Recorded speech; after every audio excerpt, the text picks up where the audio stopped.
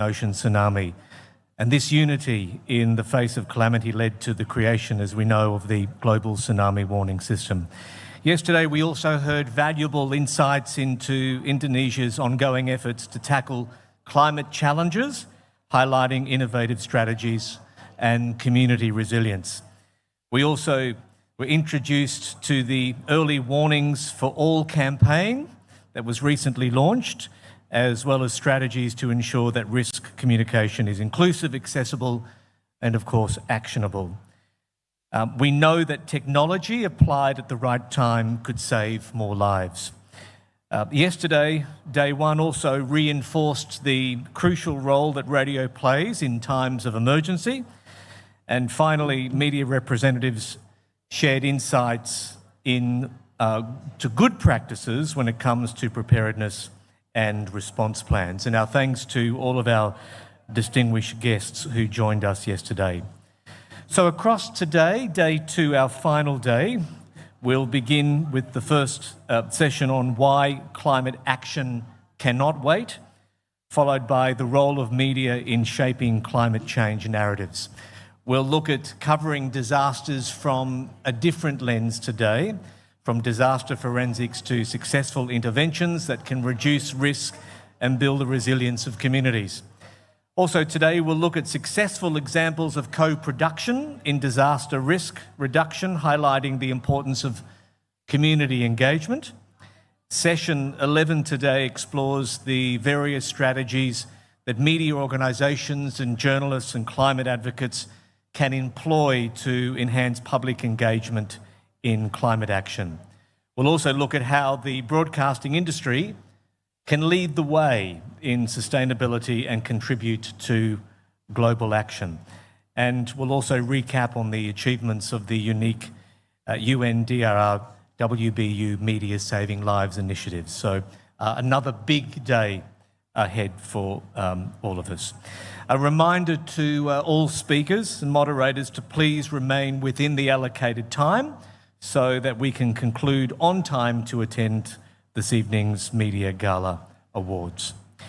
Before we introduce our first session, we have a video message from Celeste Sualo, the Secretary General of the World Meteorological Office.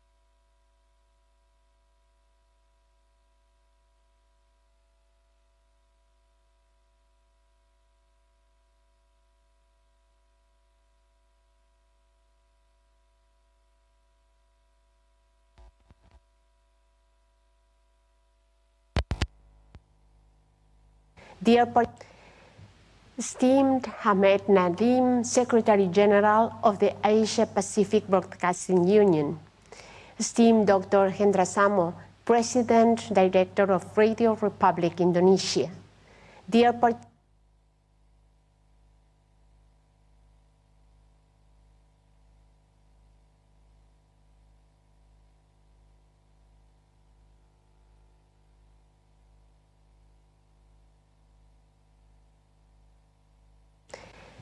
esteemed Hamed Nadim, Secretary General of the Asia Pacific Broadcasting Union, esteemed Dr. Hendra Samo, President, Director of Radio Republic Indonesia, dear participants from Broadcasting Cooperation, colleagues from the UN family, ladies and gentlemen.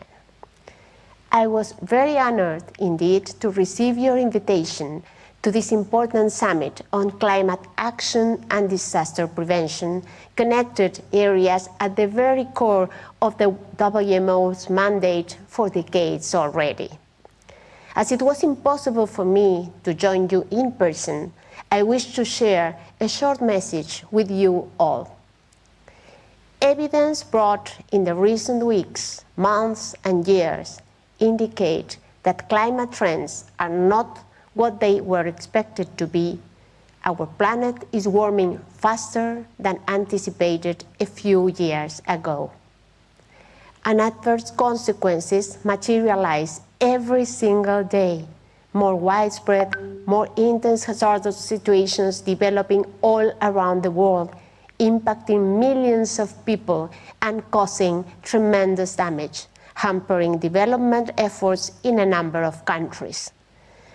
I was very pleased to learn how the WMO engaged together with UNDRR, ITU, and WBU in the development and rollout of the Media Save Lives initiative since 2020, as I see great value in it. I am deeply convinced of the vast potential and also crucial necessity for such cooperation. All efforts are needed to improve public awareness and education about climate, weather, and water issues of the world on one hand, and on the other hand, to rapidly share credible and authoritative warning information across the population in order to avoid hazardous situations turning into disasters. Weather bulletins are a topic of daily interest, and most of national meteorological services have connections with broadcasters already. TV weather presenters have their annual forum. Our communities are working together. But we certainly can and should do more. It was clearly identified by the latest high-level advisory panel on the UN Secretary General on Early Warnings for All initiative that broader partnership engagement across all sorts of institutions, organizations, including private sector, academia, and civil society, needs to be encouraged and developed. We now, together, have an opportunity to further amplify the Media Save Lives campaign in the context of Early Warnings for All initiative. Let us seize it. I want to believe that your second session dedicated to this connection and alignment will be lively, fruitful, and beneficial to all participants and the people we all serve together. I wish to highlight here that WMO and partners such as ITU, IFRC, UNDRR have long been advocating for the adoption of the Common Alerting Protocol for the publication of warnings. And I would encourage the Forum to consider leveraging this practice wherever possible, as it allows real-time dissemination and automation in addition to all existing lines of information and communications. I very much look forward to hearing about your outcomes of your summit and of this session, and will be ready to further support the proposed ways for extended cooperation between our communities. Thank you all again, wishing you a great meeting in the wonderful Bali. Thank you, Celeste, and the World Meteorological Organization. Our first session this morning is on climate action and why it can't wait. This session highlights the urgent necessity for immediate climate action, emphasising the critical importance of addressing the climate crisis without delay. It will examine various facets of climate action, focusing on the roles and responsibilities of different stakeholders in mitigating climate impacts and promoting sustainable practices. And Indonesia will be showcased as a role model in this session. Your moderator for this session is Risti Ristato. She's the presenter for News National Network. Will you please welcome Risti?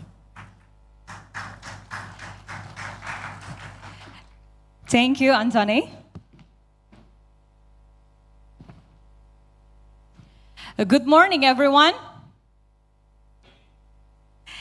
Welcome to our seminar on climate action, resilience, and the four. And my name is Risti, and I will be your moderator for today's session.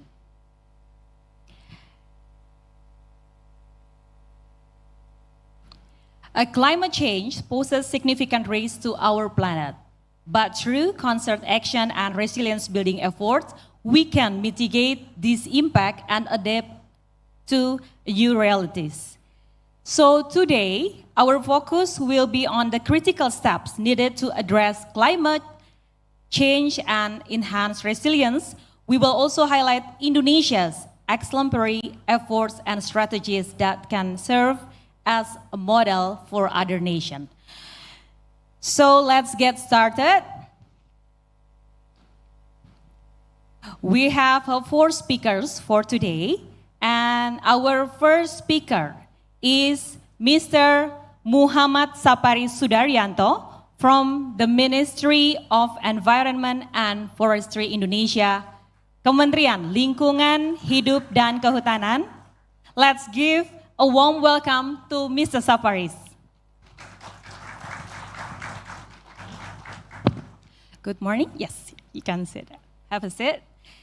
And also we have the second speaker, Ibu Mutiara Diah Asmara, Director of Communication, Jarum Foundation.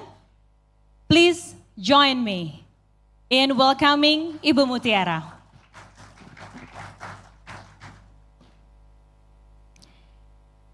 And also, we have the experts.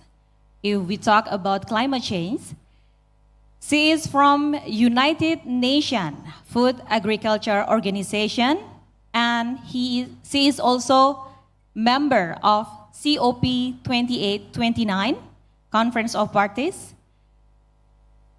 Please welcome Imelda Bakudo.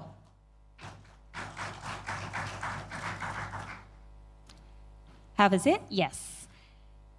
And I will now hand over the floor to our first speaker, Mr. Sapari. The floor is yours. You're going to speak here, right?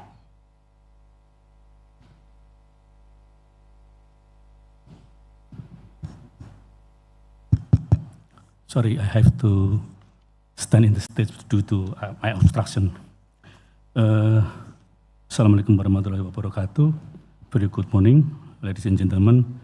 Due to our Minister, Ibu Siti Nurbaya Bakar, has to take a part in another meeting, allow me, Sapari Sudaryanto, to deliver her speech for this session this morning. Ladies and gentlemen, I'm honored to share the crucial role our country plays in climate action and disaster prevention through numerous initiatives and policies. Our commitment to this effort is unwavering as we recognize the profound impact on our environment, communities, and the future. Indonesia has some of the world's largest and most significant forest areas, which function as carbon stores and sinks. We are dedicated to protecting this invaluable resource through robust policies and strict enforcement against illegal logging. One of our recent achievements is the establishment of a sustainable forest management certification. We call it, I don't remember. We call it certification process and mechanism, and aim at stopping illegal logging. The initiative aims to support existing efforts to prevent, halt, and reverse forest degradation and habitat loss through sharing of knowledge and best practices on protecting, conserving, sustainably managing, restoring and rehabilitating degraded land and forests, and by showcasing and disseminating publicly available data and information on degraded forests and degraded land. And we also promote reforestation program. Indonesia has proven that implemented rehabilitation program on all types of ecosystem. We have various ecosystems in Indonesia. We have peatland, we have mangrove, we have coastal, and we have upland system. it is very important to bring economic resilience, green jobs, raise incomes, and increase food security. It helps biodiversity to recover, improve massive atmospheric carbon sequestration. As you know, we have a mega biodiversity in Indonesia due to forest area and forest management in Indonesia. Ladies and gentlemen, Indonesia is major participant in REDD Plus program. We focus on reducing emission from deforestation and forest degradation while promoting sustainable forest management. The REDD Plus scheme reduces emission through the reduction of deforestation, forest degradation, forest carbon conservation, sustainable forest management, and increased carbon stock and carbon sequestration. Management of protected areas, national park, and wildlife sanctuary is crucial for preserving biodiversity and enhancing ecosystem resilience to climate change. For example, Tesionilo National Park in Riau, in Sumatra, is actively protecting Sumatra elephant from the threat of extinction. Additionally, we also conservation program in Kalimantan for orangutan species. Best practices in conservation involve collaboration. We involve people in surrounding forest among various stakeholders to ensure the survival of endangered species and the health of ecosystem. We promote agroforestry also because we have to accommodate agricultural activities in surrounding forest area and sustainable agriculture practices in integrate forest and agriculture scheme to make sure that our forests still established and we give opportunities to the people to in line with their livelihood. For example, agroforestry in Gunung Kidul, approximately 1 hour from Jogja, Yogyakarta, integrate the thick and maize commodities in there. Balanced land use policies prevent deforestation and land degradation, ensuring sustainable development.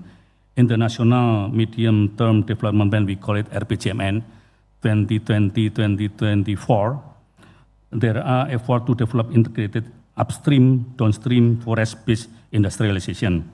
The government has established agrarian reform to reduce and ownership disparities, create source of prosperity and community welfare, and improve environmental quality. I think it is relevant with Secretary General APU mentioned yesterday. Forest fire is a significant challenge for Indonesia. We have developed an early warning system using satellite technology, rapid response system to monitor and manage fire hotspot. Synergy from the central to the local level has proven successfully in reducing forest fire in our country by over 2% annually from 2020 until 2023. The La Nina climate condition during 2020 to 2022 contribute to the reduction of forest fire. However, in 2023, the moderate to strong El Nino phenomenon lead to increase of forest fire. Despite this, the total urban in 2023 was still 29.59%, lower than 2019 in this year. The government is enhancing fire prevention and management through early warning system, reward and penalties, integrated patrols, fire-free land clearing techniques, public outreach, and law enforcement. Development of early warning systems such as hotspot monitoring, observation towers, thermal cameras, fire-prone maps, and fire hazard assessment system is also underway. Fire care communities, we call it Masyarakat Peduli Api, we involve people in the surrounding forest to anticipate the forest fire in there, have been established and empowered to increase community involvement in the fire control. Ladies and gentlemen, our integrated watershed management programs aims to prevent floods and landslide through reforestation, soil conservation, and sustainable land use practice. As you know, we composed by hilly and mountainous terrain. It means we have high potential to run off flooding and landslide. River and lake restoration improve water management and reduce the risk of water-related disaster. Developing climate adaptation strategies also initiated by our country for vulnerable communities, such as those in coastal area at risk from sea level rise, and agriculture regions susceptible to drought. I don't know, we have a difficult situation. We have high rainfall, but right now we face water scarcity in some area. It is a very confusing situation. For example, in construction, seawall and planting mangrove is in coastal area like Semarang district in North Java helps combat rising sea level. We also initiate mangrove rehabilitation program. For example, in North Sumatra, actually strengthen the coastline against the erosion from the sea and support local fisheries.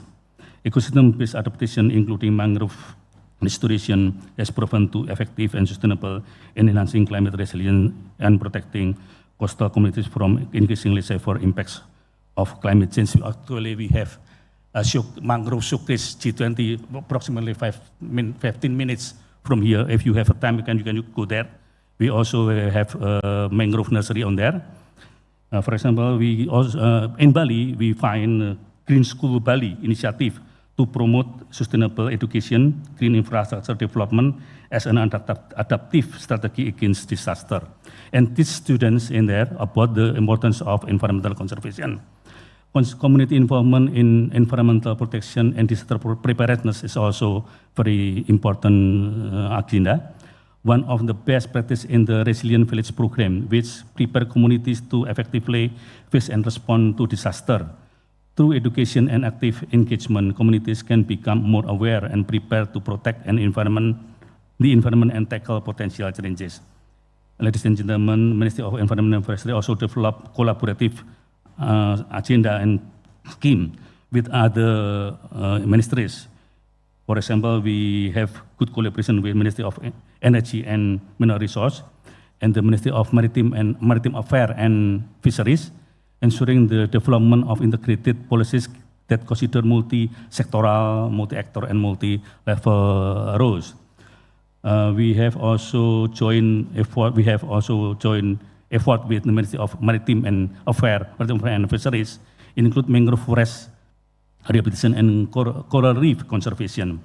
Collaborative initiatives lead to integrated policy development, such as the low carbon development initiative. As you know, we have TSLCCR, long-term strategy land climate resilience, involve multiple ministries to align economic growth with environmental sustainability in terms of green economic development. By integrating these strategies, Indonesia plays also strategic role in reducing the impact of climate change and enhancing to countries' resilience to natural disaster management. Thank you very much. Santi Hum. Wassalamualaikum warahmatullahi wabarakatuh.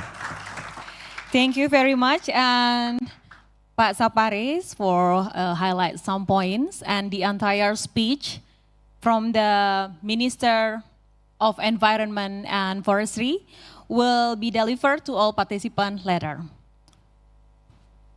And we have also speaker joining online from Geneva. I will say hi to Stephanie Spax, Head of Communication at a Green Climate Fund. Hi, Stephanie.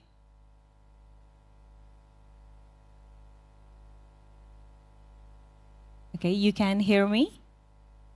I can hear you very well, Risti, okay. And to my fellow panelists. Sorry, I wasn't sure if you wanted me to come in. Thank you for joining today. And now we have another speakers before we gonna have a discussion. So we have the second speaker, Ibu Mutiara Dia Asmara, who will share insights into Indonesia's climate action initiative from Jarum Foundation. Ibu, please welcome. Do you wanna sit here? Okay.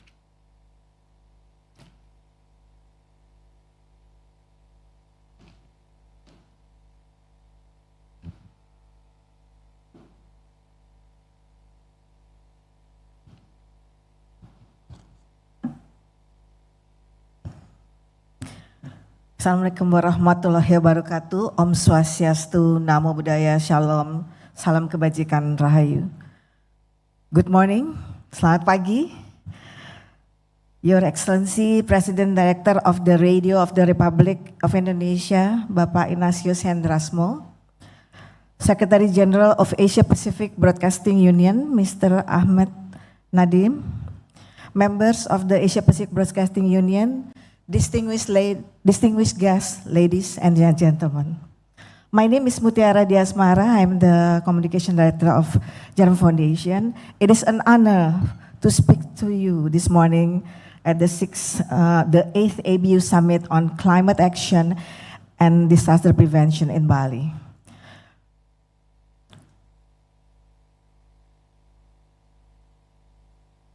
Jarum Foundation was founded in 1986 and adheres to the philosophy of born from within and developed with the surrounding.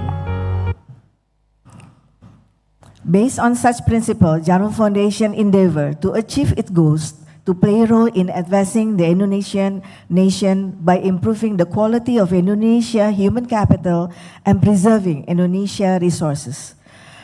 We committed by materialized through focused and structured program in a number of fields with various activities implemented in the interest of the people. The programs are carried by the Jarum Foundation in the social, sport, environment, education, and cultural activities. Semuanya berhubungan. Kita saling membutuhkan. Kita adalah mata rantai itu sendiri. Kami menjaga hidup dengan menanam, menata agar selalu ada nafas dalam kehidupan yang mengiringi setiap jalan. Saya mulai menanam dari tahun 1979.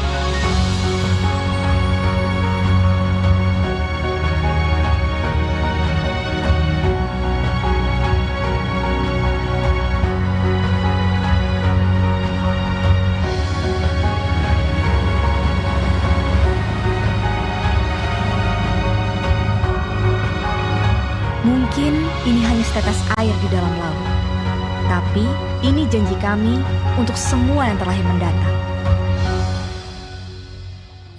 Starting from Kudus Regency in 1979, Jarum Trees for Life began planting as many trees as possible to make the areas more shady.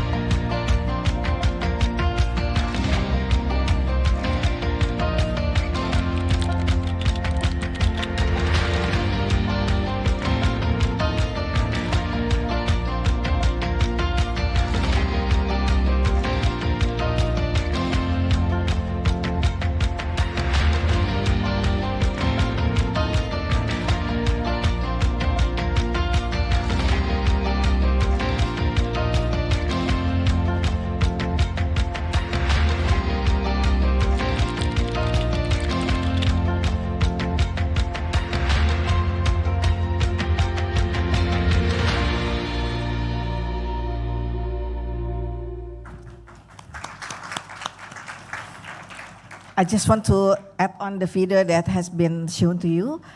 First, if you see the trees, the Trembesi trees, also known scientifically as Samanea saman, which is called rain tree in English. Research indicates that that tree has remarkable capacity of absorbing carbon dioxide from the air. Trembesi tree planting program that means have a potential to combat climate change. Planting these trees across more than 3,300 kilometers along Java, Madura, Sumatra, and Lombok could potentially absorb 4.5 million tons of carbon dioxide annually based on the research from the Bogor Agriculture Institute. And we also see mangrove, the one that mentioned by Pak Muhammad, Actually, we planted mangrove along the northern coastal of Java, and also some area in Pamogan, Bali. Until now, 1 million, more than 1 million mangrove trees has been planted. And the last time, when you see the organic waste, there's a mismanagement of the solid waste is a global issue, and that is increasingly taking the spotlight as landfills around the world are reaching the capacity. In developing countries, waste is often still treated and disposed through open dumping and open burning, which resulted in a negative environmental impacts that poses risk to surrounding communities. This issue, exacerbated with the presence of organic waste in this open dump, it triggers the anaerobic degradation process that creates methane as byproduct. From climate standpoint, this is an issue. As the process happens in open dump site where methane generated is directly released into the environment. In accordance to the National Waste Management Information System, majority of waste in landfill is approximately 78% organic waste. In Kudus Regency itself, in Central Java, organic waste composition is representing 64%. By fostering waste management ecosystem in Kudus, together with 300 partners, Jarum Foundation can process 21% of the organic waste from surrounding to become a humus soil, which can be used to plant trees to do the land regeneration of nearby Mount Muria and Pati Ayam Hills. So it goes back to earth. So this is the total, yeah? It is paramount that the role of policymaker in creating enabling environment for waste management, how private sector and civil society can be a catalyst in implementing policies on the ground. Potential of technology are in place in solving complex climate challenges, and the importance of media to support multi-stakeholders collaboration in driving and sustaining long-term impact of climate action. To end my presentation, I would like to show a video on Siap Sadar Lingkungan, which is a digital media movement aimed at young generation to actively engage and collaborate on environmental issues and action through digital media platform and social media. On behalf of Jarum Foundation, I would like to sincerely thank you for the Radio of Republic Indonesia, the Asia Pacific Broadcasting Unit, for bringing a remarkable event. Have a great event and looking forward for connecting with you again.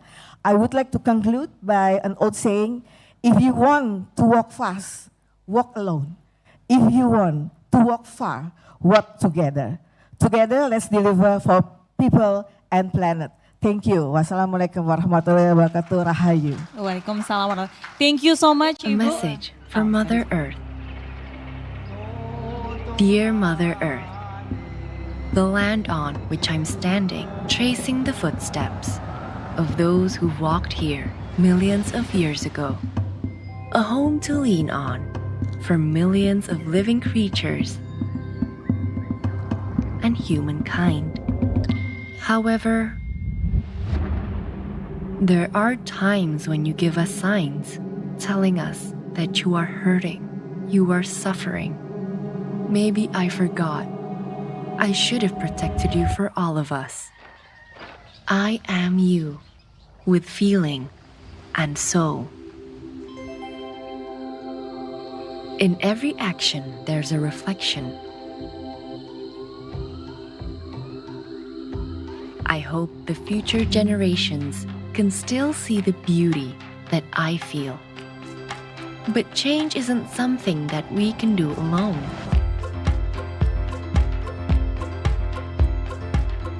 Us, together.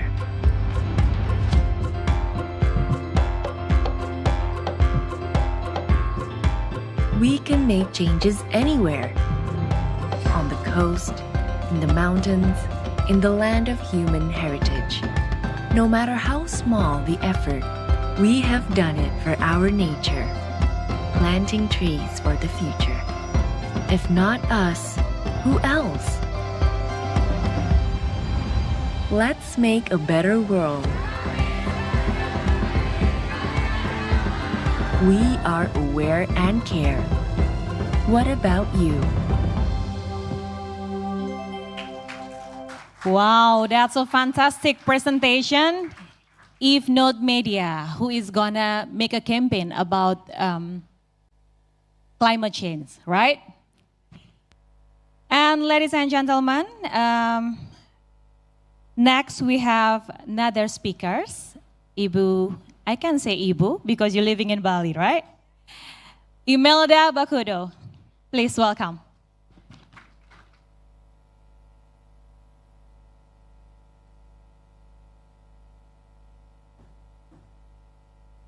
Selamat pagi. Selamat pagi. Good morning, everyone. And thank you so much for the organizers for giving us the opportunity to present our climate action and our policies. It's not often that I get to be in a room with members of the media. Usually, I'm with policymakers and with the scientific communities, and sometimes with the private sector. And it's very much, so I would like to take full use of my limited 6 minutes to convey to you everything that we are doing in the policy-making space, in the networking and partnership space, and so that you, in the science space, so that you can help us, because we really need your help.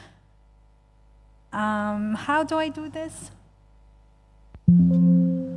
All right, so I've chosen a topic on climate action, specifically on agri-food system. And it's my honor that I was following the presentation of Ibu Mutiara, who's really started with agroforestry already. So because we are all human beings and we all eat, right? So let's start our climate action with action that concerns food and how we harvest food. So let's just start with some of the statistics. It says that while we are eating very nicely in Asia, it's still 55% is still being 55% of food insecurity is being experienced in the region, in Asia. And drivers of food insecurity is actually climate change. So our food supply is being threatened by extreme weather events, by droughts, by increasing salinity, and by flooding, as some of you well know. Oops, how do I go to the next one? And I wanted to just enter the discussion if any of you know about nationally determined contributions. I see nods. And so let's go to the Paris Agreement, no? Because now we need to submit new national determined contributions. And what is the purpose of the Paris Agreement? Can someone raise your hand and say, you know? Okay, so it may be very elemental, but let's remind ourselves that the Paris Agreement wants to lower the temperature of our heating planet, right? From 2.4 is not the ambition, but to lower it to a more ambitious target of 1.5 degrees. Now, everybody who signed the Paris Agreement, we need to lower it to 1.5 degrees. And the food sector, the agri-food sector, is often mentioned as the source of 1/3 of greenhouse gas emissions. From food waste that Ibu Mutiara has shared with us, to production of rice, our livestock has been producing a lot of methane, and Asia is actually rising to being a very big meat-eating population. So what do we do in this sense?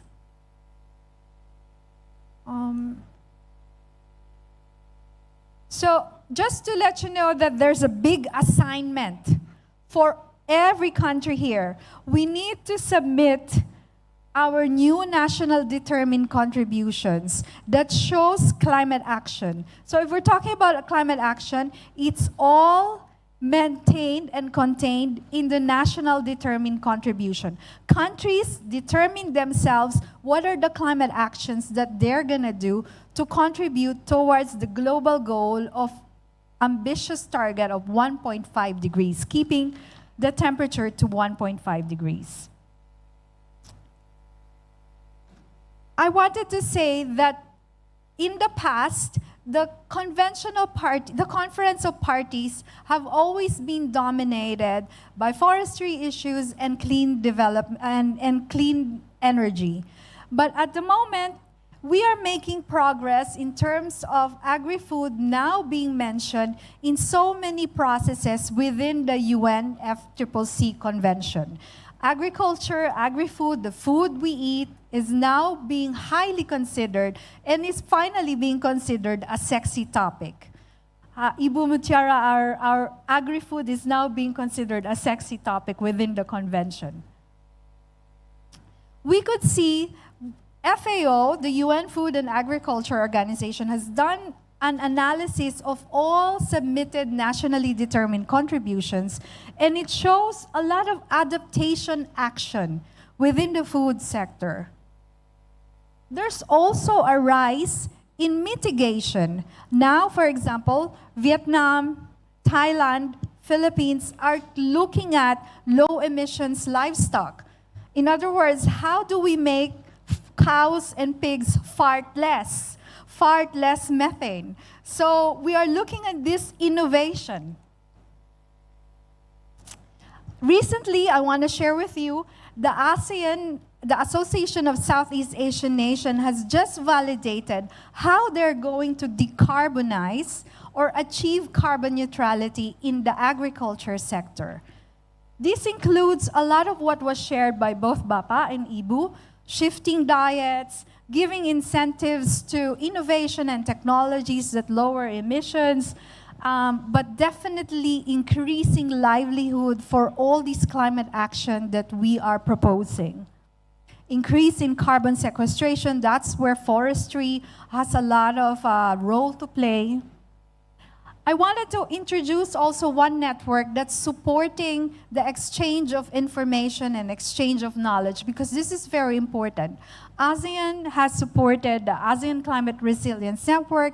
It's a learning exchange where we understand what's happening, Thailand, Indonesia, Vietnam, Singapore, and it's a platform that really goes to seek support both for financing, policy, and at the same time go up to the highest level of policy negotiations under UNFCCC.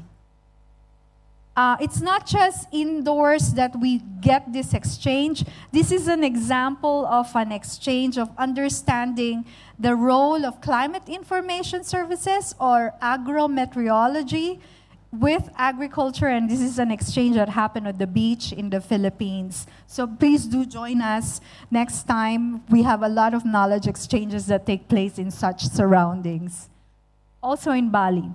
Now, I've shared with you a lot of the steps, a lot of the climate action that is needed.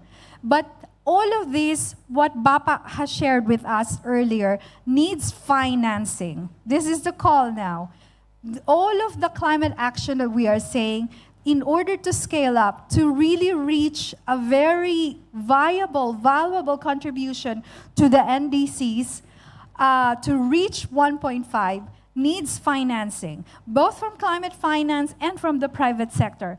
Unfortunately, we are only receiving 4%, the agri-food sector is only receiving 4% of the total available climate financing.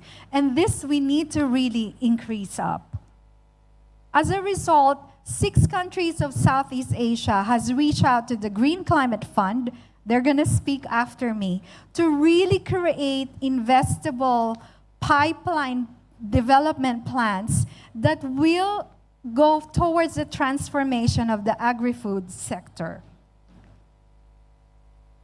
Now, COP28, as I was a member of this, the advisory board for the UAE presidency. We really put the farmers on the stage at COP28, at the presidential stage, because they were not part of the solutions before. They were not part of the climate negotiations before. So farmers are saying, why are we not experiencing climate finance? Farmers are also saying, why are we not there at COP to really shape climate policies? So at UAE, we put the farmers on the stage to really deliver their message. And they delivered a message that says, we want to experience, we want to feel this financing that is available, seemingly available out there, but they are not experiencing it. So this is one of the calls of COP28. Now we're moving to COP29. This is actually my last slide. And we're going to launch Harmonia, an initiative of the Azerbaijani presidency that gives the spotlight really to grassroots initiatives of farmers. Because you know, when you go to COP, it's always high-level discussions.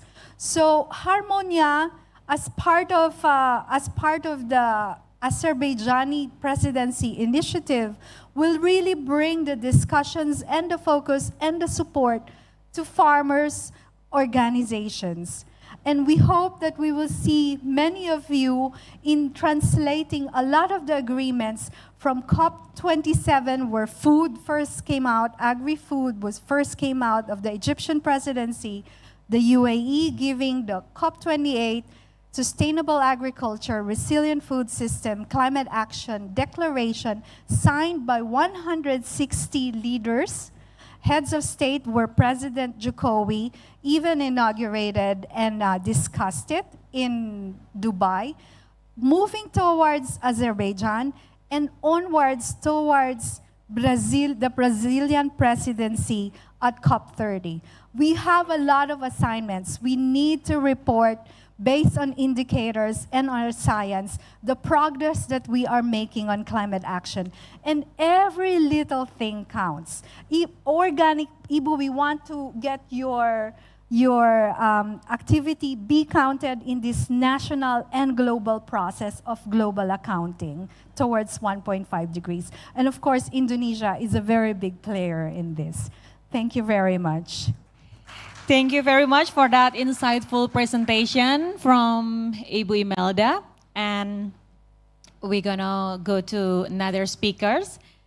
Ladies and gentlemen, Green Climate Fund is the world's largest multilateral climate investment fund with 13.5 billion financing across 243 projects in 129 countries.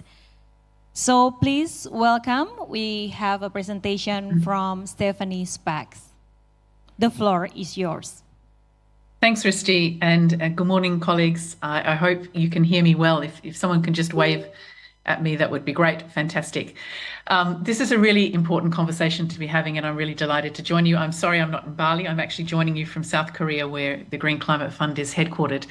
And I wanted to pass on my congratulations to ABU for your foresight in making this topic the focus of your time together. I head up communications for the Green Climate Fund, and I was actually part of the UNDRR team who originally put the Media Saving Lives program together. It has made such a difference. I'm so proud of all that it's accomplished, and a shout out to Jeanette and Fanny, who are with you in Bali, and I'm sure we'll tell you all about it later on today. GCF, as Risti introduced, is the world's largest climate fund. You may remember way back in 2015 when the Paris Agreement was signed, the developed and developing countries agreed that there needed to be much more finance put into climate action. And they agreed on a global target of $100 billion to be given from developed countries to developing countries over the next 4 years. And the Green Climate Fund is the financing vehicle for that. So we collect money from developed countries, UK, US, Germany, and we invest that in developing countries. And just to update the figures, because we just had a board meeting last week, we have $15 billion currently invested in climate action projects, with another $60 billion in co-investment. And they span 130 countries and 270 projects. So, for example, in Indonesia, we fund $500 million invested across 17 projects. And just to pick up on Ibu Imelda's speech just before, and we currently have several $billion invested in food security and agriculture across our portfolio. I've been involved in communications for the last 25 years. I know the world of media a little, and I particularly understand the battle for attention that broadcast and print media is facing. I know that picking the stories and sharing the news about topics that matter to your audience is critical. And that's why if I leave one message with you today, it's that if you are not telling the story of climate change or the climate crisis, then you are not going to win that battle for attention. Talking about climate is just good business and news sense. I'll come back to that later. You see, the truth is that the climate battle, the battle for keeping the world's atmospheric temperature at 1.5 degrees, will actually be won or lost in this decade, in the 2020s. And it will be won or lost under our watch, the watch of media organisations, of broadcasters, of journalists, of communication specialists, of all of us here today. Everything depends on the decisions that we take or fail to take, especially in the next 18 months. The UN Secretary General calls this the climate crunch time.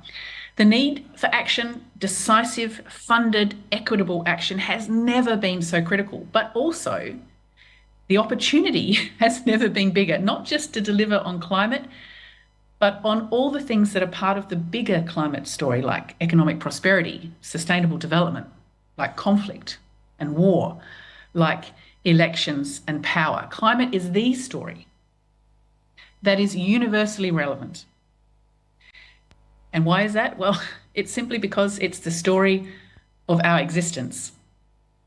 Maybe 10 years ago, many of us could have comfortably thought it was the story of some people's existence, but not now. I just came back literally 2 days ago from summer holidays, and I have a house in northern Germany, way up the top of Germany, near Kiel. My mother-in-law tells stories about when the sea between Germany and Denmark froze, and you could, if you wanted to, you could walk all the way from Germany to Denmark. My husband tells stories about jumping off the roof of their 2-story house into snowdrifts that were 2 to 3 meters high.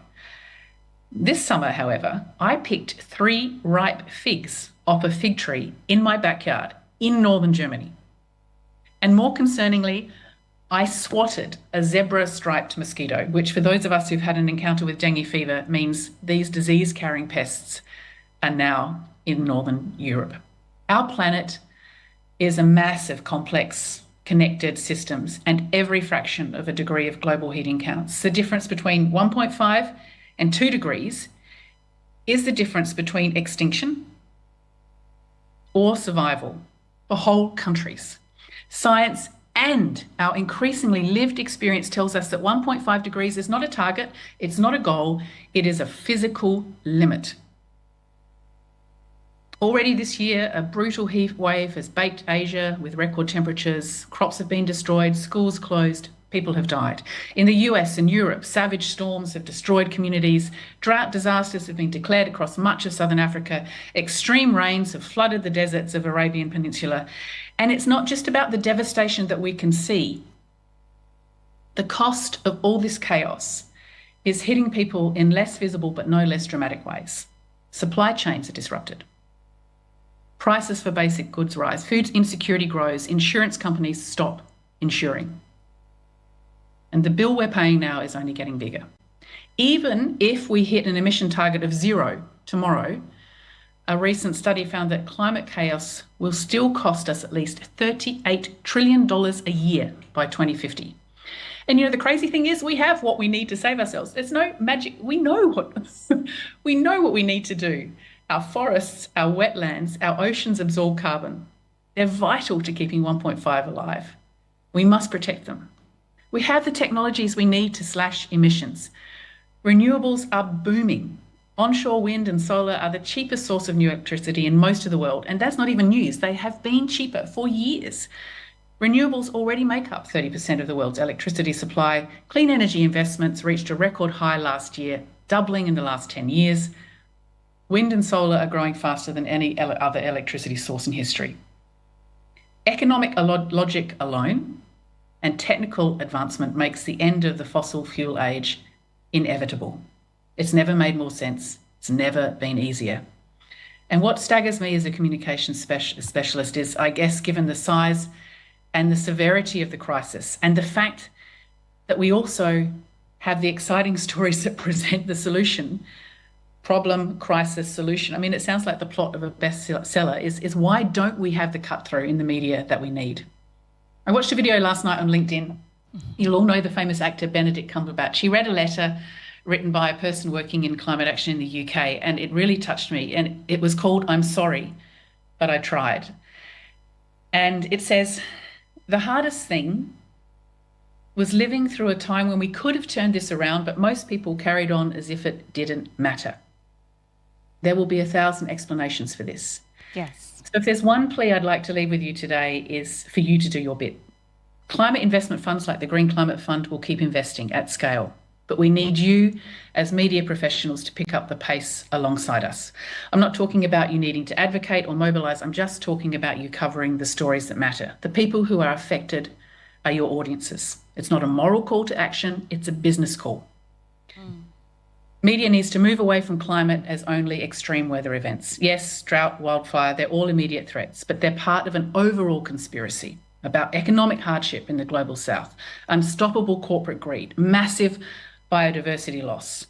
These are stories of change, of human interest. And it might be easy to think that because the online media space in particular is so dominated by clickbait, that climate change isn't really interesting to the general public. But a very recent study from Ohio State University shows that factual reporting on climate change persuaded people to support climate change policies, even those who had identified as climate skeptics. Not only are people interested, they will make a change because of the information they receive from you. Wake up, please, to the fossil fuel industry. Yeah. They are pouring hundreds of millions, if not billions of dollars into science skepticism, into climate doomism. It's too late, it's too big, no one can change. Hold them to account. They are killing your audience, literally. And importantly, balance the doom with hope. We know stories about solutions travel further, and we're trusting you to tell those stories for us. And if I can make one last plea, it's to really be part of the Media Saving Lives project. It's the best way for you to be involved in this world. Thank you very much. Thank you very much, Stephanie. And now we have a panel discussion with No? Okay. We don't have a time enough for the questions. Okay, so I'd like to thank you to our speakers for their valuable insight and to all of you participating. And we hope you found today's discussion enlightening and inspiring to all of you. Please feel free to reach out any of our speakers or myself if you have further questions for these sessions. And media is the key partner in climate action to helping both people and planet prosper. Thank you very much. Thank you very much, Christy, and thank you to our panel. Some very strong messages there and ways that we are indeed making a difference and how Indonesia in particular is playing a leading role. A great way to start day 2, I feel, of our summit. Let's move into session 8 before we break for morning tea at 10:30. This session is the role of media in shaping climate change narratives. We know that the media plays a key role in raising awareness about issues related to climate change, increasing social awareness, and acting as a link between information and studies and scientific facts on one hand, and institutions and individuals on the other. So what media can do more to tackle climate change issue. Your moderator for this session is Ahmet Gomez, who's the Director of News TRT Hava and ABU News Chair of Turkey. Will you please welcome Ahmet? Thank you.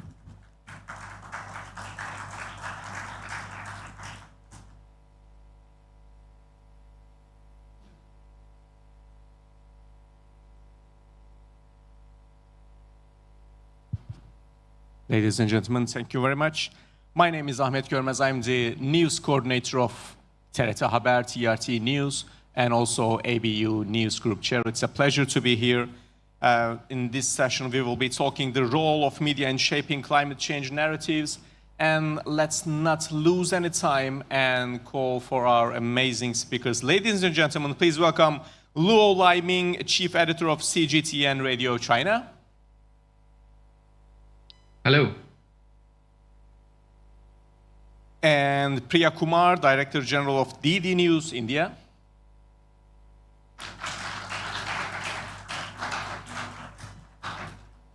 Ahmet Munir, Director of Antara, Indonesia, makes us two Ahmets here. And Ahmet Zakaria, Head of News, TVRI World.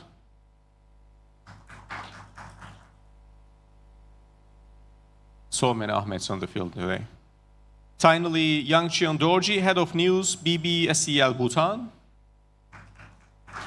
And Mr. Pulmang Baltamang, the General Manager of NTV Nepal TBC.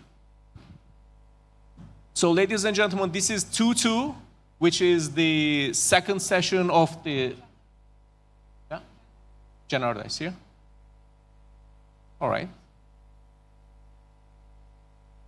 This is Mr. Janardan here and Mr. Pullman there. This is 2-2, second session of the second day, which will be fighting against seconds because this is the most crowded session of the entire summit. So I kindly ask our participants to stick our 4 minutes talk. No, you're not invited here for just 4 minutes. I can read your minds. This is a multi-day summit, but I guess it will be amazing. So let's not lose any time and start with our first speaker, Luo Laiming, Chief Editor of CGTN Radio China, who will be with us with an online meeting. Hello? Hello? Could anybody hear me? Yeah, we can Hi. hear you perfectly. Let's start. Well, okay. Dear colleagues, my name is Luo Laiming, and I'm Chief Editor of CGTN's Audio Programming Department. We also go by the name CGTN Radio and China Plus on podcast platform. It's my pleasure today to present our new podcast, Climate Watch, and it all began 1 year ago. Let me just show the slide here. So last year in August, we had major flooding very close to where we work. Start sharing. And so in late July 2023, Typhoon Doksuri made landfall in China and caused heavy rainfall and floods in Beijing, Tianjin, and the neighboring Hebei province. China's Meteorological Administration would later recognize this as one of the top 10 global meteorological events of the year 2023. But at that moment, the floods wreaked havoc in northern China, destroying roads, bridges, parks, and people's homes. Just a few miles away to the west of our office in Beijing's Mentougou district, the park where China hosted competitions of the Beijing 2022 Winter Olympics and where we would often go to hang out on weekends, was devastated and still isn't completely restored today. And we are a nation who take pride in the speed at which we finish construction projects. So, the impact from the floods was extensive and felt on a personal level to us. And more than a week later, our reporters came back from the disaster-hit region and brought home what would become the first episode in our Climate Watch podcast. And because we are constrained in time, so I'm going to skip the clip. As a news organization, we had regularly carried out reports on extraordinary weather events around the world, including the wildfires in the US, the floods in Libya, the droughts in the Amazon, and the heat wave in Greece and across Europe. In recent years, we noticed a remarkable increase in the frequency of extreme weather events, in the severity of their impact, and in the attention and discussion which the public is willing to afford them. So we think there is demand for more coverage on climate change, and there is in fact greater necessity and urgency to promote climate awareness. And that is why Climate Watch came into being.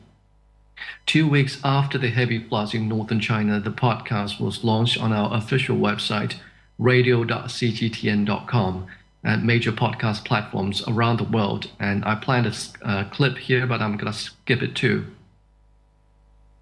We intend for Climate Watch to provide a global perspective on climate change. So besides stories from China, we also cover events around the world. So far, we've done stories on the rising sea level in Cyprus, the delay of the great wildebeest migration in Tanzania and Kenya, and the erosion of coastline in Fuji and the wildfire in Brazil. We hope to stress the point that climate change is not the headache of the most vulnerable countries, but rather it is a global issue and its effects are being felt everywhere. But we also don't want to sing the alarmist or pessimist tune, as Stephanie indicated earlier. On the issue of global warming, the efforts required to combat and reverse the temperature increase can be hugely daunting, but it's important that we don't lose hope and focus on doing what is necessary to make things better.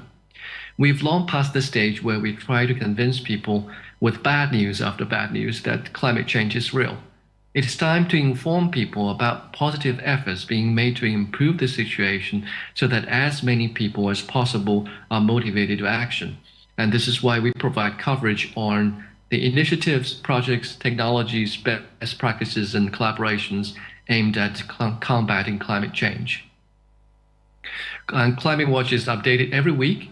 The episodes are a combination of short-form news reports and relatively lengthier one-on-one discussions.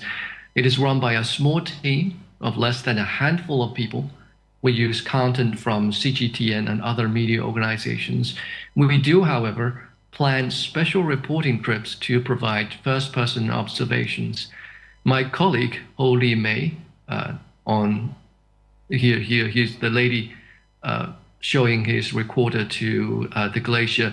This is actually the Erling Lake at the source of the Yellow River, and the lake is 4,200 meters above the sea level. She had to overcome high altitude sickness to record the sound of glaciers melting. We are also planning a new project currently named the Road to Carbon Neutrality. China pledged to reduce net carbon emissions to zero by 2060, and the Road to Carbon Neutrality represents our ambition to chronicle the progress in this endeavor. The series will showcase Chinese people's varying levels of awareness about carbon neutrality, the challenges China faces, and the efforts being made to achieve that goal. In late August and early September, the first batch of reporters will travel to different parts of the country. Before the end of the year, we will have some content ready. Mr. Liming, please, let's wrap up as we are out of time now. Sure. Okay. We hope that we could collaborate on to some extent, and this is a platform that we plan to introduce to you, the All Media Service platform. If you are interested, you can reach out to me via email or later in the meeting session. We could pool resources and share content on that platform. And that's it.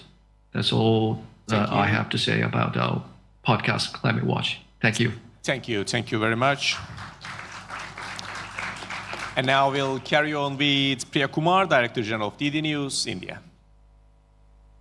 Wherever you feel comfortable. Yes. So, good morning.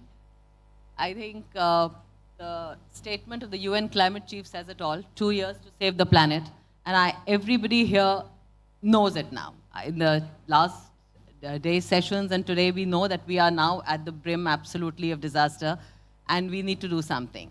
I don't need to go into this. This is what we are experiencing everywhere. We have seen it, we know it. Slide, please. Climate change basically is primarily driven by human causes.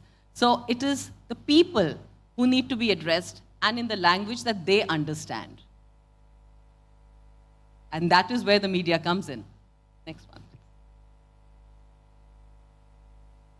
I'm trying to do this very fast. I have 4 minutes. Thank you. The media's role, creating awareness, we all agree. But talking about climate change, talking about the stories, and making it relatable, talking in the language that people understand. Because a lot of things we all know, we sit here, we understand, but when we want to take it to the people who are to be addressed, it has to be in that language. So translating complex scientific data into understandable content, demonstrating the connection, because when media covers any news, Stephanie also mentioned, we just go and cover the news. A landslide has happened, fire has happened. But then beyond covering that news, we need to go into it, further into it, what's causing it. So I think that's a very, very important role of the media, not only reporting, but also analyzing and explaining what happened. And giving the voice to the marginalized, because actually it's the person perhaps in a remote area or on the ground which is affected, but who doesn't have a voice. So I think the media has to play a role in giving them the voice, telling people what they are going through. In fact, I don't have the time, but next slide, please. I could have shown, when we cover stories in Doordarshan News, we not only cover what's happened, but when we go down to the ground to cover it, we talk to the people and their voices, we bring it out. In fact, not only in disasters, even if we're doing normal stories, like perhaps an election reporting, which we just did for the general elections which happened in India, we were talking to the people about their hopes and what they need from the government. But we also talked about their problems they were facing due to climate change. We had a very nice story, which the AVN also gave us an award for, was about river erosion. We were talking in a small community in Malda in West Bengal about what they are feeling about the election, what do they want from the leaders. And we talked about river erosion that they're feeling and they are facing. They have lost their houses, they've lost their livelihood. So those are the stories we need to bring out so that people understand it impacts lives. Climate change is impacting a person's life. So the other thing is, now that we have so many channels of communication, a big challenge is fighting misinformation and disinformation, because there are people who say nothing is happening, what are you scaring us for? And there are people who are concerned. So there is misinformation which they don't know about, and disinformation which is being done with an agenda. So that media needs to fight that. Media needs to create credible channels of information. Then another speaker also mentioned highlighting the positive stories of change. It's not all negative. There are a lot of community, civil society action being taken. Like we have reviving rivers, we have seen experiences of that, forestation, water harvesting, a lot of community-led activities being done, which needs to be brought out too, so that people know, yes, we can make a difference. It's not only the government or the institutions which are doing things, but yes, me and my community can perhaps make small differences. And all these small differences will all come together and make that big difference. We have special programs on our channel, like Eco India. We have content which we source from our global partners, a weekly program which is just dedicated to the environment and the action being taken on that. On our Hindi channel, we have a program called Aapda Ka Samna, which is facing disasters, where we prepare people what precautions need to be taken, what needs to be done if something happens, and what actions you need to desist from if you need not to be in that situation. One, please. Oh. Right. Something happened? Oh, that's my signal for the 4 minutes? Anyway, so I wanted to just talk about one in COP 26 in 2021. This was I would have played the link. We won the Best Reporters package for this, highlighting how river Ganga erosion became an issue in general elections too. Next, please. So we need to find these innovative ways where the story, we also explain what's happening in the story, which may be related to climate change. Next one, please. In COP, these are some of, the governments are doing their bit, the civil society, the institutions are doing their bit, but we need to take it to the people. We have had some very effective climate change campaigns in India, like the Swachh Bharat Abhiyan or the Clean India campaign. Recently, we had a tree plantation campaign, Ek Ped Maa Ke Naam. This was a very emotive campaign, which was plant a tree in the name of your mother. Everybody loves their mother. So it's Mother Earth that we're talking about. So this campaign was started, and just recently, one small city in India planted 5 million trees in their region. And in one day, they planted 1.1 million saplings in a single day, which is a world record. So this is how communities are moved to work towards the climate change, address it. And this is where media comes in. We take it forward, make it into a campaign. Next one, please. Mission Life, this is one of the mass movements of environmental conscious lifestyle, which was in COP26, was pioneered by our Prime Minister. This is India-led global mass movement. We again talking about simple things: save energy, save water, reduce waste, say no to single-use plastic, healthy lifestyles. But it's not the government alone which can convince people. We, again, it's a responsibility of the media to create this awareness, make them tell people how simple it is. But you just need to act and act now. Next. Media serves, we have been amplifying the warnings, the disaster warnings and the alert protocol. Media does that too. And in all languages, India, the number of languages, we do it in all the possible languages to reach the last mile. What more can we do? We can do more investigative journalism, talking about what is causing it. We can demand accountability. We collaborate with scientific communities, but I think the most important one is leading from the front by adopting carbon neutral practices. I think it's all our responsibility, including the media, to work towards climate change. Thank you. Thank you very much. And we'll be continuing with Mr. Ahmed Munir, President of Antara, Indonesia. Thank you. Okay, presentation. Good morning. Fine. We Antara news agency in climate and coverage. Antara policy on climate change reporting.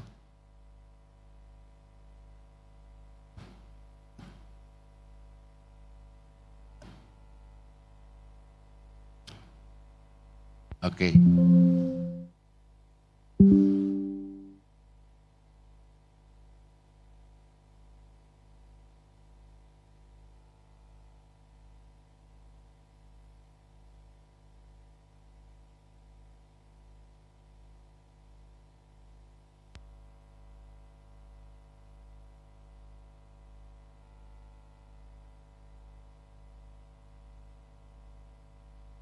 Okay.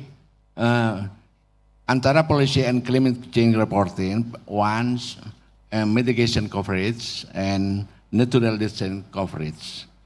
And Antara is then more serious approach to covering the impact of climate change in the news policy.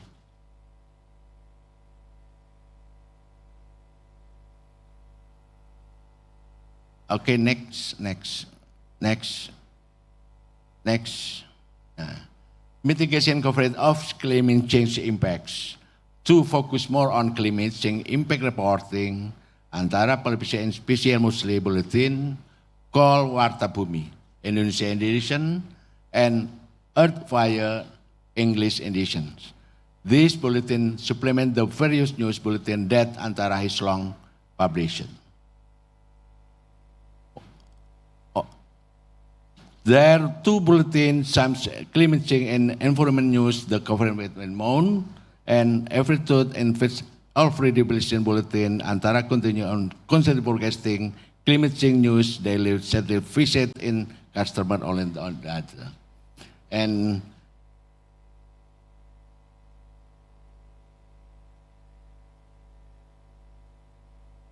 Antara on project on climate change and environment news reporting and all news and broadcasting to wire to customer and person on that and press on antaranews.com.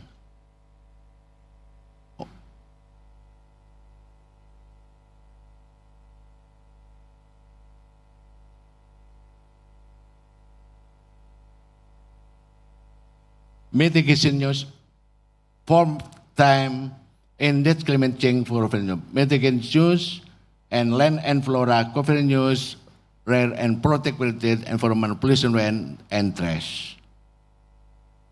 Next, mitigation news. The goal is to reduce the impact of disaster. This include in general weather information and land flood warning, landslide warning and prevention, severe weather wars and land provision, flood prevention and prevention.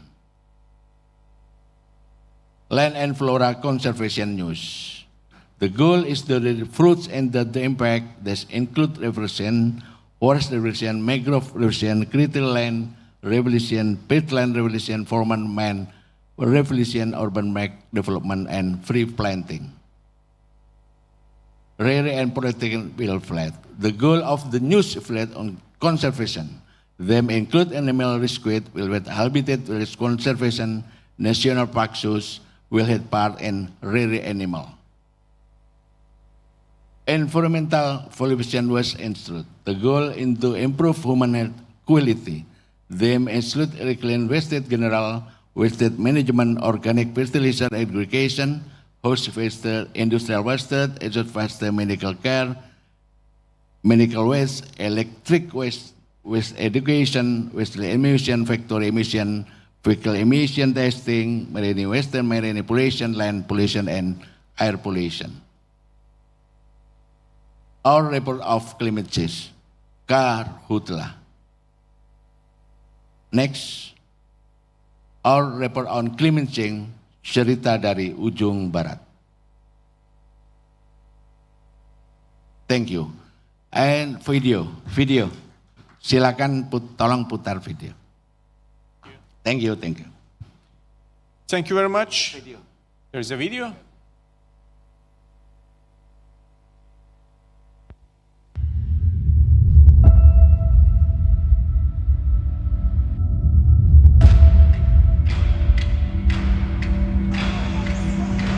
Climate crisis.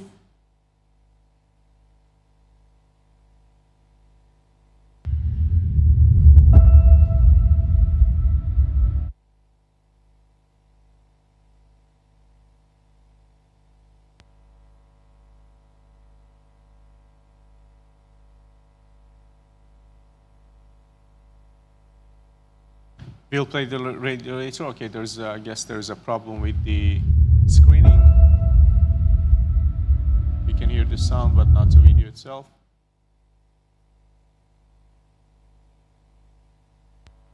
So do you have a final shot, or that's it? Yeah? All right. So let's carry on from... We're moving to another Ahmed. Ahmed Zakaria, head of news, TVRI World. Let's go.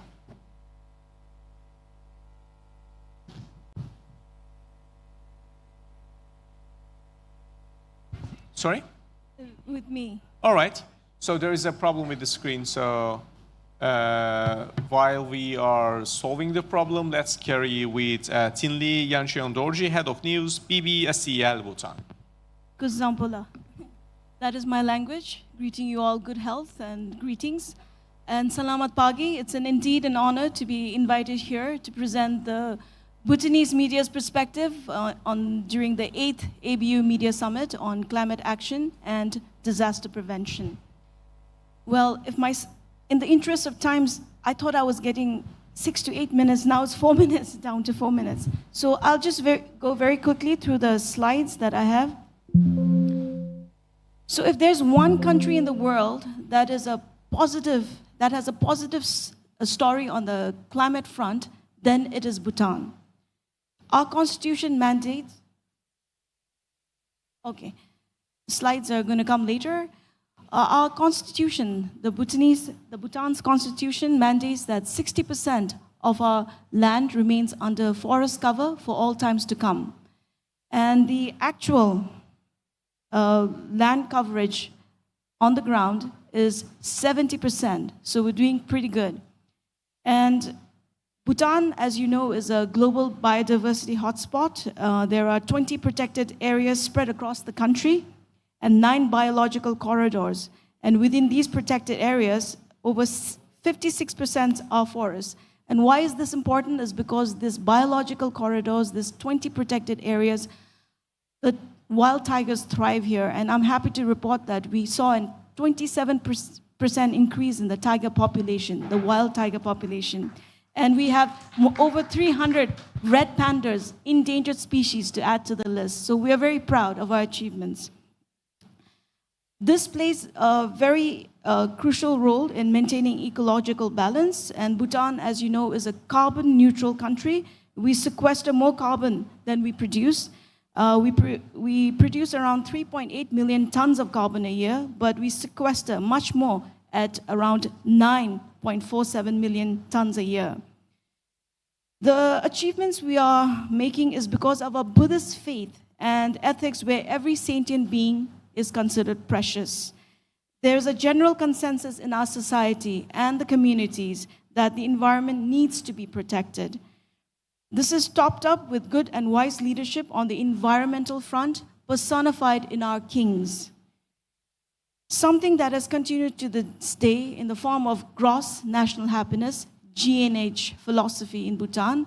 And we have four philosophies in that, four pillars rather in that philosophy, and one of which is the conservation of the natural environment. And even the other three pillars, which is good governance, sustainable development, and preservation of and promotion of culture, encourages the environmental protection. All major policies, including economic ones, are subject to review and ensure that it does not impact the environment in a major way. Climate change is neither contested nor unknown in Bhutan, and so the Bhutanese accept that climate change is real. In that context, the role of the Bhutanese media, and particularly BBS, can be summed up in three key areas. One is raising national awareness on climate change, and BBS has been able to scientifically convince our people that a lot of the weather anomalies we see in Bhutan are linked to climate change or global warming. And one of the most concerning ones is the rising temperature causing the glaciers to melt in our northern part. And we also see erratic monsoon patterns which become unpredictable, resulting in severe landslides and flash floods in some areas. And we're also experiencing drought as the water mountain sources are drying up due to the increasing heat. Less irrigation water leads to fallow lands and also leads to the increased rural-urban migration. While playing this role, BBS is documenting the real-time experience of climate change.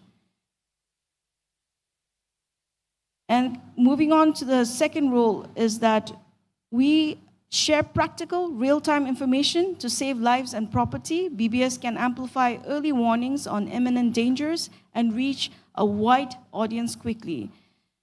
Both BBS radio and the television channels, web and social media handles play an important role in educating the public on disaster preparedness measures and providing timely information. And now I want to focus on our third role. The third role is sharing the impact of climate change on carbon-neutral Bhutan for the global community. Bhutan has the biggest reach among the Bhutanese media houses, both domestically and internationally. Bhutan is a small and developing country with limited resources. And though we are carbon neutral, we are highly vulnerable to climate change, which has an outsized impact on us. The international community, and especially the developed world, has a moral obligation to help us mitigate the impact of climate change. It is here that BBS plays an important role in sharing Bhutan's climate change story with the world. The role played by us impresses upon the international agencies and countries the vulnerability of Bhutan and how it needs help. Bhutan is working on climate change mitigations by trying to lower levels of water at the two dangerous lakes called Thorthomi and Rapachong, and we are doing this by artificial means and not using heavy equipment. So these kind of climate mitigation efforts cost money. And so BBS shares these stories to inform the world of the challenges faced by Bhutan. We are hopeful that such stories can push international change and spread awareness on how a country not responsible for climate change is facing some of its worst effects. The countries with shorelines, you are familiar with the tsunami, but for countries like Bhutan affected by climate change, we are going to experience the tsunami from the sky because the lakes, the dangerous glacial lakes, are located right in the north, and it will impact all the river valley systems below. Thank you very much. Thank you. Are we happy with the screen now, or we'll just... Okay. So we couldn't watch the Antara's video previously, but let's watch it now. So I'm sorry that none of my slides could go up. Yeah. I had prepared it with a lot of dedication and had a video as well, but you know what? This happens. Yeah. So sorry for that. We have some technical issues because of the time is very tight. What we will do, of course, I understand that all of our speakers put a lot of efforts to prepare the presentation. What we can do, we will share the presentation with all delegates. We will send it out through email, and they will be able to watch it and see and get the information that we have prepared. Is it okay? Thank you so much. Thank you. I've never spoken this fast. Yeah, but I mean, you know, when we think we have time, then we find out we don't have time. This is called life, actually. So, are we going to be, yeah? Okay, let's continue. And can we see this? That's Antara. Is that Antara's video? Yeah, that's true.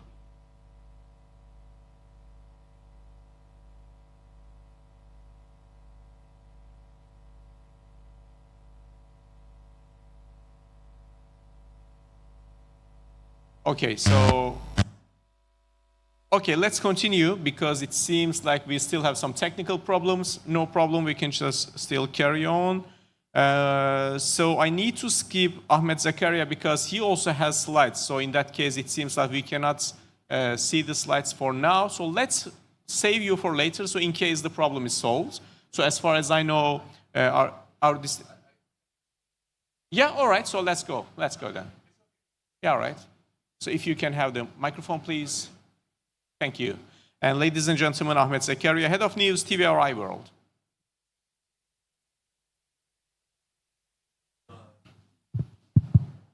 Good morning. Thank you, Ahmed.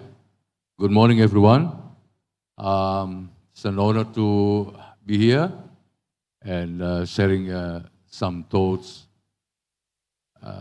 I've been in the news working in my station for like 26 or 27 years.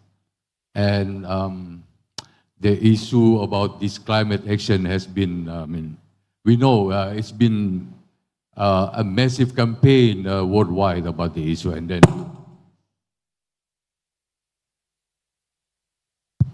me? Okay. A little bit adrenaline for the morning session. And this is the second one.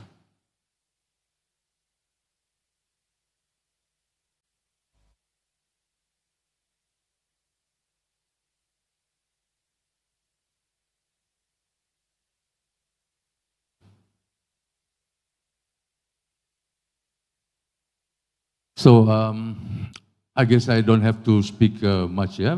Maybe I can shorten in 3 minutes. Okay, so today we will talk about the role of the media, the role of media in shaping climate change. As I said, it's about, we've seen so many campaigns in climate change in the global news media. And we also know that the media has a huge impact on delivering issues on climate change. The media can create and framing influence how the public perceives climate change events and initiatives, shaping the narratives and framing the issue as a crisis, opportunity, or controversy.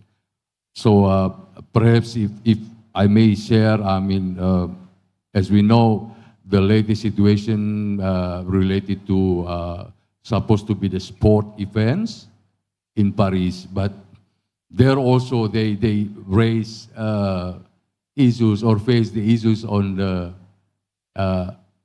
global warming due to the extreme heat.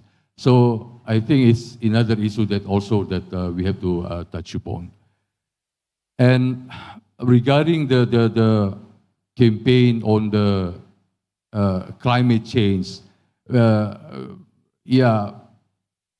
each country or each broadcasting have to follow the rule or the language in how they will deliver or make this campaign about the climate change. The language and imagery used in media coverage, we know it can evoke emotional responses and perceptions, and it give also impact in public engagement with climate change messaging and initiative. And the media coverage also may vary across cultures and regions because it influences the public perceptions and responses to climate change events and initiatives based on local context and values. So, next please. So,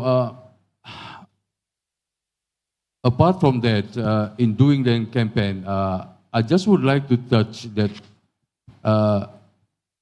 beside all this, the power that the media holds, we also have to consider about the possible challenge that we can face, I mean, in the media, in delivering or issues on the climate change. Media has the responsibility to address the misinformation and misrepresentation of climate change, promoting factual reporting and countering false narratives to ensure informed public discourse. On the other side, also the media face the ethical dilemmas in balancing sensationalism and accurate, responsible reporting on the issues of climate change because it gives impact on public trust and understanding.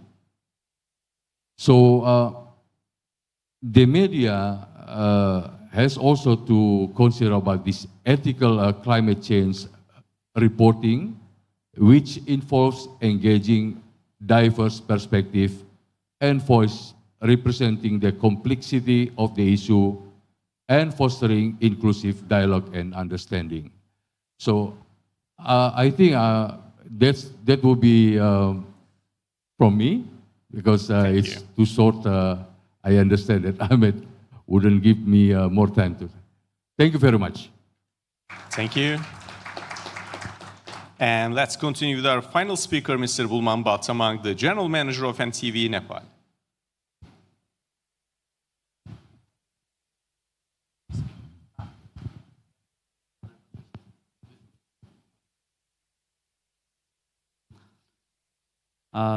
Good morning, esteemed colleague and guest. I am Phulman Bal Tamang, General Manager of Nepal Television. It is an honor to be here at ABU Summit on Climate Action and Disaster Preparedness. Today, I will discuss the vital role of media in shaping climate change and narratives. The media is crucial in raising awareness about climate change. This session will highlight how media help disseminate information and influence public opinion. By bridging scientific fact with the public, media can drive climate action. Media serve as a key link between scientific knowledge and the public. Accurate and timely information from media outlets raises awareness about climate change. During disaster, misinformation can spread, as seen during Nepal's 2015 earthquake and the 2021 Melamchi river flood.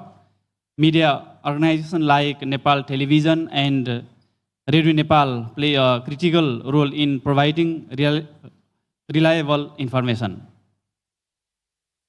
At Nepal Television, we are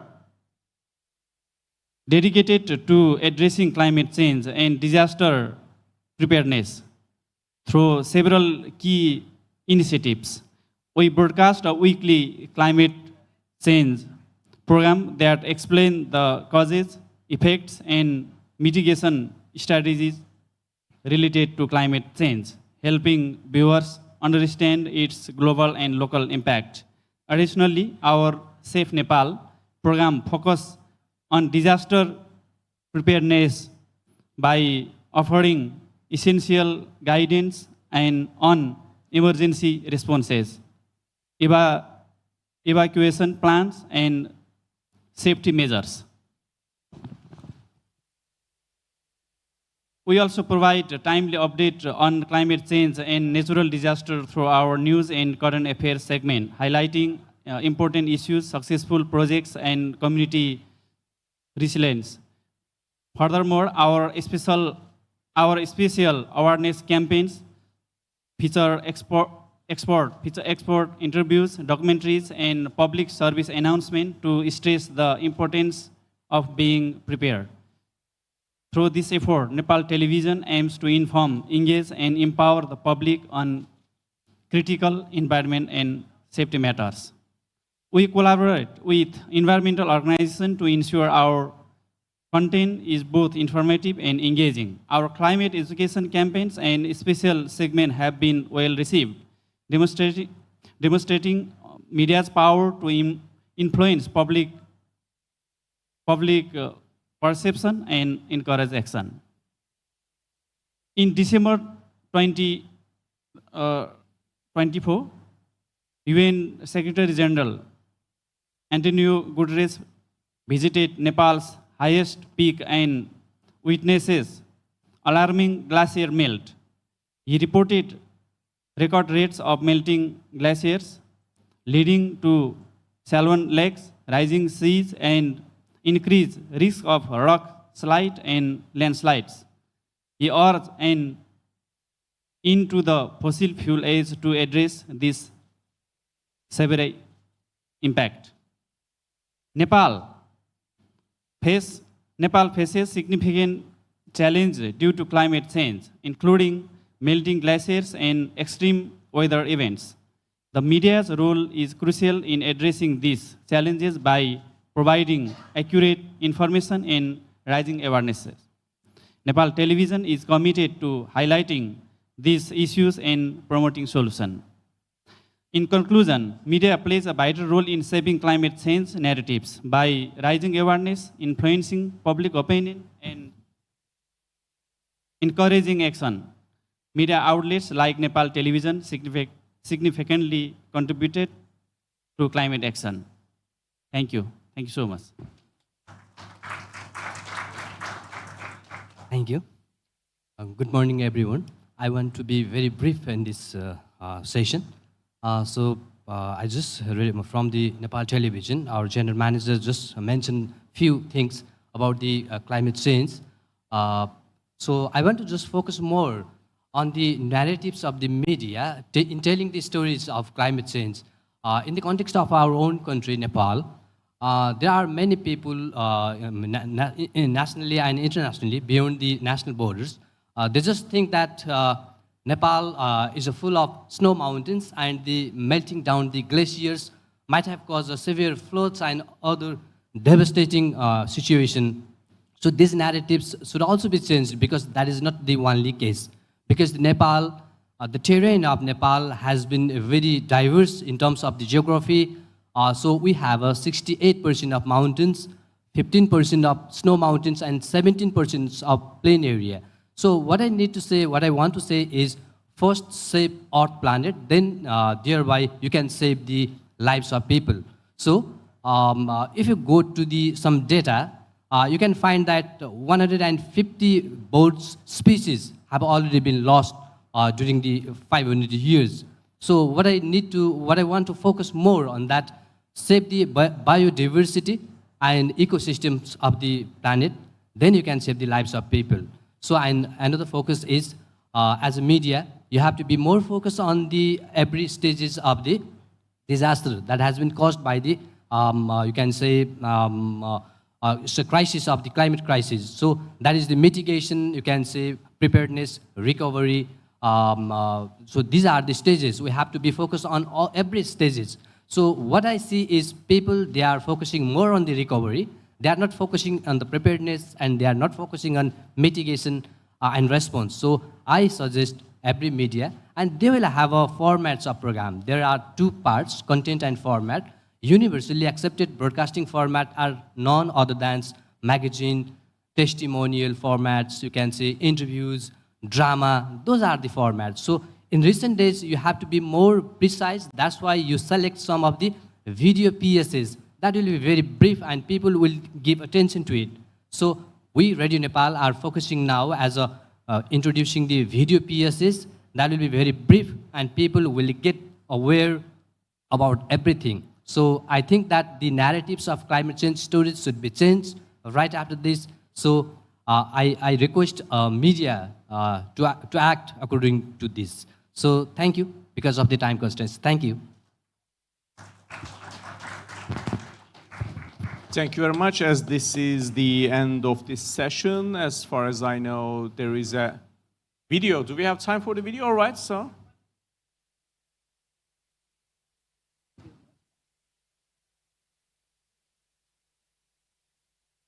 And video in products from reporter Antara.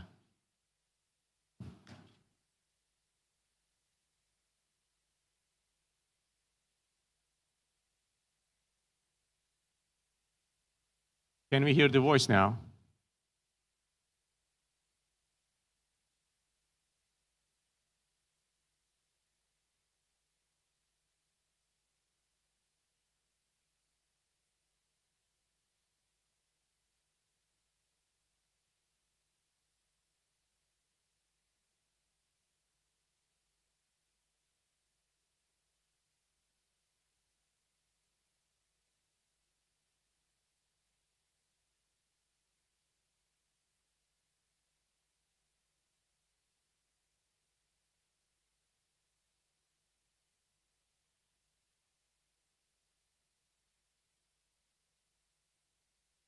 Luckily, we have subtitles, so at least we can understand what's going on.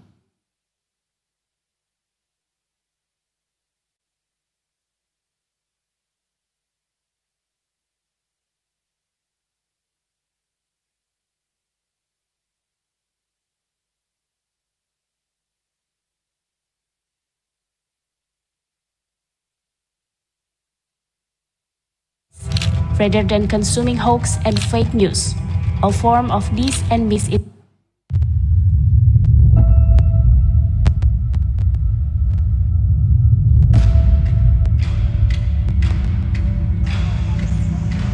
Climate crisis is happening here and now.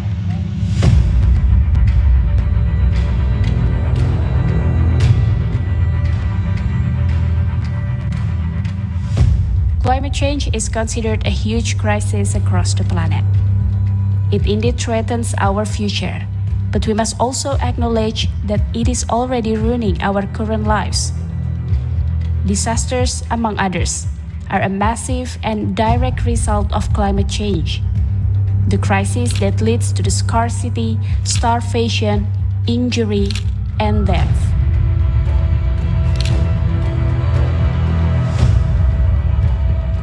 While our Earth is getting hotter, there has been a significant increasing number of disasters, 82% from 2010 to 2022, solely in Indonesia.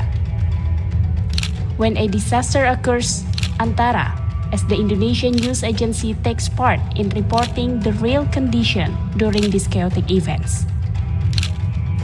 It is the duty of our journalists to be present in each of disaster area, confirming with authorities to ensure that the reports are verified. This ethic helps public to know the true stories, rather than consuming hoax and fake news, a form of dis and misinformation.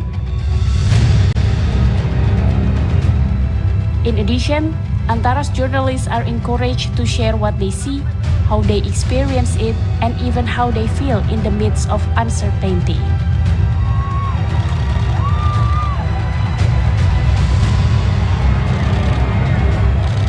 Mabes Polri melakukan pengiriman atau pendistribusian bahan pokok untuk para korban terdampak Nusantara, saat ini saya sedang berada di Pelabuhan Minanga yang berada di Pulau Tagulandang, Kabupaten Kepulauan Sitaro, Provinsi Sulawesi Utara.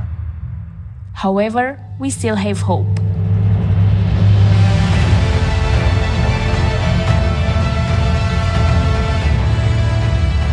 At Antara, we believe that raising awareness for the public to act against global warming will have an impact. Therefore, Antara will always call on people to join in good practices for the planet.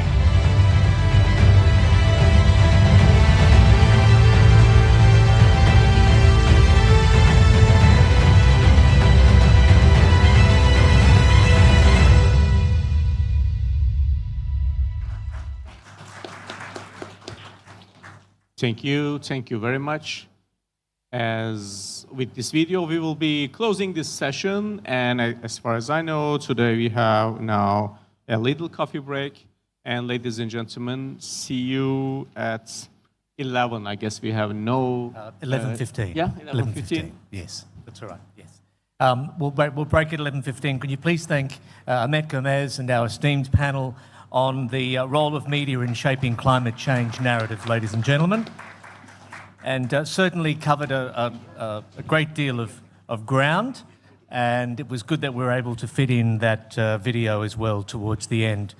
But encouraging that the demand for more coverage is certainly playing out among the community, as we've heard, the highlighting community-led projects, finding real innovative ways to continue to spread that message, I think was another point that was well made today, and looking at the positive efforts being done across all.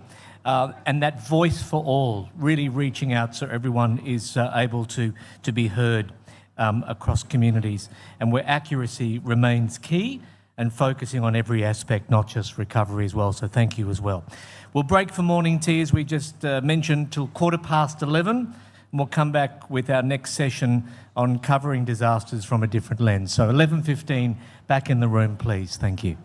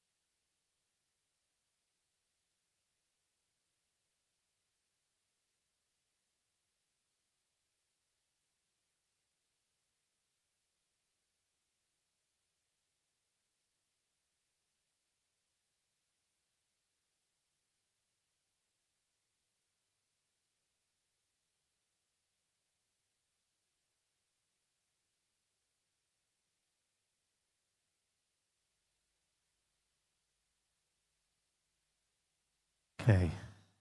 1, 2. Thank you, ladies and gentlemen. We're returning from morning tea to continue with our next session. There are 2 sessions before lunch, and this session 9, is on covering disasters from a different lens. And while most disaster coverage is focused on the acute response phase, this session will explore opportunities to cover disaster risk from a different lens. And your moderator for this session is Ms. Natalia Oliva, Advisor of External Projects at ABU. So please welcome Natalia. Thank you.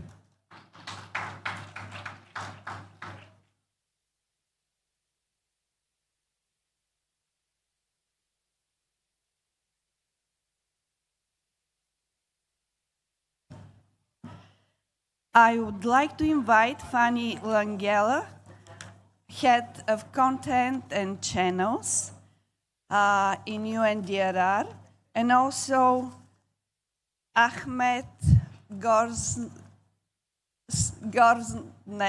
sorry, and Vienna. A very interesting session that is capturing the mood of the previous one. We want more positive stories.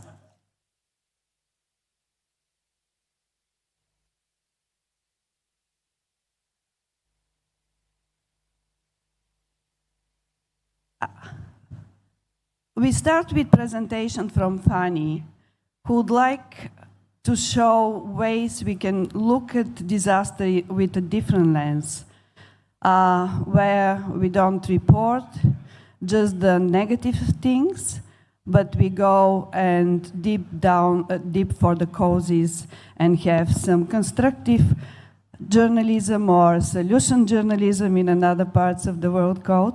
So Fanny, can you please start?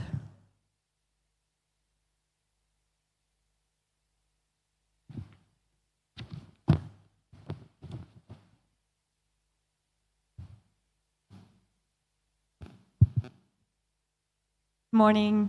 Can we, let me get to the beginning. Yes.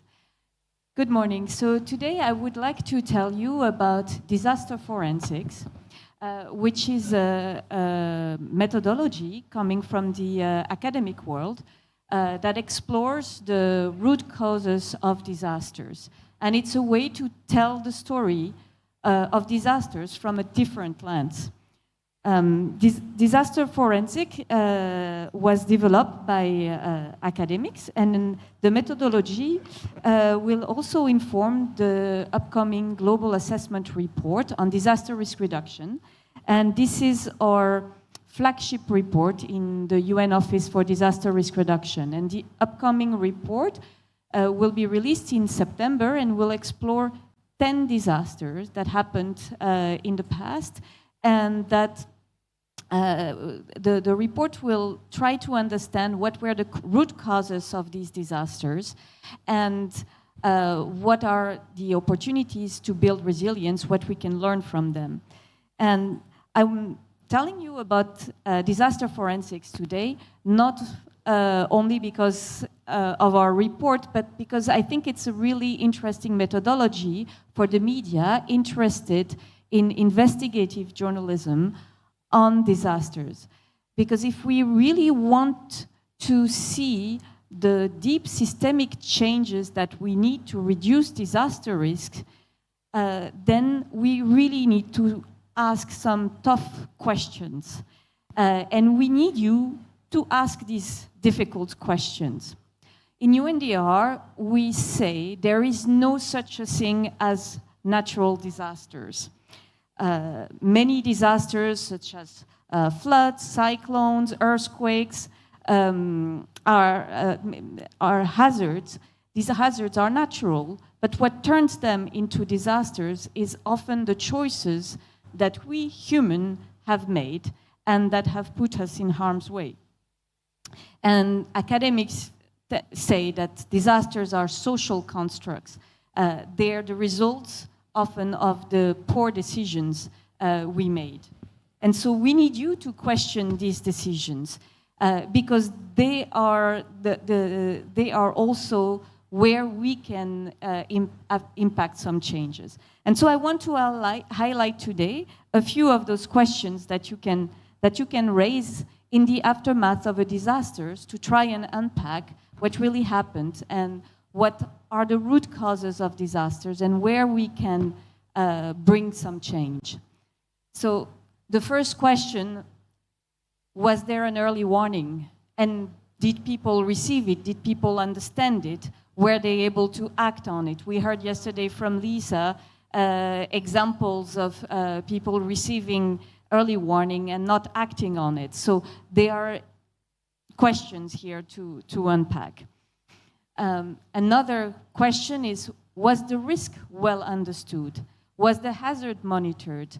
Climate change is bringing so many transformation in the natural systems that we cannot always rely on the past to predict what the future will be. So we use models which are more or less accurate, and we've seen in recent months, years, that sometimes more and more unprecedented events happened for which we were not prepared. Some hazards also are not monitored or poorly monitored. There are 1,500 active volcanoes in the world, and most of them are not well monitored. So that's also a question to ask. Was the risk well understood?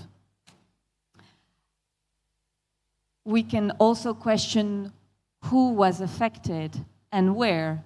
And there we often find that disasters do discriminate. Disasters are sexist. During the 2004 tsunami in Indonesia, 3/4 of the casualties were women and children.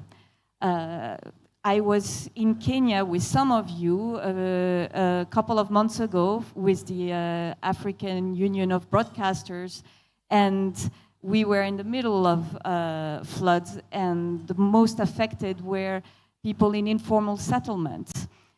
So it's really important to question also the differentiated impacts of disasters. Disasters really do discriminate. Another interesting area to explore is the disaster losses. And not only the direct losses, but also the indirect losses. There's been a flood, there's been a drought in Panama for quite some time that has affected the canal.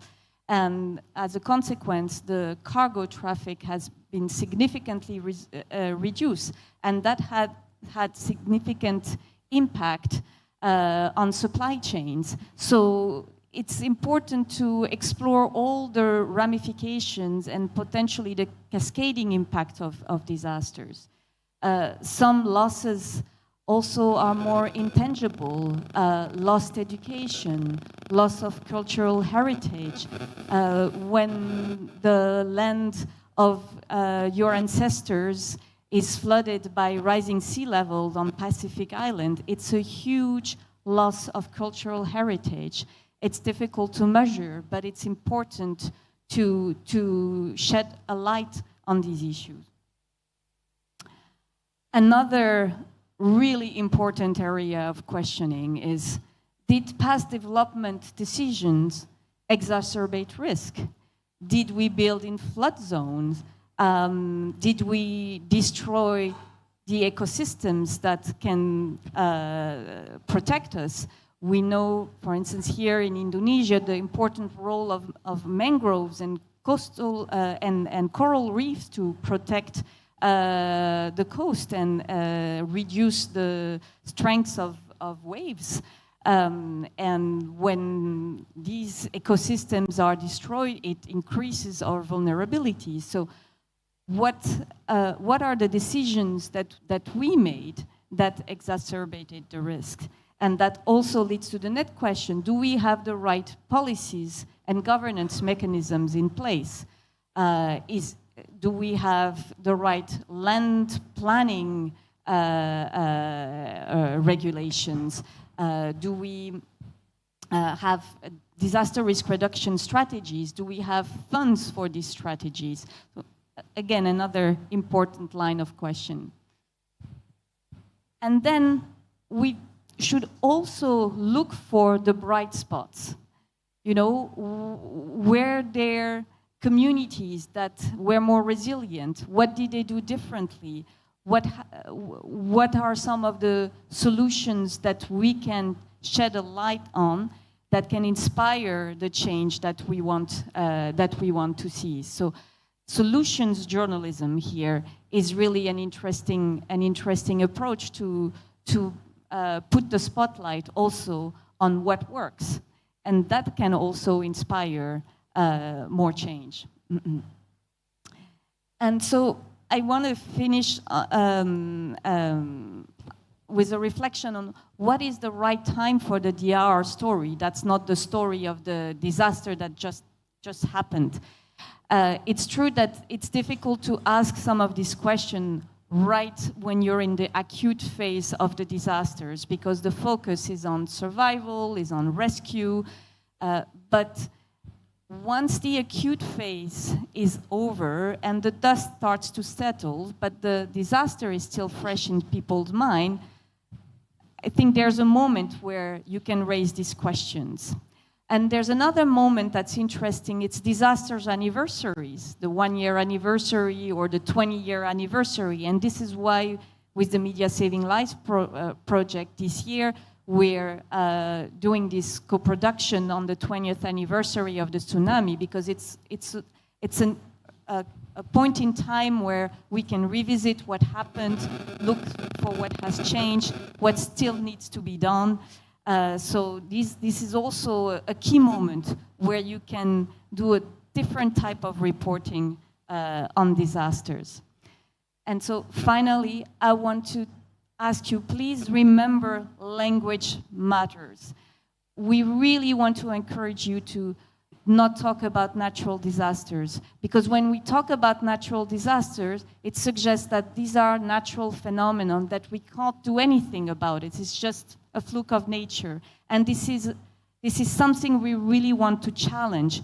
We can do something about it, because disaster risk is very often, it's man-made. And so we have the power to build our resilience. Thank you. Thank you, Fanny. It is very... Thank you for focusing on these exceptionally important issues. And I would like to start with Ahmed, who is not only head of TRT News Khabar, but also ABU News Group chairperson, just elected in Bangkok last month, I think it was.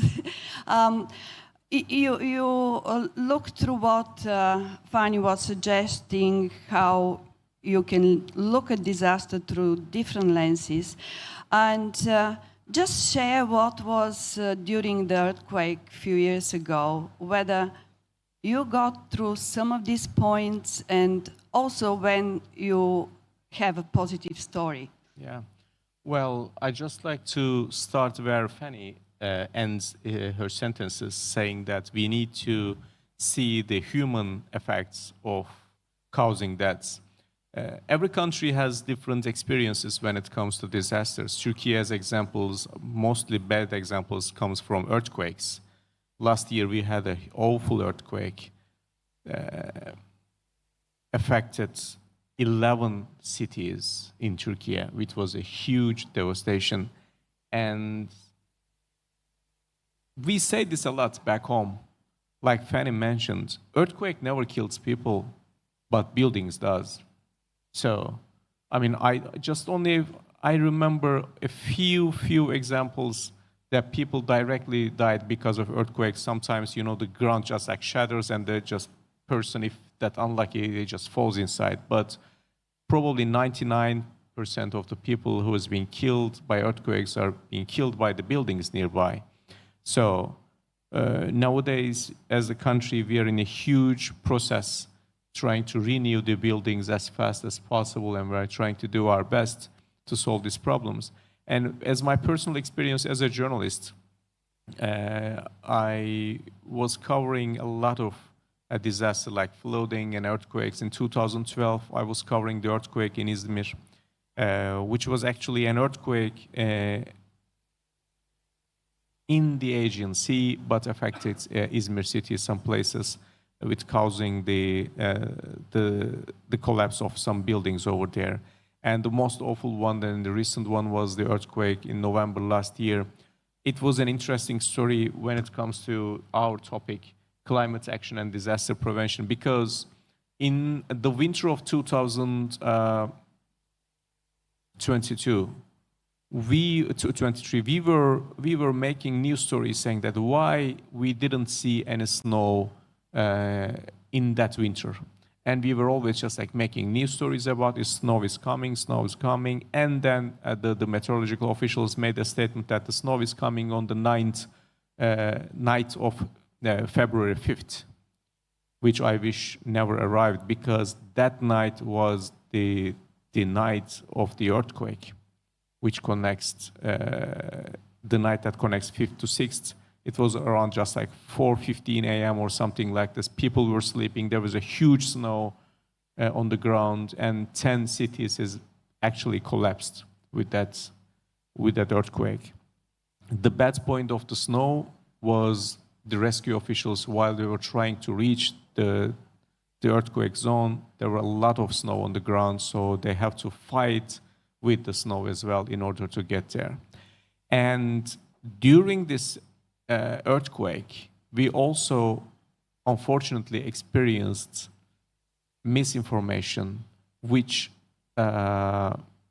caused maybe the death of people, because while the rescue teams were on the field trying to save people, in social media, some people posted something saying that there is a dam and dam is about to collapse. So people were trying to rescue the kids, women, men under the rubble, and when this story just like keep going from a Twitter account to another Twitter account, and some of them they wanted to evacuate the region.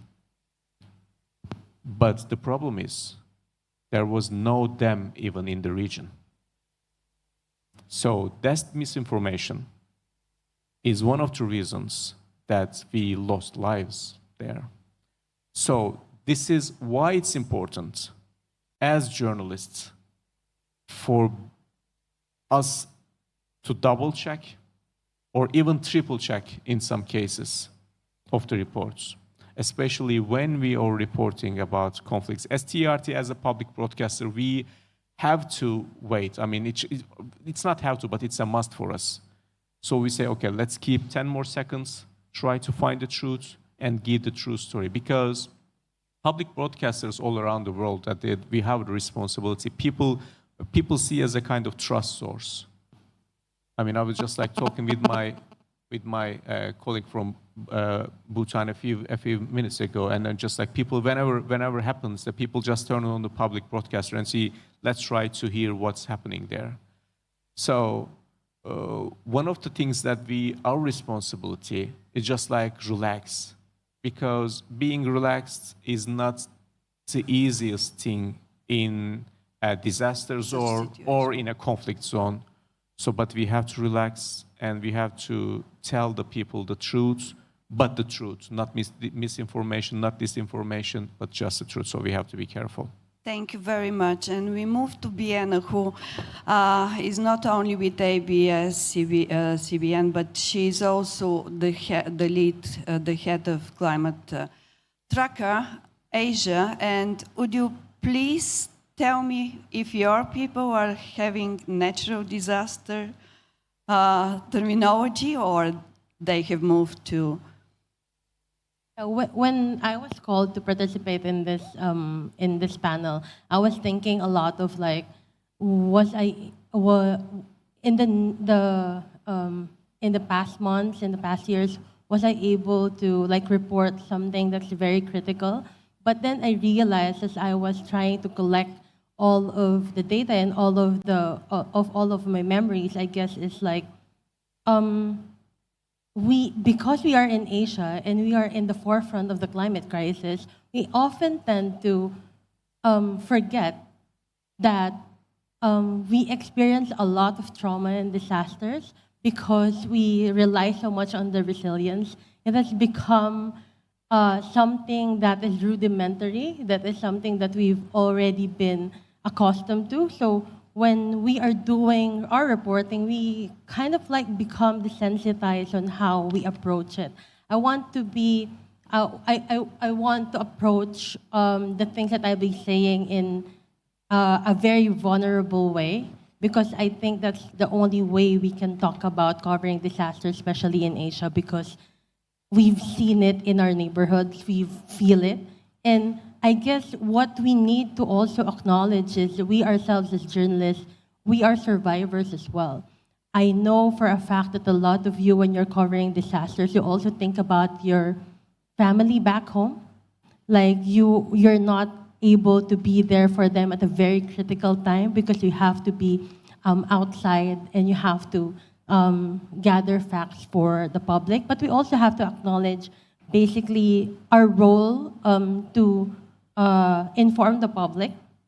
And we have to acknowledge that we will be able to move the needle with the way that we're doing reporting. That's why I actually encourage everyone to move beyond statistics when reporting about the climate crisis and immediate impacts. I know it's actually easy to go to the templated route of just reporting on numbers, loss and damages, and also a lot of like how it was affecting the country economically.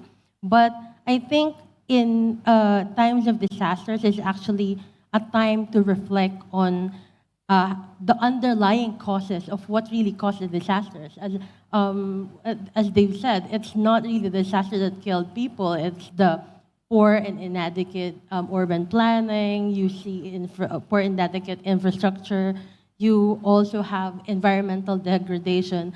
I know it's actually hard to put that all in peace when you're also undergoing the same trauma as well because you're experiencing the disaster yourself. Like, especially if like you have a family back home and you want them safe. But one thing that we can do as a collective is we have to also understand that we are not alone in this space. That's why I really also appreciate the co-production that we've been doing under UNDRR and ABU and the other broadcasting union is, as journalists, we've been accustomed to the idea that we have to protect the source, we have to protect the story, and we have to own it. But in times of disasters, we have to basically take care of each other. We have to be, the number one goal is to be safe, and the number one goal is to inform. So if we do it our own way, and if we do it alone, and then that's not gonna be like the best thing. And in this moment, I want to cite one example that has happened in the Philippines, which we recently reported. One of our fellows from Climate Tracker recently reported this small village, it's called in Potrero, Malabon. There's a small village in that area, a small barangay, we call a small unit barangay in the Philippines, wherein they were able to basically, as a community, create this, some sort of tasking among themselves when they are, when a disaster hits their area. So what they do is basically they have now a community-based early warning system. So they have a proactive approach to a disaster preparedness, and they don't wait for help to arrive, and they just organize and train everyone in the area, even the residents, to be able to like develop a comprehensive disaster plan on their own. And I guess as media practitioners, that's one thing that we can also put focus on in our reporting, to empower the communities to be able to be proactive themselves, because most of the reporting on disaster is all about government aid and people, you know, doling out to survivors, which is also important because we have to help these people survive a very difficult time. But disaster reporting should start when when we are still preparing for the disaster to come and not when it has already hit us. And I guess that's the role of us journalists have to play in making sure that our fellow men are safe and they're actually informed of what needs to be done for them to be able to be safe. Thank you, Bianca. Did you do a story about this community? Yes. Yeah, okay, so you maybe want to share it because this is really lovely. I just want to raise the question about something. We know that climate change is making disasters, natural hazards more often, frequent, and unpredictable, intensive. How do you think, Fanny, we can link this to the climate change, the disaster stories, to the climate change? Because we know we, in disaster risk reduction field, we suffer for not being so sexy to talk about. Like climate change is something that people are mainstream now. What do you think we can do, or what courses we can take to link them in creative way?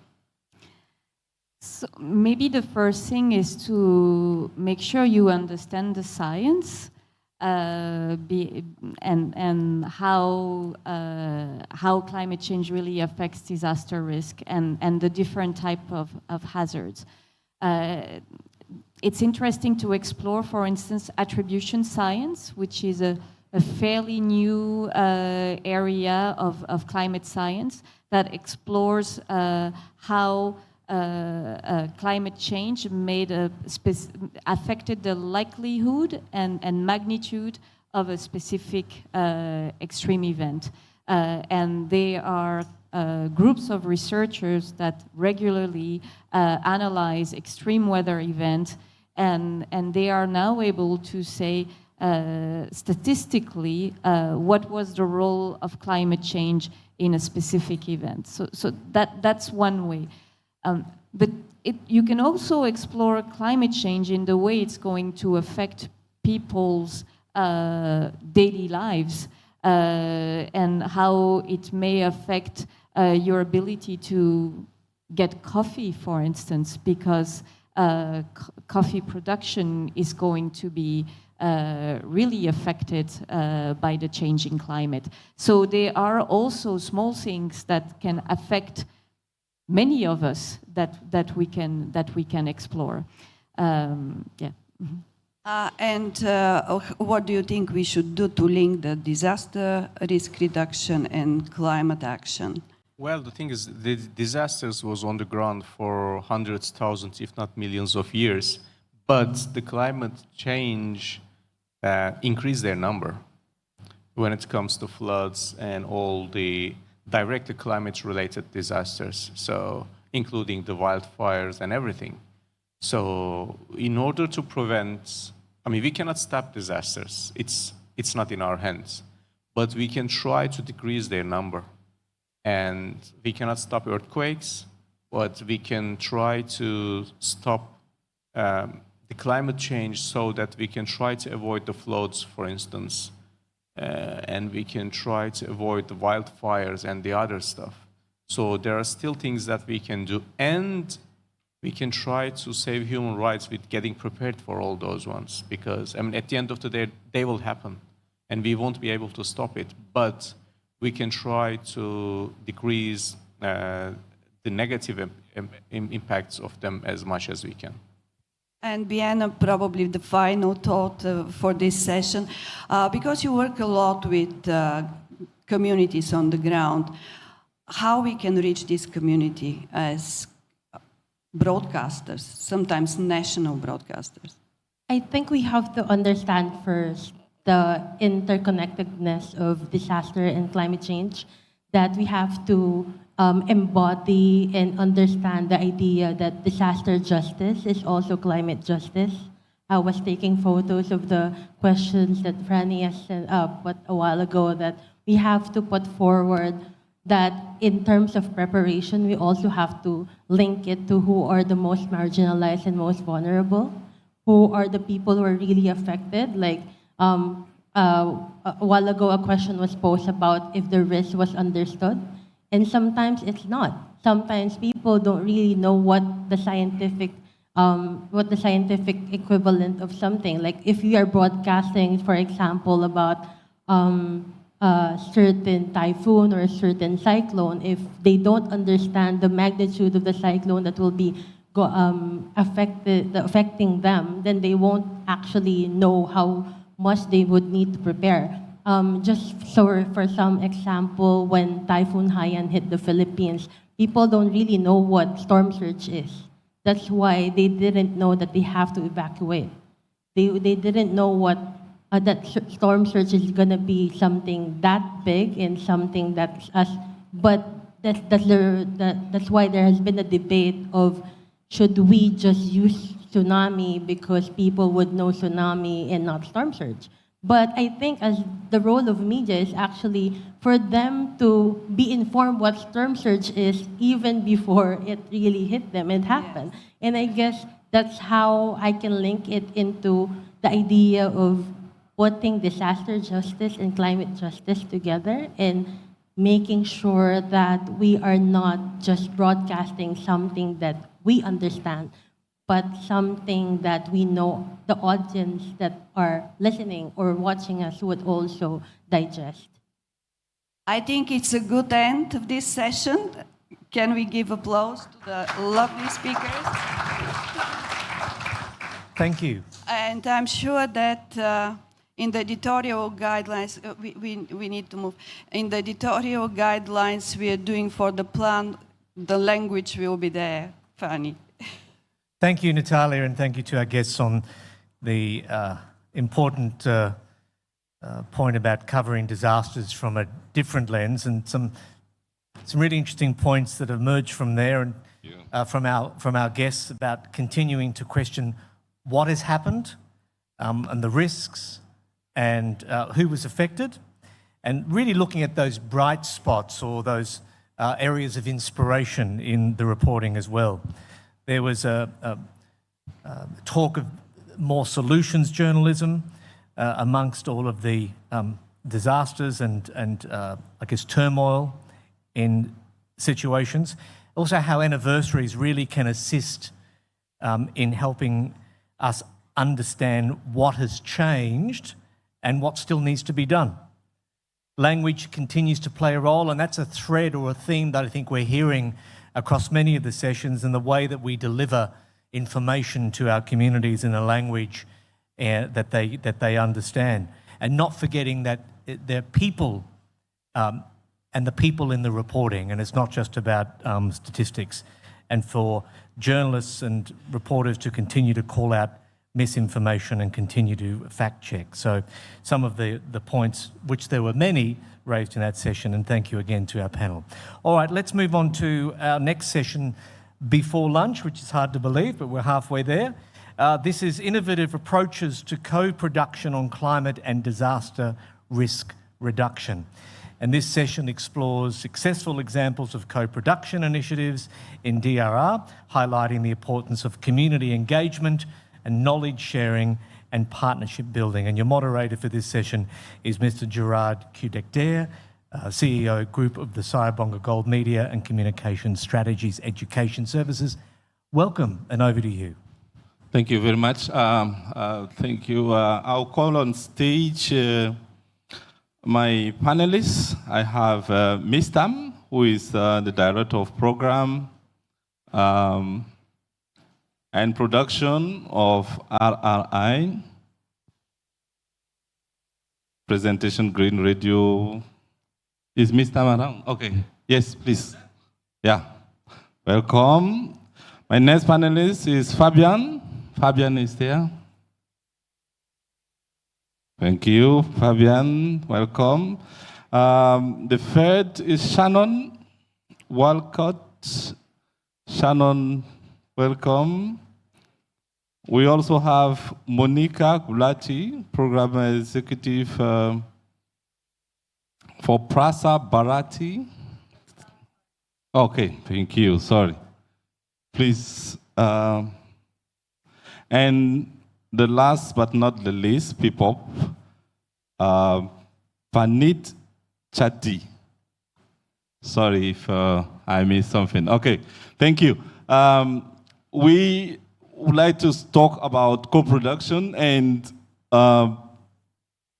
the co-production is, as you all know, one of the best innovation that media have in terms of mutualizing our means, because we know that we have limited capacity, we have limited resources, and we want to do great job and then make sure that the audience is enjoying good content, and that this content speak to their lives and speak to the contest. And so the co-production initiative, especially in the project of reporting climate and DRI, is a very good one, because it had helped some of the producers, media practitioners from all the world to meet and work together. Now what we want to look at is to try to do a kind of short experience sharing, okay? And see if something has worked, what has not worked, and how this has been beneficial to the panelists here and to the organization in the different region. And then we need to have also some discussion about what's next, what can we do to improve, because we want to be innovative and we want to improve on our co-production mechanisms and styles. So how do we expect this to be done? And finally, we can say a word about this new co-production series we are going to embark on, project, the 20th anniversary tsunami co-production series, which is going to be also a very good moment of collaboration between media from different regions. First of all, I'll give each of my panelists more or less 5 minutes. As you all know, we are still experiencing some technical problems, so if your slides or your video could not show, please try to go ahead and then make a description of your video or what is in a slide, so that the audience can definitely benefit of this. One last thing, I want to remind my panelists that when you are running a panel before lunch, you run the risk of entering into an open conflict with the human body, who start designing the menu of the lunch. So please make sure you keep my audience attractive to what you're going to say. Let's start with Ms. Tam. If you would like to start.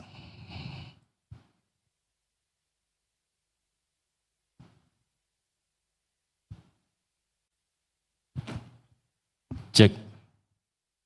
Okay, thank you very much. Good afternoon, everyone. Now I want to share a presentation development program Green Radio, disaster prevention, Kantongan, and climate change. So I'm so happy to see you again in the event. I hope you enjoy the natural beauty in Bali. Ladies and gentlemen, talking about nature, nature is a gift from God that we must protect and be grateful for, because nature is something very important.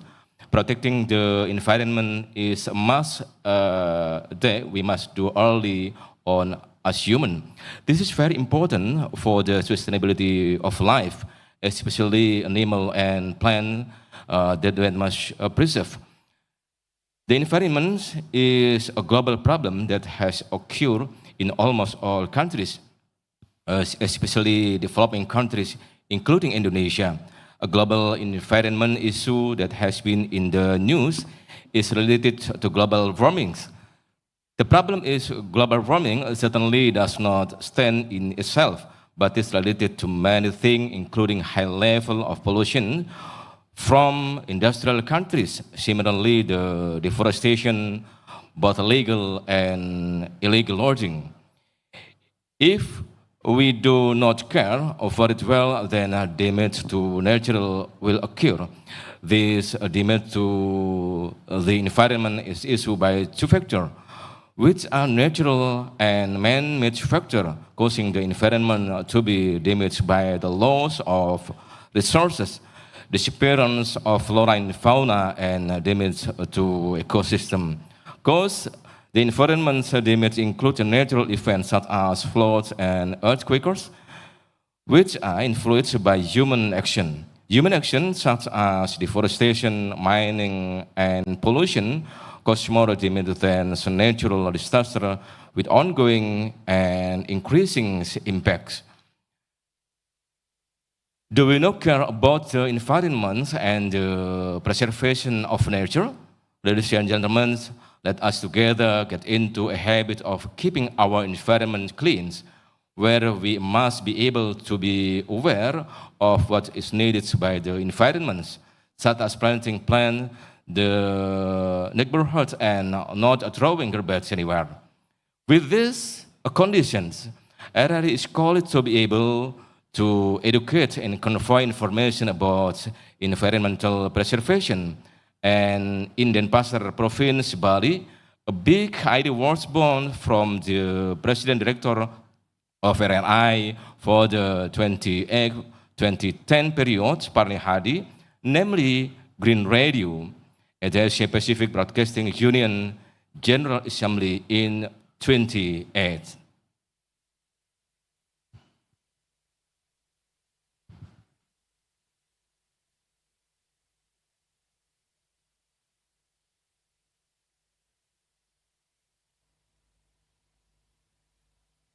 The sounds. So, Ms. Tam, can you comment on? Why do? Audio?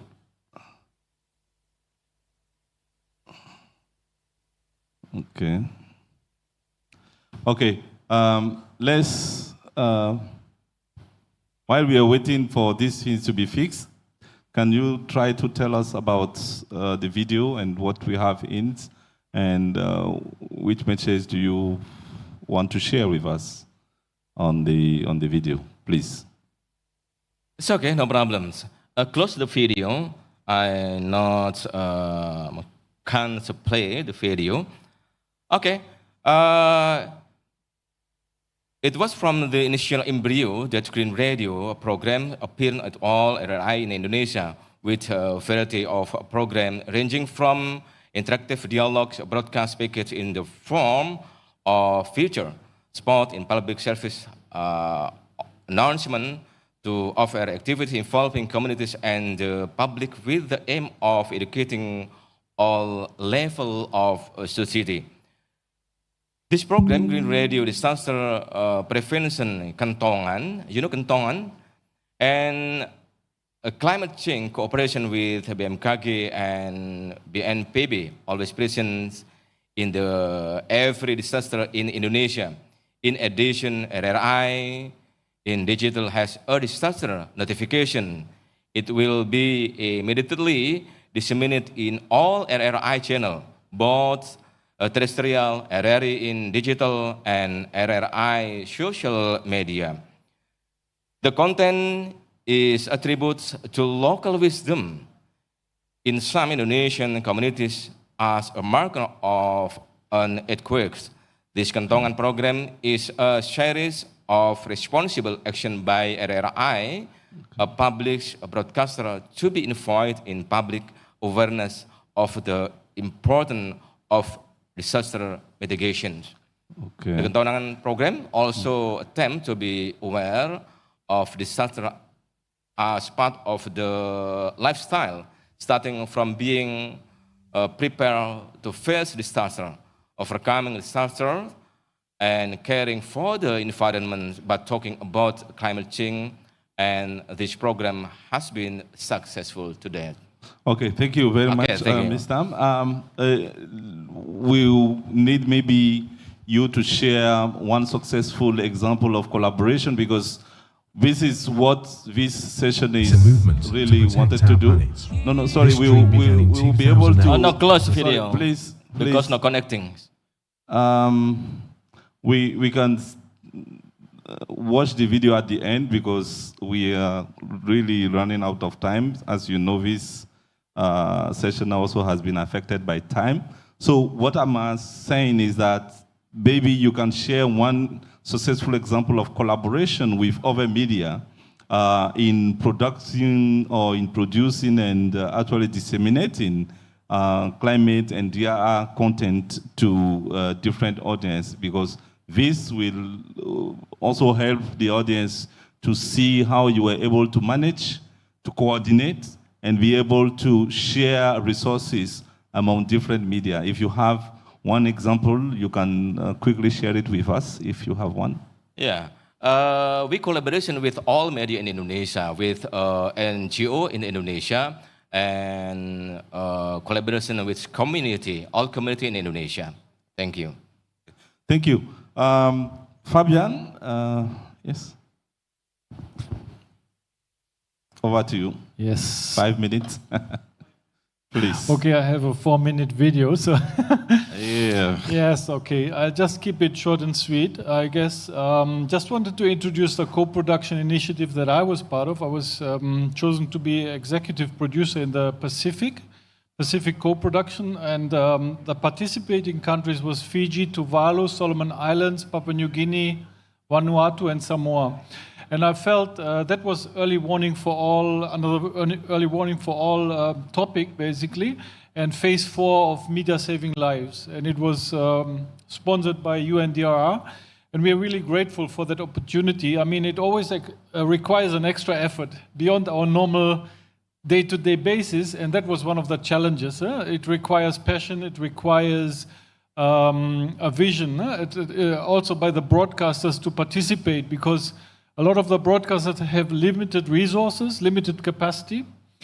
But one great thing was the learning experience and the capacity building amongst us, just by sharing knowledge, by encouraging each other, being on WhatsApp and sharing those experiences. At the same time, we have about 6 great short documentaries now that are like about 5 to 10 minutes long each. And I just wanted to show just the topics. It just cuts. I'll probably ask you if you can play the video now, just so you can see that. If we could. If we can. Let's pray for it. Yes. If not, I have to do a tap dance instead. Is the video available? Fabian's video, can we have it? Early EW for all, file name.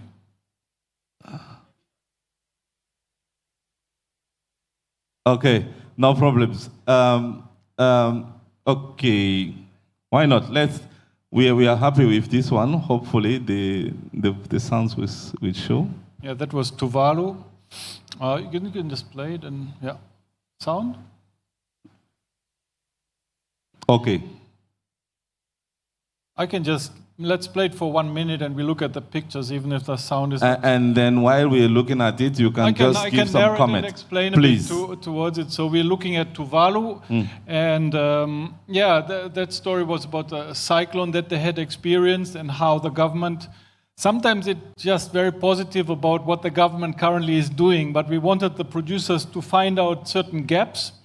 In the Pacific, we are not very critical in our reporting a lot of the times. Governments are very sensitive when we criticize them. So we have to be very balanced. Then we have Solomon Islands. And those 2 productions have really been surprising in a sense. They just have established their own broadcasting services, maybe about a year. And they came up with some really good productions. And this was a flooding that occurred in the capital, a river, like a flash flood, and people were not prepared. But it turns out people rebuilding in the same area now. So that was one of the issues that we could highlight, that building and not rebuilding necessarily stronger. So we encourage them to find out those gaps and those friction points in terms of what has happened in the past and where can we actually improve. Sometimes... And to really encourage them to take on that watchdog role instead of, this is about traditional knowledge. Like, so there's a new app in Vanuatu they've created where they basically participatory role of traditional knowledge in disaster awareness. So people can take pictures in their village, observe the birds, and say, hey, this bird is building their nest on the ground now. That's a sign. So that app sort of like was really an innovative tool, so to speak. So I learned a lot in this process as well. Okay, but one question I have for you is to share with me something you think which has not worked on this process, because I was also involved, as you know, on the African part with AUB on this process, and then one thing I think which has not really worked is the networking.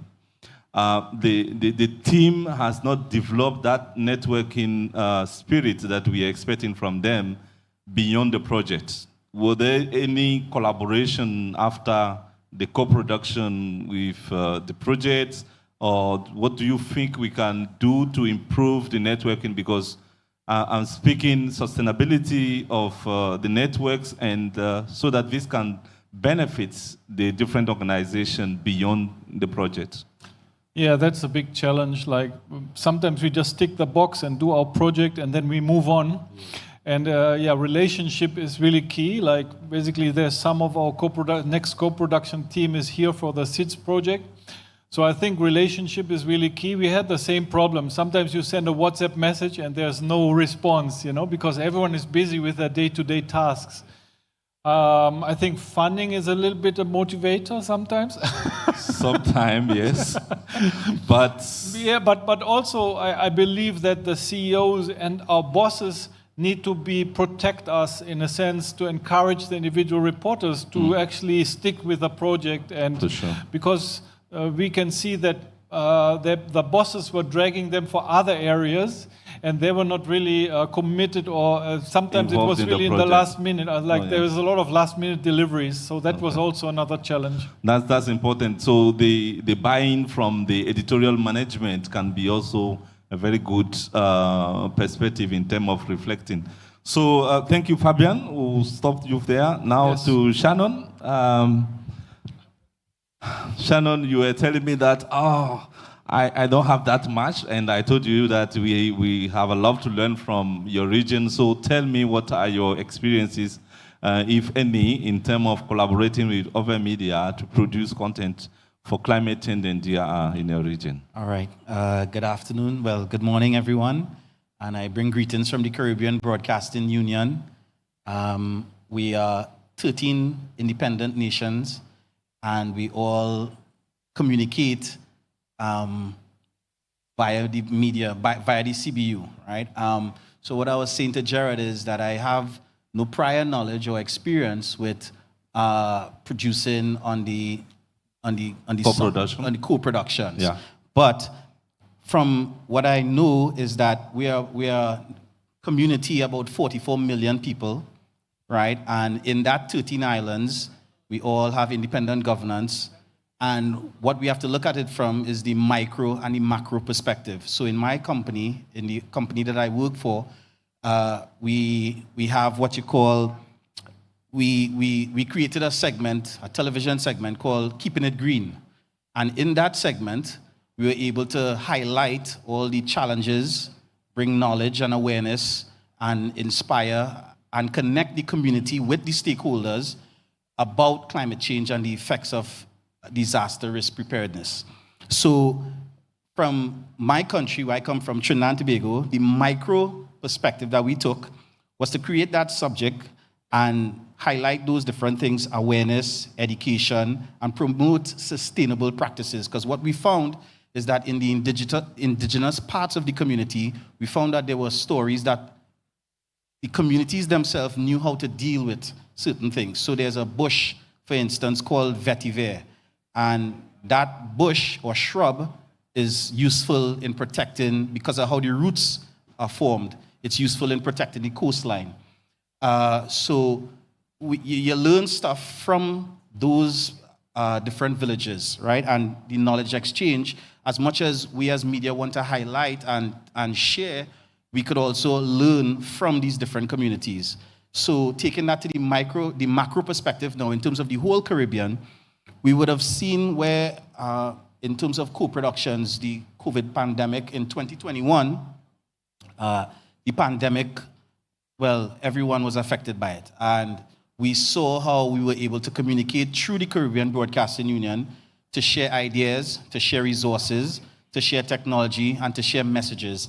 What we also experience in our region, we have, because we're island states, we experience flooding, extreme flooding, hurricanes, and we're able to share resources. And one of the companies or organizations that was set up by our CARICOM, which is the Caribbean community, is called the CIDEMA. It's Caribbean Disaster Emergency Management Agency, right? So alongside organizations like UNDRR and UNESCO, we found funding through the BBC, through CBC, where they would send technical resources in terms of radio transmitters. They were able to help source equipment for us to be able to communicate during these times of disaster and to share resources. So that's one of the aspects of co-production in terms of, in terms of coordinating with the different islands. We don't have challenges where language is concerned, so we tend to find that we are able to communicate very easily. And that is some of what we are doing in the Caribbean. That's correct. Yeah. Okay. Yes. Yeah. Thank you very much. Yeah. That's already interesting. You can see that the issue about infrastructure, because you cannot have available cameras for all the teams all the time, so you can try to see how you rotate among the different organizations that are working on the co-productions to get better footage, so all those things, and then the coordination. Marked by the launch of a special... Sorry. Yeah. Okay, so thank you. We'll talk to Monica. Okay. You have any experience? You have been leading some programs, working with some organization. What do you want to share with the audience, please? Thank you very much. I am from Public Service Broadcaster All India Radio. Hello, hello. Yeah, so I'm from Public Service Broadcaster All India Radio, Doordarshan, and we have pan-India radio stations, Doordarshan Kendras. So there is a lot of coordination pan-India, that is also there. And then I would like to mention over here about one co-produced program that's called International Dawn Chorus Day, and that was a coordination with European Broadcasting Union. So every year, International Dawn Chorus Day is celebrated in the month of first Sunday of every May, every year. So this is a show where the dawn chorus, early morning bird sounds, the symphony, is broadcast for 6 hours across all European continents. So that was a very successful show, and 6 hours long. And then there used to be bird experts, they were sitting there, the anchors, and we had to reach the bird sanctuary early morning, say 3 o'clock, and we used to install all the gun mics for the birds because our experts were birds. So sometimes it was very challenging once we were there and it started raining, so no birds were coming out. And they had to start with India because the sun rises from India. So that was very interesting. And earlier they used to start from, we were part of EBU. Then during, when pandemic happened in 2020, they had withdrawn. But I thought we'll carry it forward. So I involved citizen journalists. So everybody they were sending us the recordings of bird songs from their homes, and EBU became part of us. So rather, we were contributing the tables turn, and then we were originating this show, and we finalized, and we were broadcasting it live. Fresh content we were creating every day for FM channels, and it was broadcast pan-India. So that was I'm very proud of that, and it was a good show, very nice. Thank you very much. Pipop, we'll end the round with you. May I have my slide, please? Thank you. Okay, just going to be brief. I'm coming from Thai Public Broadcasting Service, but the organization that I'm consulting now, I'm no longer working at Thai PBS. I used to be their deputy general director, but the term is over. So now I'm doing consulting for the Disaster and Climate Change Adaptation Communication Center. Just want to introduce ourselves. Thai PBS got funded by sin tax. That means when someone smoke tobacco or drink liquor in Thailand, the tax will be earmarked and go to Thai PBS yearly. This is to ensure that we have independent media. And so Thai PBS doesn't belong to Thai government, just want to make it on record, and we are quite independent in the way that we are. And of course, we pay so much attention to the disaster communication, and lately we think what is more relevant to the locals back home is to talk about climate change adaptation, which is about wellness. I will go quickly. These are the kind of, since it's a big operation, these are the kind of media partners that we've been working with, and we do it non-discriminately. So we work with all kinds of media that are happy to work with us. And usually we do some training, we do some co-productions, but mainly what we focus on is the regional, Laos, Cambodia, Vietnam, and of course, we work with ABU to do this ASEAN documentary co-production initiative that we train the youth and the young people to be able to tell the story with their own voices. From my personal experience as a director, tsunami was the beginning of all co-production. Before this, it's only Thailand, and it seems to be quite big. But once the waves struck during the Boxing Day, then everything changed. 1 year afterward, the organization called TVEAP, Asia Pacific, gone. Okay. As the director, back then I didn't work with Thai PBS. Thai PBS is only 15 years old, Tsunami is 20, right? So TVEAP in Sri Lanka was the one who initiated all our co-production with the friends from Indonesia, in India, and also in Sri Lanka and Thailand. And we follow the life of the children, which maybe, if I know we really limited on time, but this is an eye-opening experience because we get to learn from each other. We get to start to understand that there are several ways that we can tell story. You know, there's things that we can exchange, and it starts to develop a regional vision. Prior to this, it's one country for oneself. And I think that's something that I found it's really a wonderful thing. And lately, this will be my one of the last slide. I start to experience, as a public media, the key word is participation and inclusion, right? So when, I think you must remember the case that the football team, the youth got stuck in a cave in Thailand, and the world got also. But the thing is, the media pay the attention only to the kids and to the rescue workers. But actually, there's a community everywhere who helping out, like farmers who let their field being flooded, so the 3 lives be saved, but they lost all the income all through the year. So these are the kind of story that I think we should tell. And it's not only about human being, it's also about, you know, the rivers, the mountain, and you know how in Asian country we also revere the spirit of the, you know, the mountain. So we think it's okay, but we combine it with science. Because I think when it boils down to the end of the day, what is really important is being scientific too. So this is my last slide. So I just want to, I've been, Natalie has said that we might do this co-production, the 20th anniversary of tsunami. So these are kind of things that are kind of going on in my mind. Okay, how can we communicate wellness at Goonwill, which is so abundant?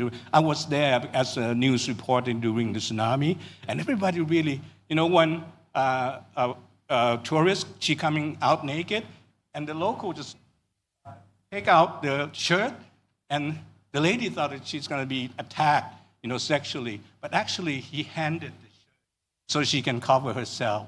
This is the kind of story that is so meaningful to me, and I think to the people who are listening to the story as well. We see a lot of international collaboration every time there's a disaster. When things gone bad, everything become really eager to help. I'm really interested in technological advances, especially about climate and weather. And I think yesterday I met the gentleman who really are keen on this. Indigenous community is really relevant because most of the impacted area for the past year tsunami in Thailand, we call them the Mokens, Gypsy. And lastly, the sense of shared destiny. And I always have to talk about this, that perhaps we can go beyond humanity even. We can go to the global, the ecological setting of our well-being. Thank you, sir. Thank you very much, people. Thanks for being so passionate about what you're doing, but I will not leave you because I have one question for you. You stand as what we call in the media industry one of the seniors in terms of coaching the youth and mentoring the youth.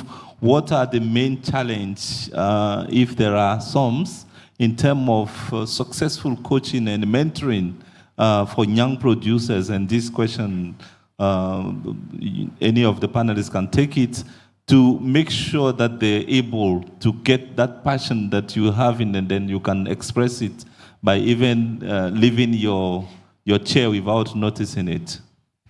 I have the total trust in the youth, but I think it's the people that have been working in the industry for a while that perhaps we have to unlearn certain things about ourselves and our profession. We have to be more, acclimatized to the new beginning of the world, that we no longer, work on bad news. We no longer work on sensationalized and get the most impact by being too loud. Sometimes subtleties and meaningful things is relevant. But for the youth, I totally have the trust because they're so perceptive, and they were born into the generation that have so much environmental problems. So to me, I will be happy to work with them, and I think that we're going to do this big transformation together. Any take on these issues? Yes. We are supposed to leave here in the next 10 minutes, or? Oh, the video is ready. Okay, so let's see the videos, and because it's Kanal Informasi Kebencanaan Radio Republik Indonesia. Okay, so I was having an idea about the whole process of co-production, because co-production is content production, collaboration, but it's also content dissemination and distribution. How do you go about it in terms of partnership with other media? We still have five more or less minutes to live here. So can you talk to me about how do you make sure that those nice things you did, Fabian, was able to be viewed somewhere in Africa or in Europe? Or how do you work on the aspect of disseminating and outreach more people than the region in which you make the production? Okay. Basically, at the moment, it's just going through the network of the ABU, because they commissioned the productions. Sure. So they are helping with all the distribution, and there's also a level of commitment that they require from the broadcasters who are participating in the project, but it actually goes beyond that. So the productions will also be given to other broadcasters who are part of the ABU network. So we are not actively involved in the distribution, we're just building our relationships. I think that's quite important, and I was just thinking in terms of also collaboration or co-production in terms of early warning messages, because that's one thing that we want to work on. Basically, we don't want to skin the cat twice, so to speak, like that if we have relevant messages in the English language that are compatible in different regions, in our region, basically, that we co-produce on that level too. Like we can basically pre-produce awareness messages about tsunamis, about cyclones. So co-production is not just documentaries, but also messaging and awareness. And because we are planning in that direction to have content ready before disaster strikes or when the cyclone season starts. So that's what I was sort of like thinking about. But for us, in terms of we're not really actively involved in the distribution, but we're sharing content when it's available, depending on our relationships. Okay. My last question should be for each one of you. As we are all sitting here, most of us, if not all, will be embarked on that 20th anniversary tsunami co-production project. So my question to you is, what do you think should be the key points in terms of making it a really successful media experience, in terms of telling the real story about this event so that it can be used by our different community in the different regions of this world. So on that specific project, what are your thoughts in terms of how we make it work and we make it successful? Okay. To me, it's really the fundamental job of all the journalists is to make the important story relevant and meaningful to the people. And I think since this collaboration is going to be multilingual and multicultural, I think that's one thing that I'm really looking forward to, that it will be able to communicate directly to the community that we wish to communicate. But on the other hand, I think it also has universal value. And I think this is one thing that I wish that our message would say, that at the end of the day, we're all in this together. You know, I don't want to sound cliche, but I think let's be part of the plan is something really important for the message to come out as the 20th years of the tsunami. And one last thing, since I was part of the community that lost so many people, I think the healing process is so complicated and sophisticated. So we should do it in the way that it's really, I didn't want to say that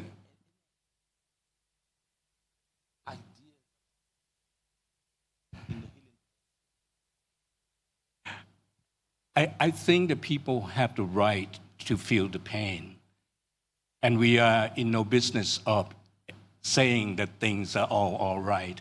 So in order to respect the power to feel and the power, but that feeling can be the genesis of a big change. I truly believe that if we're all going to survive, there have to be a big transformation. And that big transformation, I think the media will be the one who carry the message. I would also like to say co-production, the importance of it. Sorry. I would also like to say from being a part of the co-production team and what being a part of this team would mean in terms of telling the story, retelling the story, and committing to never forget. Because some people might say it's 20 years and, well, that's history. That wouldn't happen again, or that wouldn't happen in our lifetime, or that wouldn't happen to our children. But the reality is that we don't know when the next big thing would happen. But in this co-production, it will give us the ability to keep people alert, keep them prepared. That's as much as we can do, because we can't foretell the signs of a volcanic eruption. We could tell, but we don't know how devastating it would be. But if we are prepared, we would know how to move. So I think being a part of the team and telling the story with that awareness, you know, it will, yeah. So I would like to add that media literacy campaigns are very important. And when, not just for journalists, even for communities, because basically the difference between a hazard and with the hazard which leads to a disaster, so that should be there. Media literacy is very important. Thank you. Any talk on this? Because we are in Bali. Yeah. Okay. Thank you. I think RRI always cooperations and collaboration with media, special TVRI and Antara. We have cooperation And RRI will initiate together with all media mainstream to produce communication with info community like ASOCA, a National Disaster Agency, ASOCA cooperation and collaboration with Voice of Indonesia. Thank you. Thank you very much. If I have one or two words to keep from this panel is collaboration, partnership, and innovations, especially, and also trusts for youth, and why not also commitment of our seniors, and then we are so grateful. Thanks, a big applause, ladies and gentlemen, for my panelists.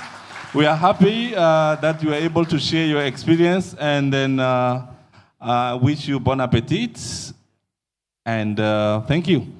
Thank you, Gerard, and thank you to our panel. That was so insightful. Absolutely, that storytelling remains such a powerful tool, but it must be relevant and meaningful, as you said. Collaboration and partnerships is also key. And I really enjoyed the comment about having universal value.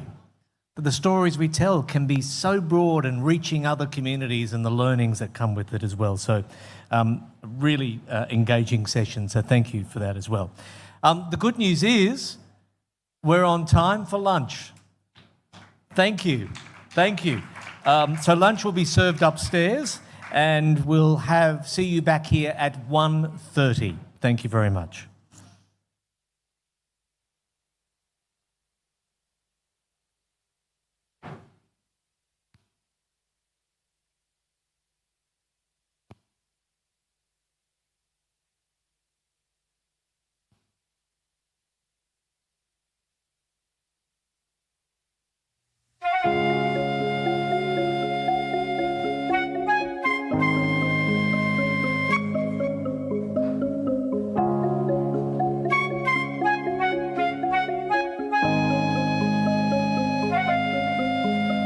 We stand together in this world we call our home. A unity that's stronger than we've ever known. Oh yeah. Understanding the power of our voice. With every choice we'll make the right ones for the world. When the storms rage on and the oceans rise, we won't be paralyzed, we'll face it with open eyes. Working hard in hand, we'll build a brighter day. Together we find a way to save our planet, come what may. Rise above the oceans and reach for the sky. We won't let this planet fly. No, no, not a fight. Standing tall will be the change to every nation. United we stand and no word of devastation. Together we take action to save the planet. Together we take action to save the planet. When the storms rage on and the oceans rise, we won't be paralyzed, we'll face it with open eyes. Working hard in hand, we'll build a brighter day. Together we find a way to save our planet, come what may. Rise above the oceans and reach for the sky. We won't let this planet fly. No, no, not a fight. Standing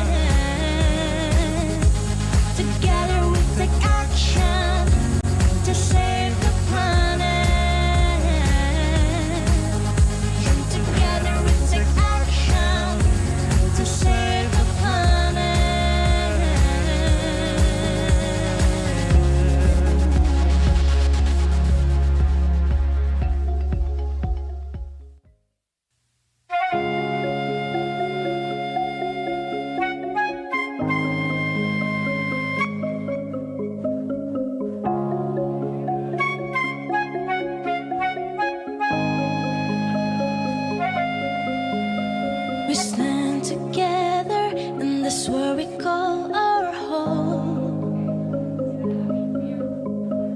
A unity that's stronger than we've ever known. Oh yeah. Understanding the power of our voice. With every choice we'll make the right ones for the world. When the storms rage on and the oceans rise, we won't be paralyzed, we'll face it with open eyes. Working hard in hand, we'll build a brighter day. Together we find a way to save our planet, come what may. Rise above the oceans and reach for the sky. We won't let this planet die. No, no, not a fight. Standing tall will be the change to every nation. United we stand, and no word of devastation. Together we take action to save the planet. Together we take action to save the planet. When the storms rage on and the oceans rise, we won't be paralyzed, we'll face it with open eyes. Working hard in hand, we'll build a brighter day. Together we find a way to save our planet, come what may. Rise above the oceans and reach for the sky. We won't let this planet die. No, no, not a fight. Standing tall will be the change to every nation. United we stand, and no word of devastation. Together we take action to save the planet. Together we take action to save the planet. And together we take action to save the planet.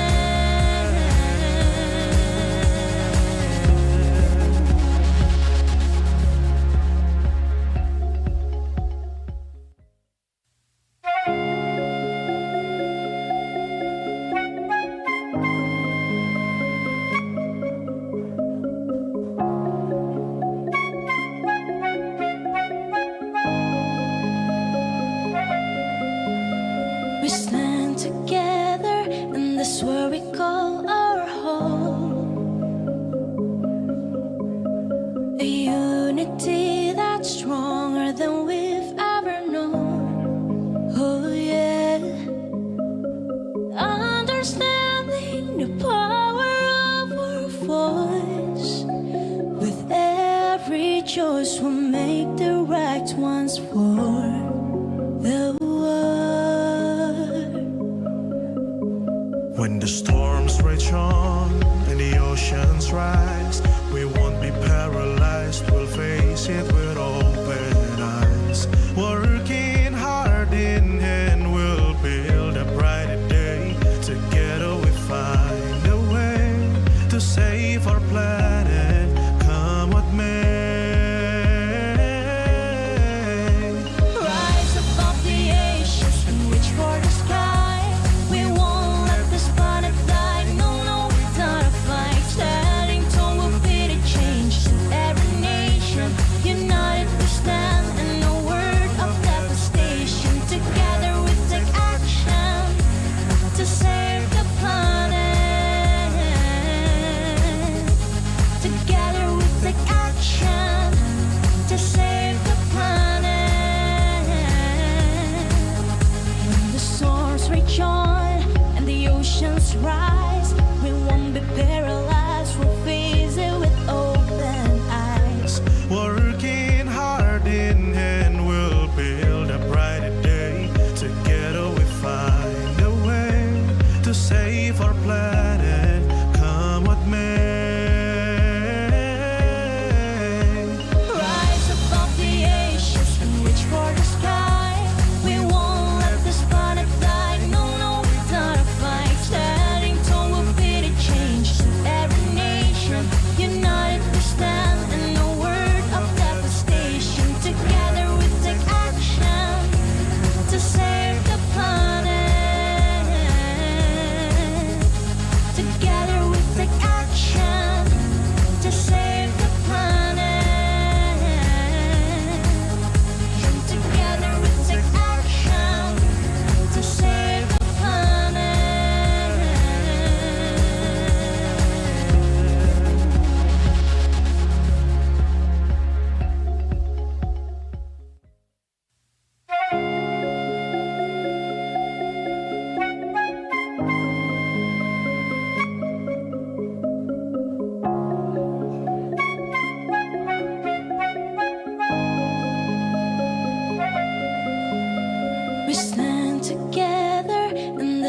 we call our home. A unity that's stronger than we've ever known. Oh yeah. Understanding the power of our voice. With every choice we'll make the right ones for the world. When the storms rage on and the oceans rise, we won't be paralyzed, we'll face it with open eyes. Working hard in hand, we'll build a brighter day. Together we find a way to save our planet, come what may. Rise above the ashes and reach for the sky. We won't let this planet die. No, no, it's not a fight. Standing tall will be the change to every nation. United we stand and no word of devastation. Together we take action to save the planet. Together we take action to save the planet. When the storms rage on and the oceans rise, we won't be paralyzed, we'll face it with open eyes. Working hard in hand, we'll build a brighter day. Together we find a way to save our planet, come what may. Rise above the ashes and reach for the sky. We won't let this planet die. No, no, it's not a fight. Standing tall will be the change to every nation. United we stand and no word of devastation. Together we take action to save the planet. Together we take action to save the planet. Together we take action to save the planet.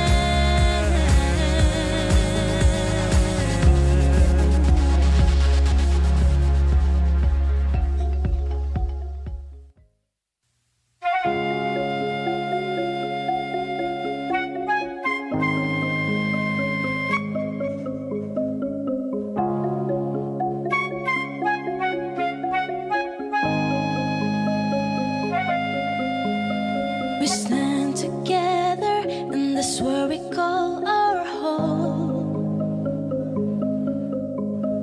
A unity that's stronger than we've ever known. Oh yeah. Understanding the power of our voice. With every choice we'll make the right ones for the world. When the storms rage on and the oceans rise, we won't be paralyzed, we'll face it with open eyes. Working hard in hand, we'll build a brighter day. Together we find a way to save our planet, come what may. Rise above the ashes and reach for the sky. We won't let this planet die. No, no, it's not a fight. Standing tall will be the change to every nation. United we stand and no word of devastation. Together we take action to save the planet. Together we take action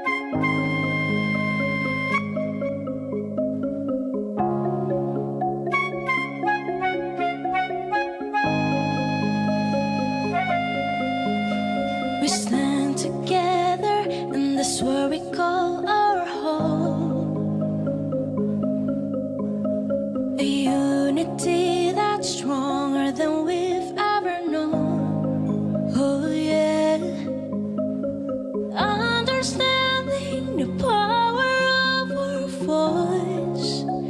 With every choice we'll make the right ones for the world. When the storms rage on and the oceans rise, we won't be paralyzed, we'll face it with open eyes.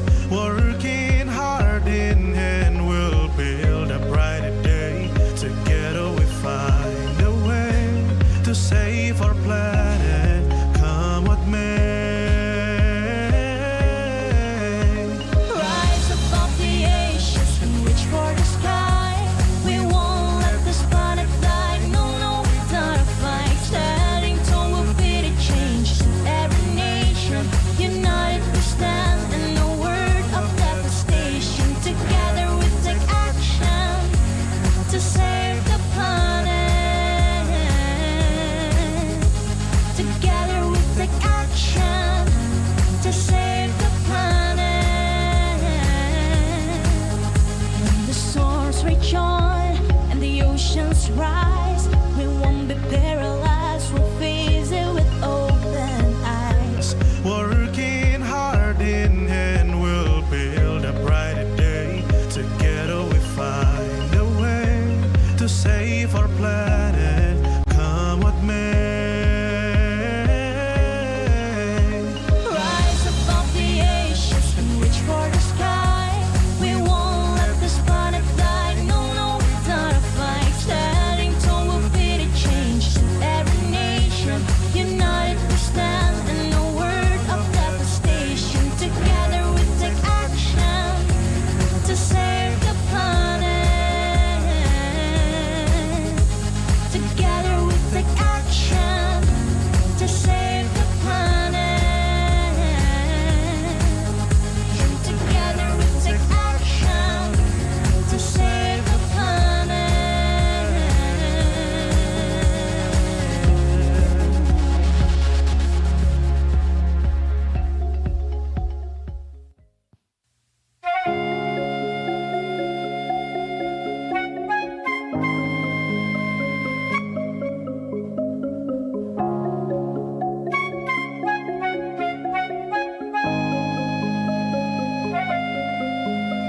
We stand together, and that's where we call our home. A unity that's stronger than we've ever known. Oh yeah, understanding the power of our voice. With every choice we'll make the right ones for the world. When the storms rage on and the oceans rise, we won't be paralyzed, we'll face it with open eyes. Working hard in hand, we'll build a brighter day. Together we find a way to save our planet, come what may.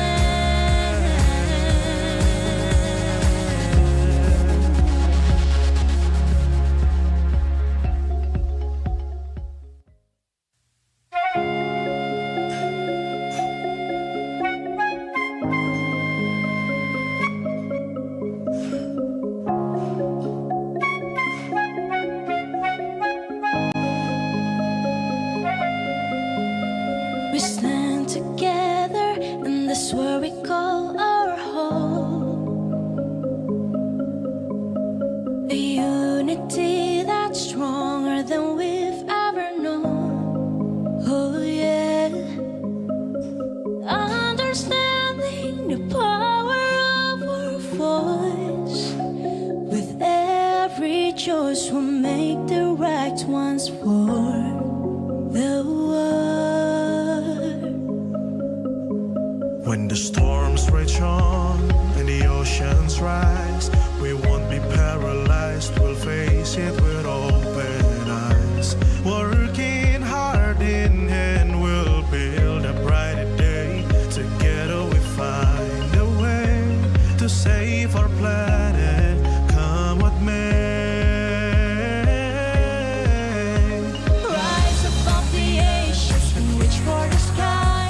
We won't let this planet die. No, no, not a fight. Standing tall will be the change to every nation.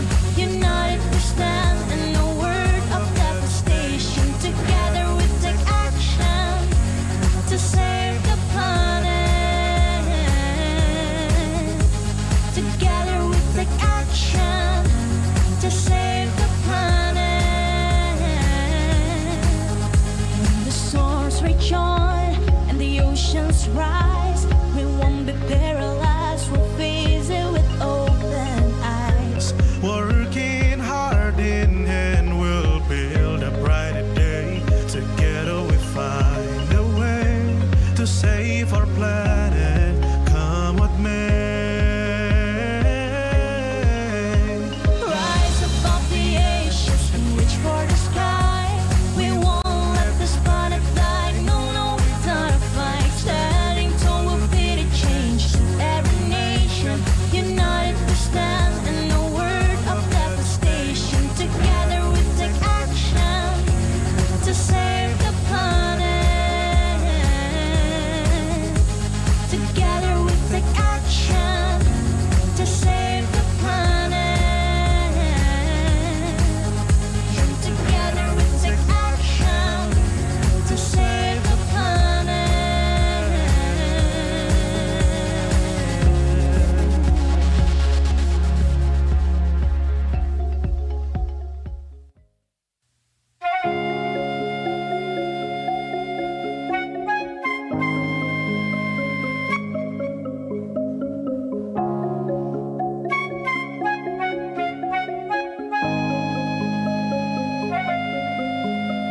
We stand together, and that's where we call our home. A unity that's stronger than we've ever known. Oh yeah, understanding the power of our voice. With every choice, we'll make the right ones for the world. When the storms rage on and the oceans rise, we won't be paralyzed, we'll face it with open eyes. Working hard in hand, we'll build a brighter day. Together we find a way to save our planet, come what may. Rise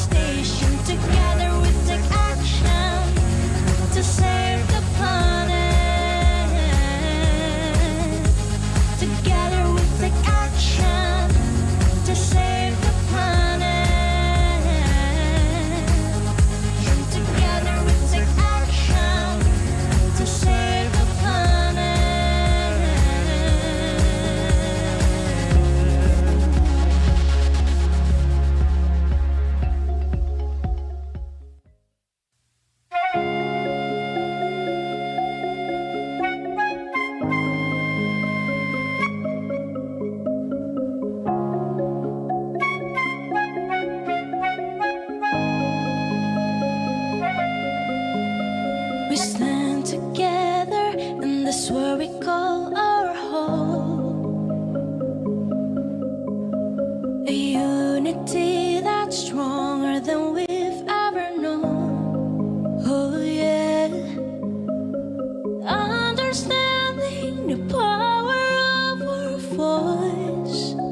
With every choice we'll make the right ones for the world. When the storms rage on and the oceans rise, we won't be paralyzed, we'll face it with open eyes. Working hard in hand, we'll build a brighter day. Together we find a way to save our planet, come what may. Rise above the ashes and reach for the sky. We won't let this planet die. No, no, not a fight. Standing tall will be the change to every nation. United we stand and no word of devastation. Together we take action to save the planet. Together we take action to save the planet. When the storms rage on and the oceans rise, we won't be paralyzed, we'll face it with open eyes. Working hard in hand, we'll build a brighter day. Together we find a way to save our planet, come what may. Rise above the ashes and reach for the sky.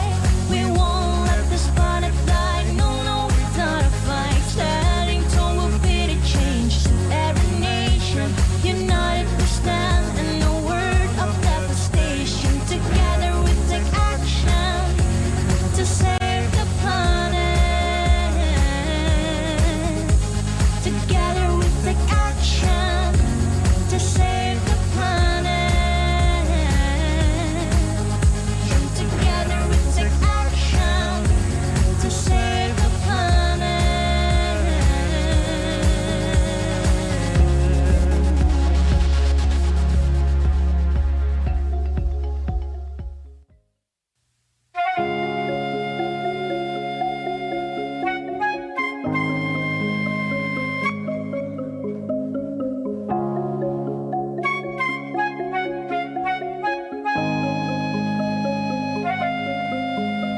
We stand together in this world we call our home.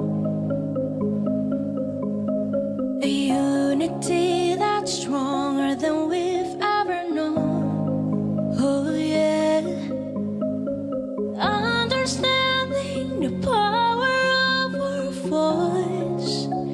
With every choice we'll make the right ones for the world.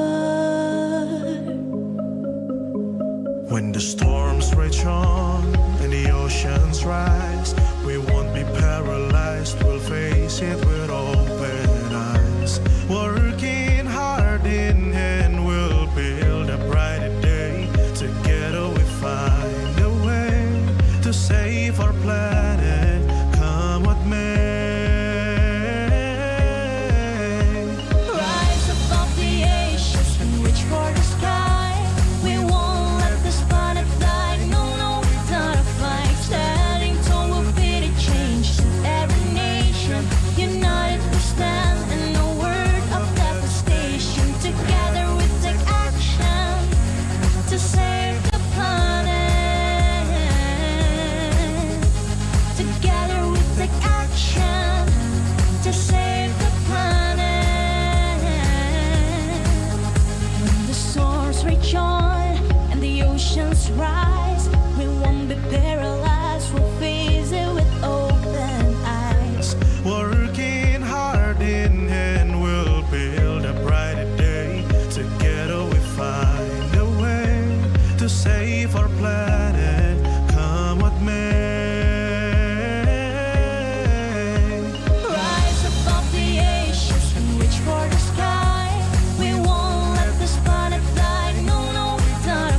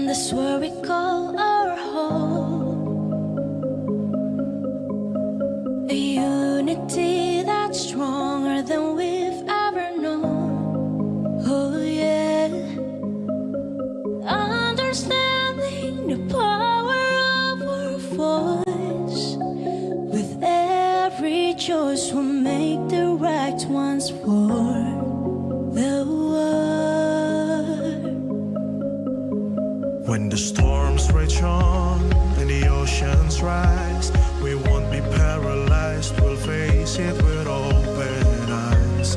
Working hard in hand, we'll build a brighter day. Together we find a way to save our planet, come what may.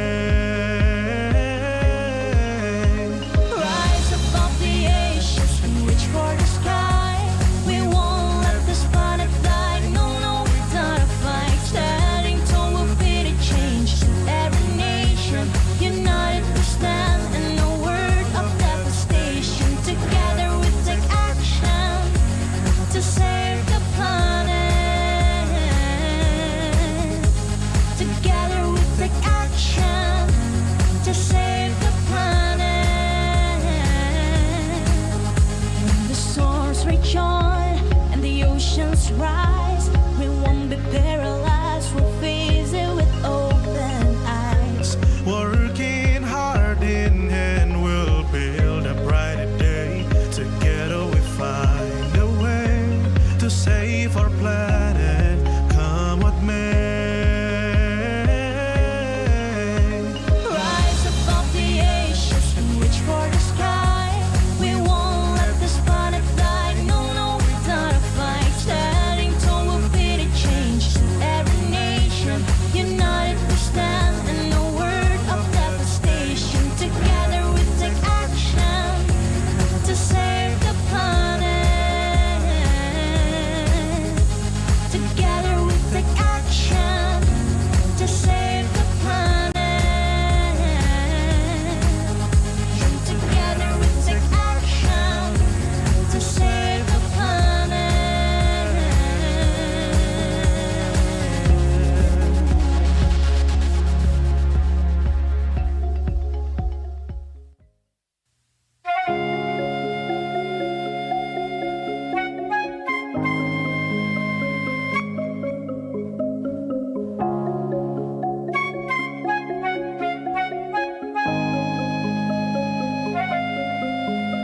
We stand together, and that's where we call our home. A unity that's stronger than we've ever known. Oh yeah, understanding the power of our voice. With every choice, we'll make the right ones for the world. When the storms rage on and the oceans rise, we won't be paralyzed, we'll face it with open eyes. Working hard in hand, we'll build a brighter day. Together we find a way to save our planet, come what may. Rise above the oceans and reach for the sky. We won't let this planet die. No, no, not a fight. Standing tall will be the change. Every nation united we stand, and no word of devastation. Together we take action to save the planet. Together we take action to save the planet. When the storms rage on and the oceans rise, we won't be paralyzed, we'll face it with open eyes. Working hard in hand, we'll build a brighter day. Together we find a way to save our planet, come what may. Rise above the oceans and reach for the sky. We won't let this planet die. No, no, not a fight. Standing tall will be the change. Every nation united we stand, and no word of devastation. Together we take action to save the planet.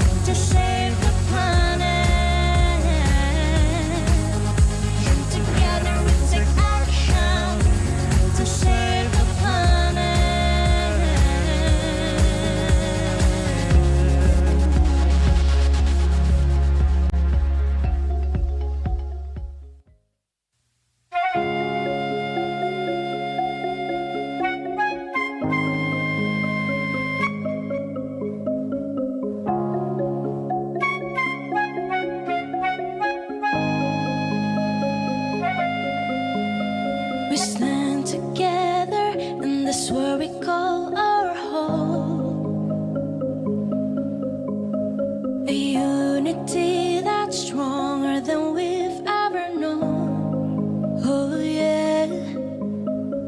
Understanding the power of our voice. With every choice we'll make the right ones for the world. When the storms rage on and the oceans rise, we won't be paralyzed, we'll face it with open eyes. Working hard in hand, we'll build a brighter day. Together we find a way to save our planet, come what may. Rise above the ashes and reach for the sky. We won't let this planet die. No, no, not a fight. Standing tall will be the change. Every nation united we stand, and no word of devastation. Together we take action to save the planet. Together we take action to save the planet.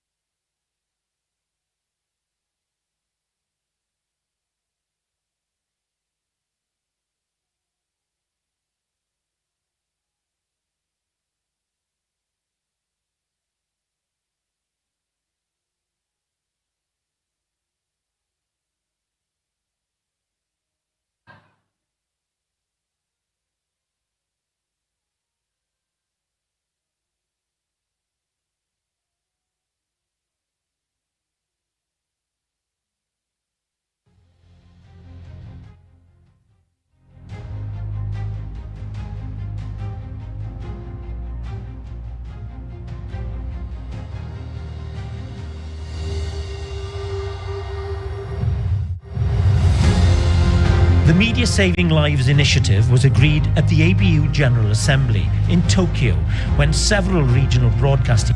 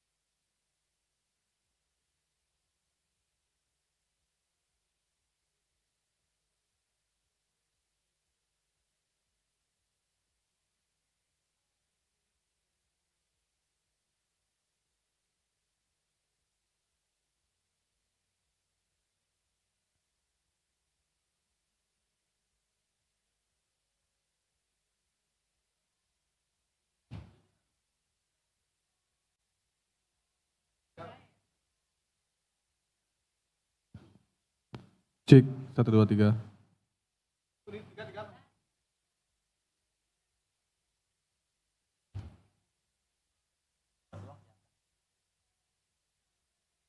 Cek 1 2 1 2 3. 1 2 3.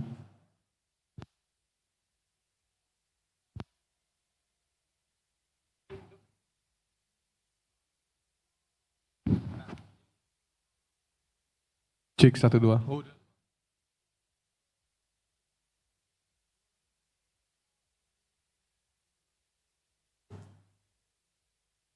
Kalau misalnya floor minta, aku ngambilin dekat. Yang penting gimana caranya ini? Oke. Beda mereknya. Cek 1. Yang gampang yang di atas. Mana? Ini gampang. Tukar.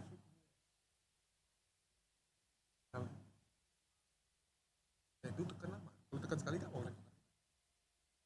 Dua-duanya.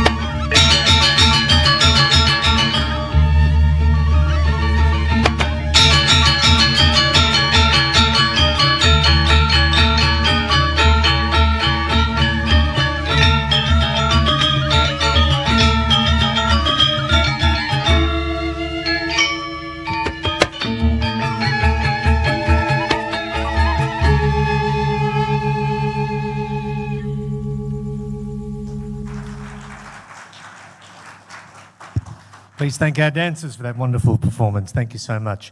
Welcome back, and the final stretch of our summit this afternoon. We have 3 sessions before we wrap things up today. Shortly, the session on media strategies and social media, then we'll focus on sustainable broadcasting, looking at strategies and practices and tools of how the broadcasting industry can lead the way in sustainability, and then the launch of the Global Media for DRR Network. More on that. But let's move on. Session 11 on that of media strategies and social engagement for climate action. And this session explores the various strategies that media organisations and journalists and climate advocates can employ to enhance engagement in climate action. Your moderator for this session is no stranger to the summit, Nargisa Newmanova, head of the SG's Department for ABU. Welcome, Nargisa.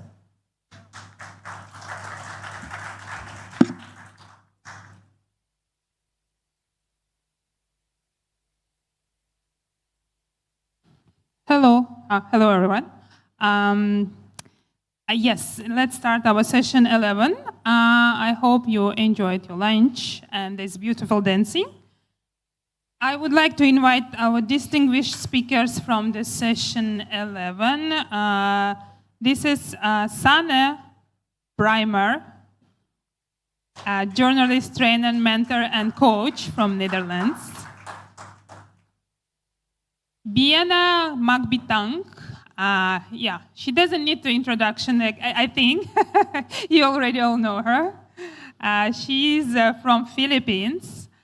And also we have Ganesha Pillai from Malaysia. And Laitanya Belai Jandam from Indonesia. I'm going to introduce my speakers.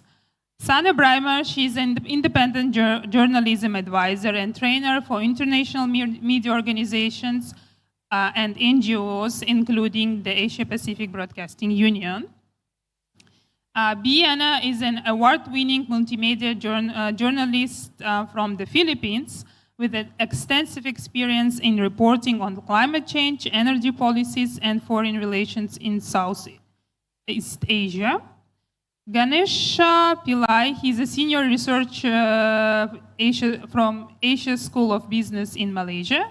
His research focuses on sustainability, energy transition, and climate change mitigation. He advocates for climate change mitigation through his social media. And we have Laitanya Belai Jandam. She's a young indigenous environmental activist descending from Dayak tribe of Borneo Island, Indonesia, with experience of working directly with indigenous and local communities in Indonesia. Her goal is to create a more equitable and sustainable world for all through planetary health. Is it correct? All right. So we start our session. Today we want to focus more on the session is about media strategies and social engagement, but we want to focus more on social media. We talk a lot about media, traditional media, including TV, radio, and how we can engage societies, communities through media. But we will focus more on social media today, on social campaigns, and how social media can be impactful in climate change mitigation. And we start with Sanne.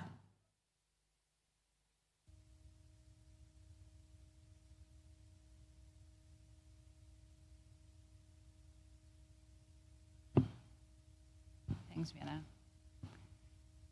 Okay, thank you very much. I also want to say a warm welcome to our YouTube audience. I just found out we're being streamed on YouTube, which is really important, being a social media panel, right? So hi, everyone. I'm going to show 2 slides with a few facts that we're dealing with in media and journalism.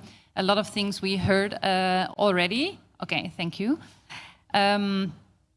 So this is coming from the Reuters Digital News Report that's annually published. This is from this year. So social media is really becoming the main gateway to news, which a few details in that is that the Facebook is taking less of a role in news, and there is a growth in direct messaging apps and video content. So 31% of people, news consumers now, watch the news through YouTube, then WhatsApp, TikTok, and X. And this is globally. There are a lot of differences in the different regions. Some platforms might be more popular in certain regions than others, but this is more generally speaking. It also means that the traffic directly to our own news websites or apps is decreasing. And that's even more so in the majority world, the Global South. We see that short-form video really takes off for news content. We know that already, but just a few statistics here. And content nowadays is made by anybody, which is also a challenge for journalists regarding mis and disinformation. And there's a huge group of partisan commentators, influencers, and young creators that are directly competing, I would say, with the attention of the audience with journalists. So the question is, what can we do with this type of information? Well, of course, an easy answer is, well, we need to find the right strategies to be active on social media and do it even better. But another thing I would emphasize is also, let's not only focus on content, because yes, we are in the world of content. Our profession is focusing on creating content, but we also need to think more in products nowadays, and that is happening a lot in journalism already.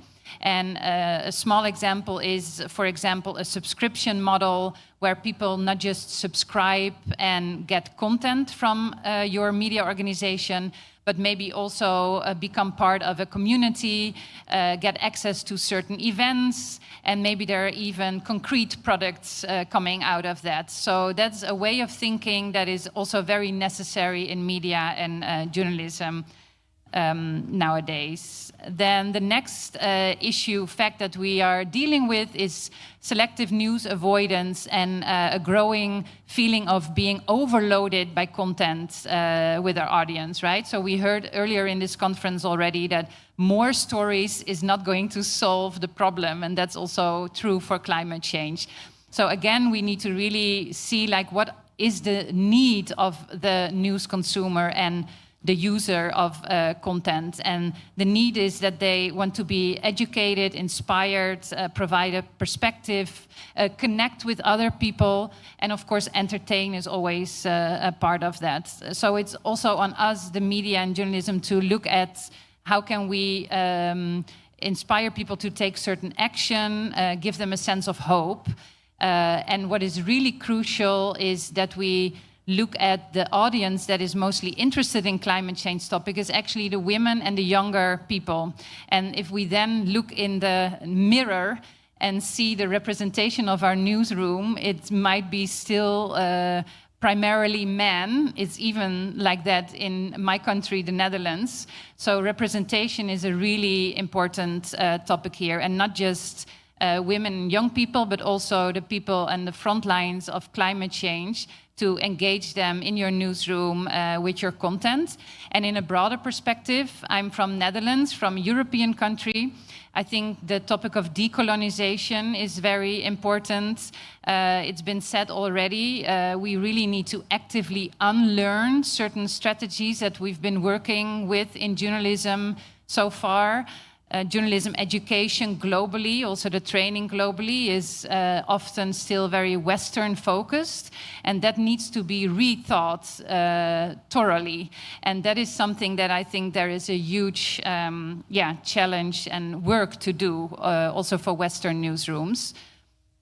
Some inspiration I wanted to show regarding innovation. We have an organization in Bali, Sungai Watch. It's an NGO that does great work in cleaning the environment in Bali. And what they do really good is engaging the audience. So, of course, it's an NGO, it's not a media company, but it's an example of what the media can learn from NGOs also. I was thinking of, what was it? Citizen science that was mentioned in workshop day. And this is also citizen science, so mapping the beaches and the rivers that are polluted, getting the audience engaged, and then creating stories from that. The second one is Gen Dread by Britt Ray. Britt Ray is a researcher and author. She focuses a lot on mental health and climate change. She has a successful newsletter, but also publishes books. This is also becoming a very important journalistic platform now, but this is something, the way she works is something that media can learn from. And then I was in Japan the last 2 weeks, and I saw things there, and I came across the Zero Waste Japan Instagram account, which is actually run by a mom with 2 kids, and that she has a lot of followers. She inspires people to take action in less polluting the environment, and I think that's another example.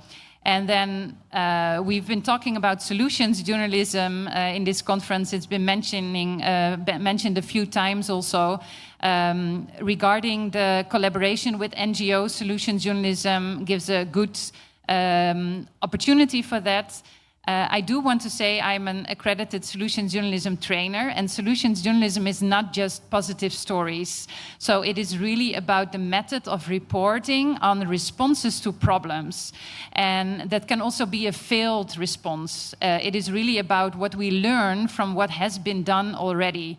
And it's absolutely thorough journalism, which also has a lot of data journalism and thorough research in it. It's close to investigative journalism, I would say, but it gives an opportunity also to bring topics in the news that are not so hyped anymore. So it gives an opportunity to newsrooms to tap into topics after they've been really in the news. So yeah, it's about a response to a social problem, collecting insights about how it's done. It also makes sure that you connect very closely to people on the ground. It makes sure that the people who work closely with the problem are not portrayed as victims, but more as people who are very much empowered to solve a problem or at least try to find solutions. Evidence is really important, and the limitations, pointing out that a solution in this area or in this time is maybe not working next month or in a different area. So there are always limitations to solutions. It shouldn't be just a positive news story. I think that's way already my 5 minutes. So yeah, that's it for now.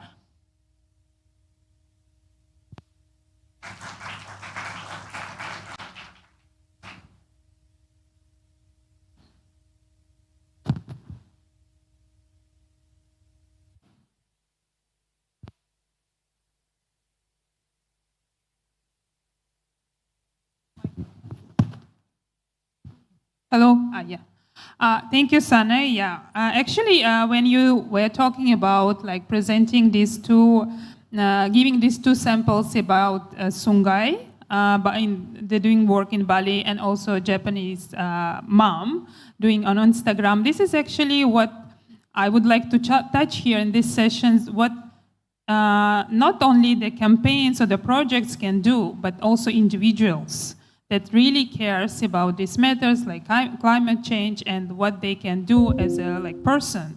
And I actually think that we all can do something like little steps that can change the game, right? We will come back on this when Ganesha will speak. So now we move on to Biana.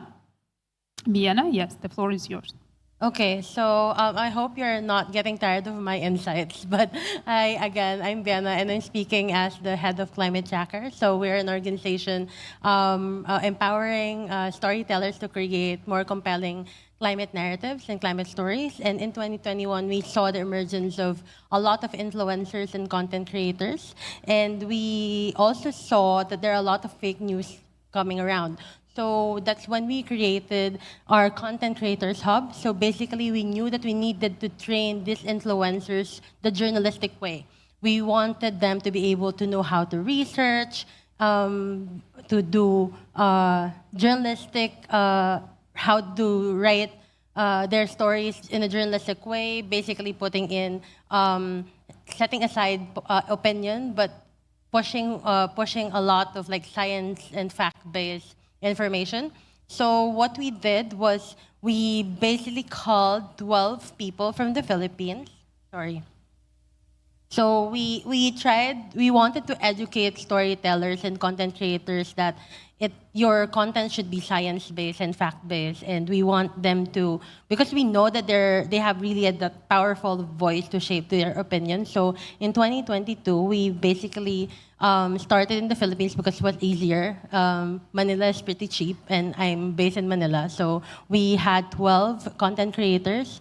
But back then, we still don't know what to do. So the content creators came from art, fashion, LGBT community, like all around. And the content that they were able to produce were like murals and like dresses, things like that. Because we really wanted them to basically be able to write stories from their own perspective and basically connect climate change in everyday lives.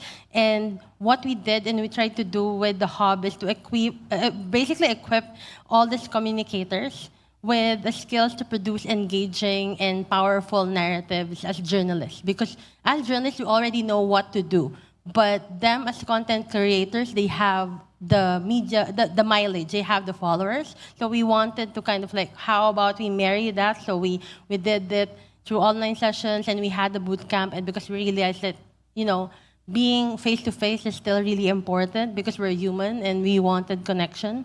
And for our next cohort, we expanded to Malaysia and Indonesia, and we realized that coming from the first cohort that we did a lot of content creators. Some of the journalists came to us and said, hey, we want to be content creators as well. Like we want to basically leverage that power of social media in doing climate content. So what we did was we basically had a mix of journalists and content creators in this cohort, and we were able to talk about how to do it journalistically, but also much more engaging and much more powerful in social media. So all of our journalists and content creators basically did a lot of things. We had content, documentaries, art, podcasts. We had a lot of media campaigns conveying the urgency of climate change, but basically tying it together with something that can resonate with everyday life. Like, we bathed a carabao in one of the farms because we feel like everyone is stressed during the heat waves in Southeast Asia, but how about the animals? So we went to a farm and bathed them because it's very, very visual content. We also talk about mental health and climate change, but the person that was talking about mental health and climate change was a drag queen. Just so it's a crucial topic. It's very, very it's a very difficult topic, but if you see someone really pretty and beautiful doing her makeup in front of you, like, you will be like captivated to it. We also did someone walking around Kuala Lumpur and basically having his Apple Watch around and looking at how hot it is in Kuala Lumpur, like just that content, like it's so hot in here, and why it's not hot in this this certain part? Oh, maybe because there are trees, because this part is basically a luxury part, and this part is where the rich people are. So those who are living in Kuala Lumpur would know what that place is, I want to say. So we also talk about like climate and store robberies, and we kind of like delve into the climate cost of war as well. And some of our content are very, very like everyday thing, like K-pop, milk tea, Taylor Swift, something that would resonate more to like the everyday casual readers and casual viewers, because you don't really like think about climate change every day. But if you think about you flying here in Bali, and it actually has like it actually has that connection in our warming planet, but we basically tied it up to something positive that, hey, the richest 1% are polluting and putting out emissions anyway, so you can still fly, but maybe you can like think about some sustainable options. And one of our success stories was one of our fellows, Celine. Celine is a rising star in the biodiversity content creation. She's one of our fellows during the first hub, and she was She was actually chosen by TikTok as one of the 50 change makers they're funding this year, and she's the only Filipino in the cohort. Actually, like there are only 2-3 Asians in the cohort, and her work really is inspired climate storytelling in the Philippines. She's a lot of content creators now are doing parody of her. It's kind of like it's kind of like fun to see how it exploded as a content, but also you have to be worried that we don't like parodies of climate stories. That's why we're all still pushing on doing more training and capacity building. But the ripple effect is really clear, and we see a lot of more organizations doing the same thing. I actually, they're actually consulting me, and I actually told them, you know what, you could have just partnered with us. but it was fun. It was fun seeing like a lot of organizations going that direction and basically embracing content creators, because back then it was like vloggers and content creators are really shunned by journalists, like you're not doing like the right thing. But if you think about it, they actually have like the following, and we actually have like the technical know-how, and we can work together. This is actually a video. It's what we do in a boot camp. I think I learned a lot about how to really get the message out there and not just talking to echo chambers. I feel like that's really what I learned. This fellowship has been giving me a place to grow, like to create my own work and to make mistake and to learn from my mistake.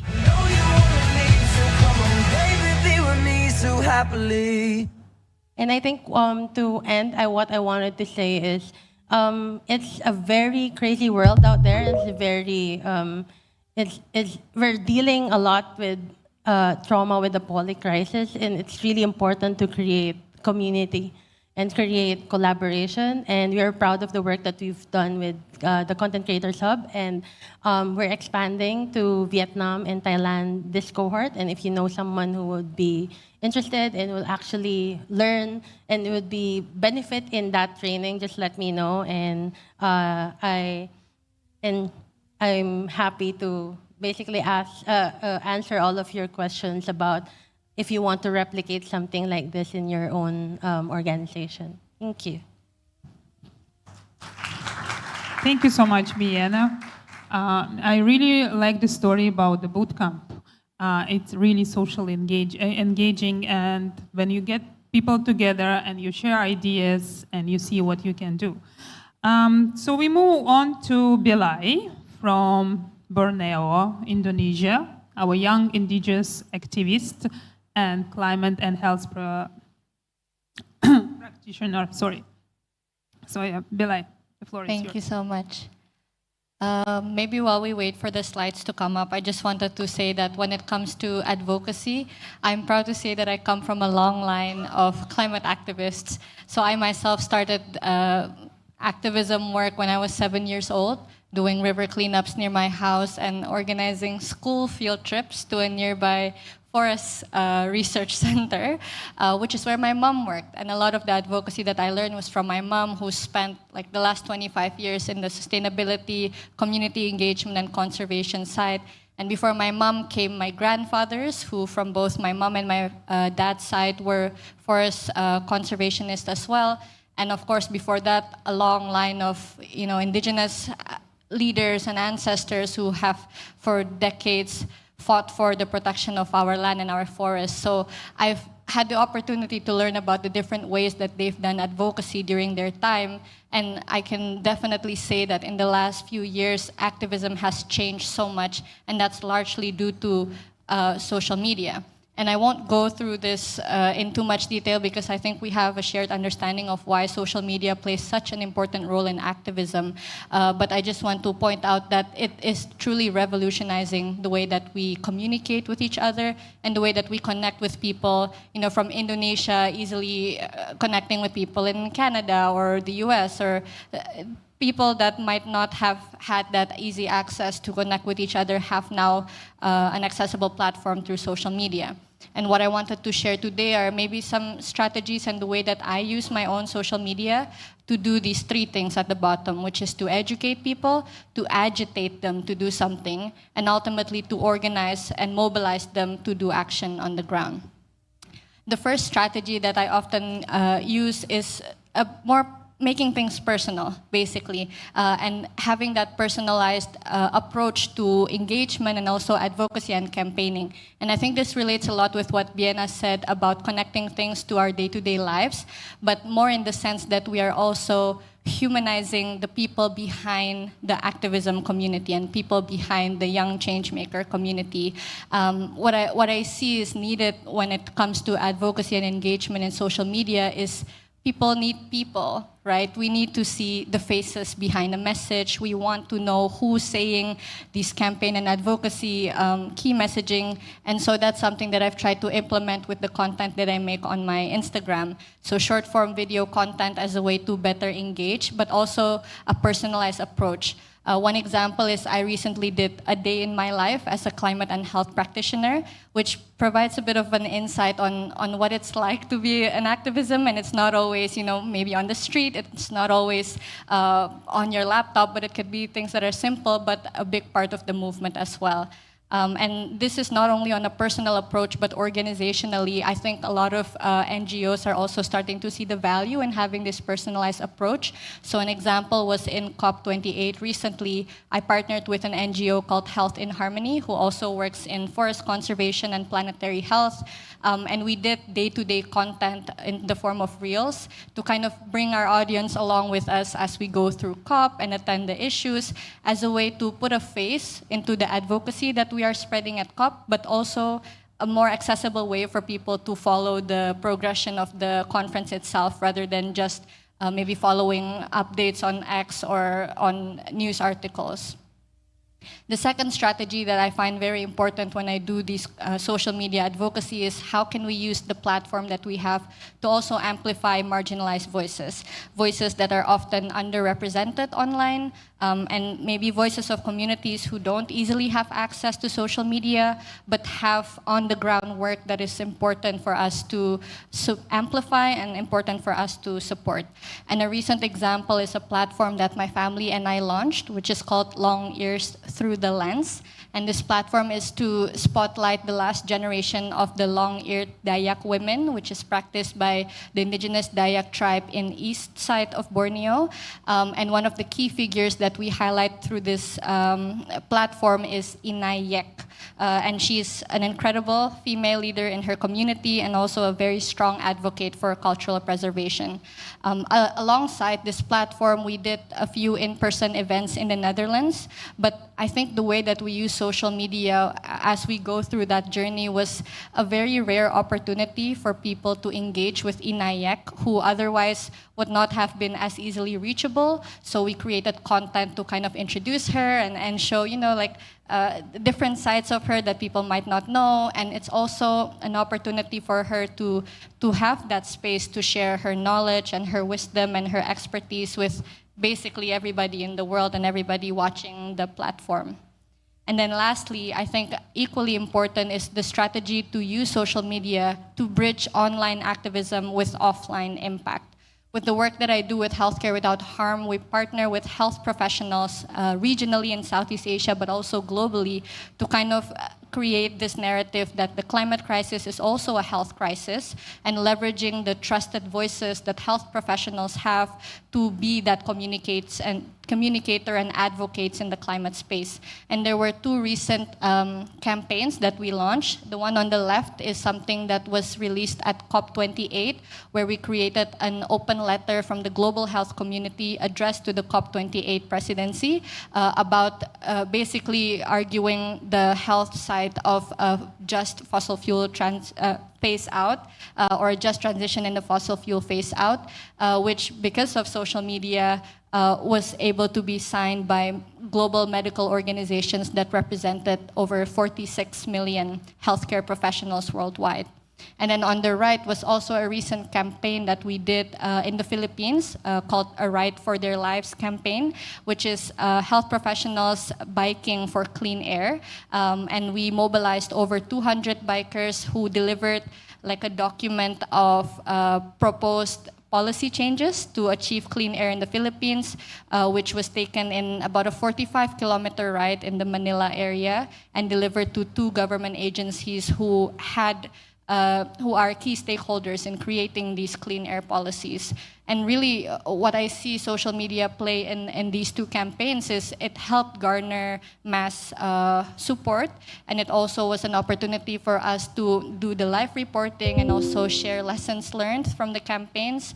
But ultimately, the way that I see us using social media is also creating that online activism to then become real, tangible offline impacts, which is ultimately what we need in order to address the climate crisis. And I think just to close, I have some points. This conversation can go on and on because every day I feel like we are learning new things about how to use social media and different strategies that we can use. But some of the good, the bad, and the future that I wanted to list here is the good, which is that we need to continue using social media to build communities, and communities is so important, especially as a young climate activist. So making sure that we know we have other people in the front line working alongside us. It's also good for us to embrace authenticity, and specifically what I mean is that human side of being an activist. We're not just a one-dimensional, yapping person, but we also have personal lives, we have interests, we have hobbies. That's something that we can feature when we go on social media. In terms of the bad or what needs to change is, I would say, how do we balance between short-term trends and more long-term deep engagements through social media? And also, of course, the need for offline detox. Because when we work on social media, I feel like work never stops. It never turns off. So it's important, especially for content creators, young change makers, to realize that we have to take the time to rest. And resting is part of our resilience as well. And in the future, some things to look out for is social media as an opportunity to mainstream climate action and climate solution, an opportunity for us to challenge narratives, have innovative storytelling, and of course, collaboration between individuals, communities, sectors, organizations, everything, doing everything in our power to create this narrative for a better world that we all deserve. Thank you. Thank you so much, Belai. I have a very quick question to you about the presentation. We will, when you said we need offline detox, right? But being very active in social media, when you take this detox, doesn't it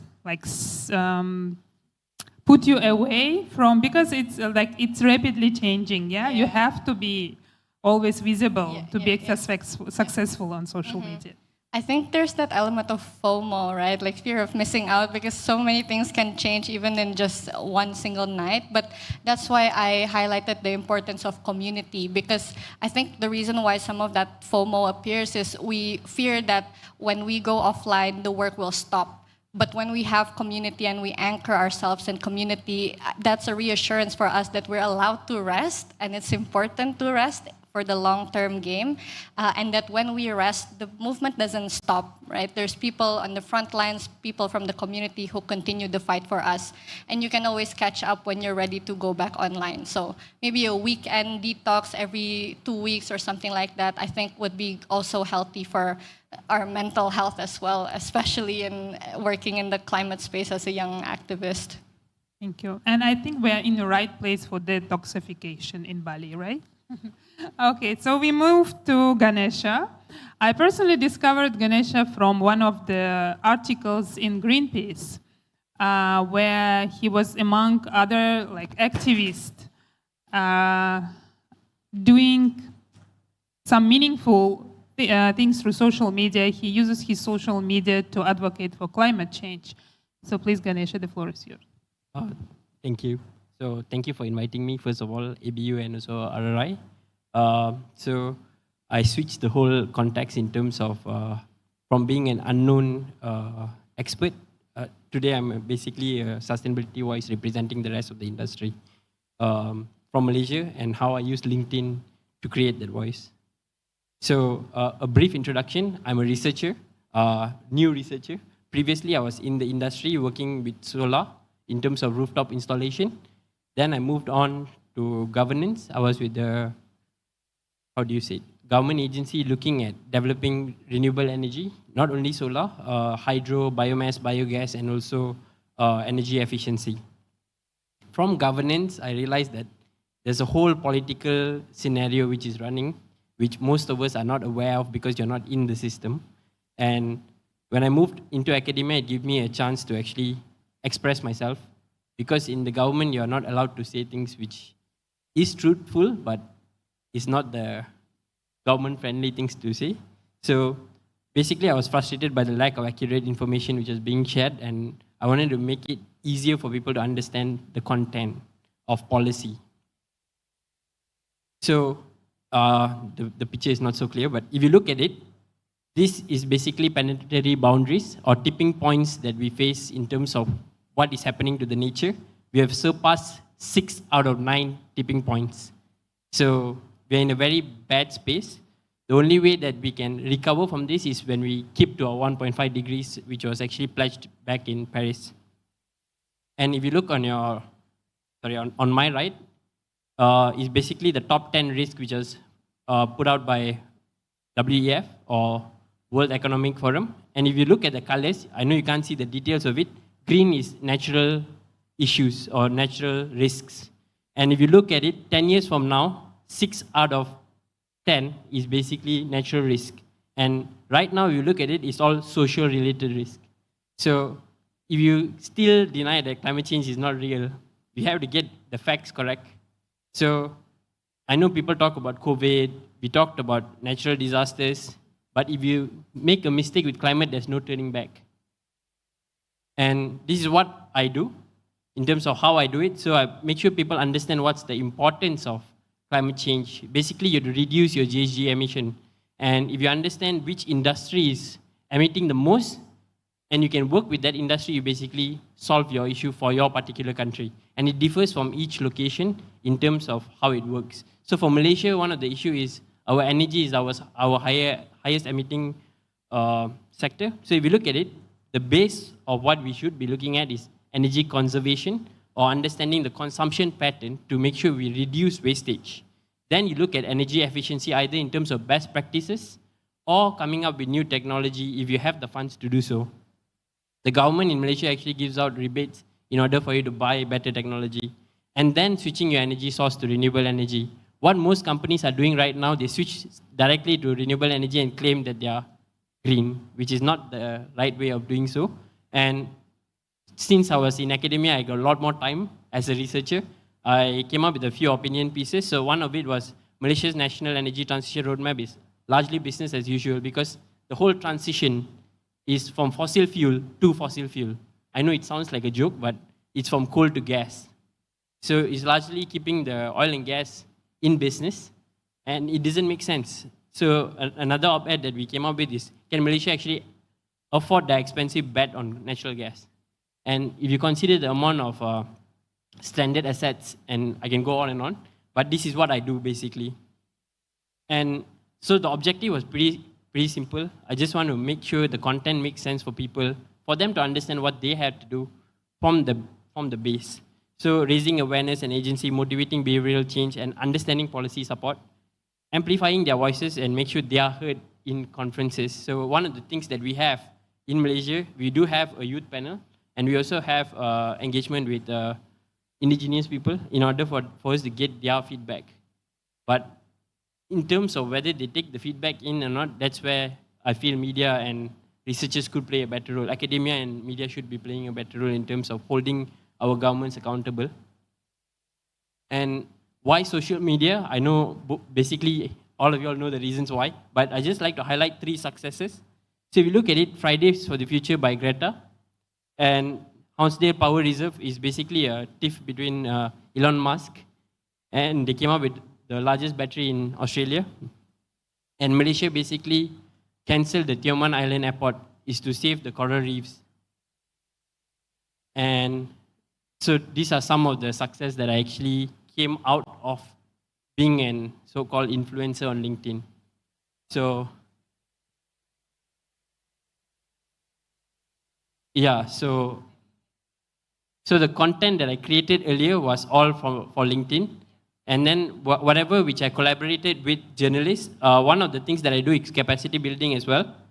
So when I actually met with journalists, we collaborated after that in terms of creating content. And most of my contents from LinkedIn actually translated to this that you see on the screen. Yep. And you want to reach out, you can scan the QR code.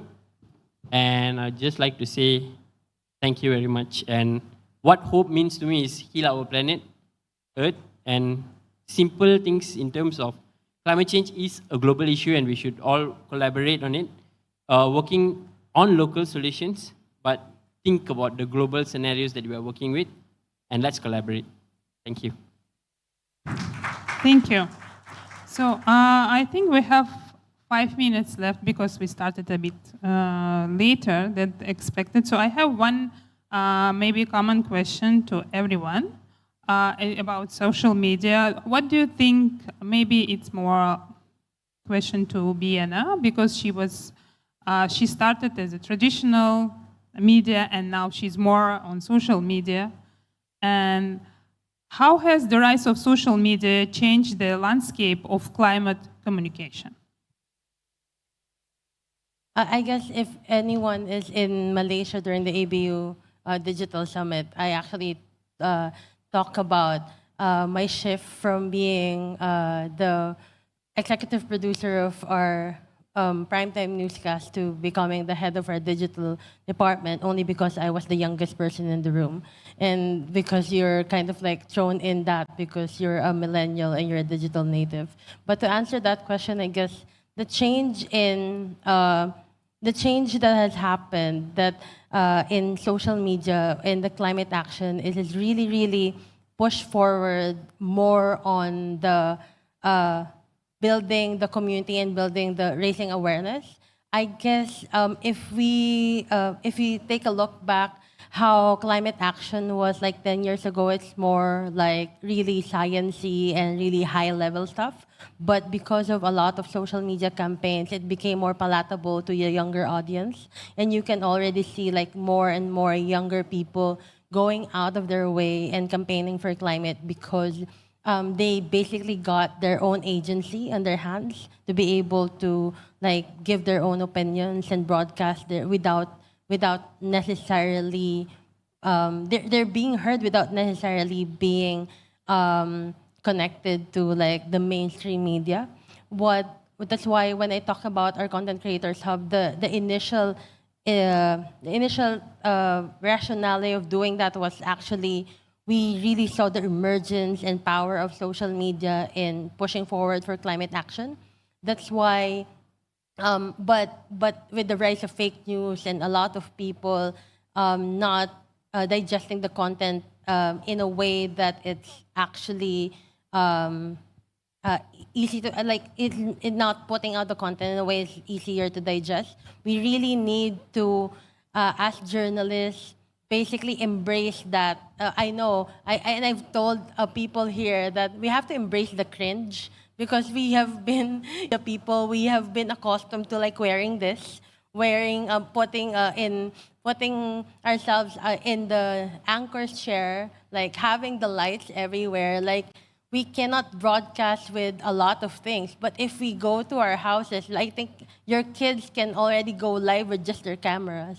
Like if you think about that, like you basically cut across everything that we have been doing as broadcasters, and that in that way we can definitely kind of like marry the two together for us to be able to create solutions right away because fact-checking, etc. But it has also fact-checking, etc. But it has also given us huge accessibility to knowledge that was not always available to us.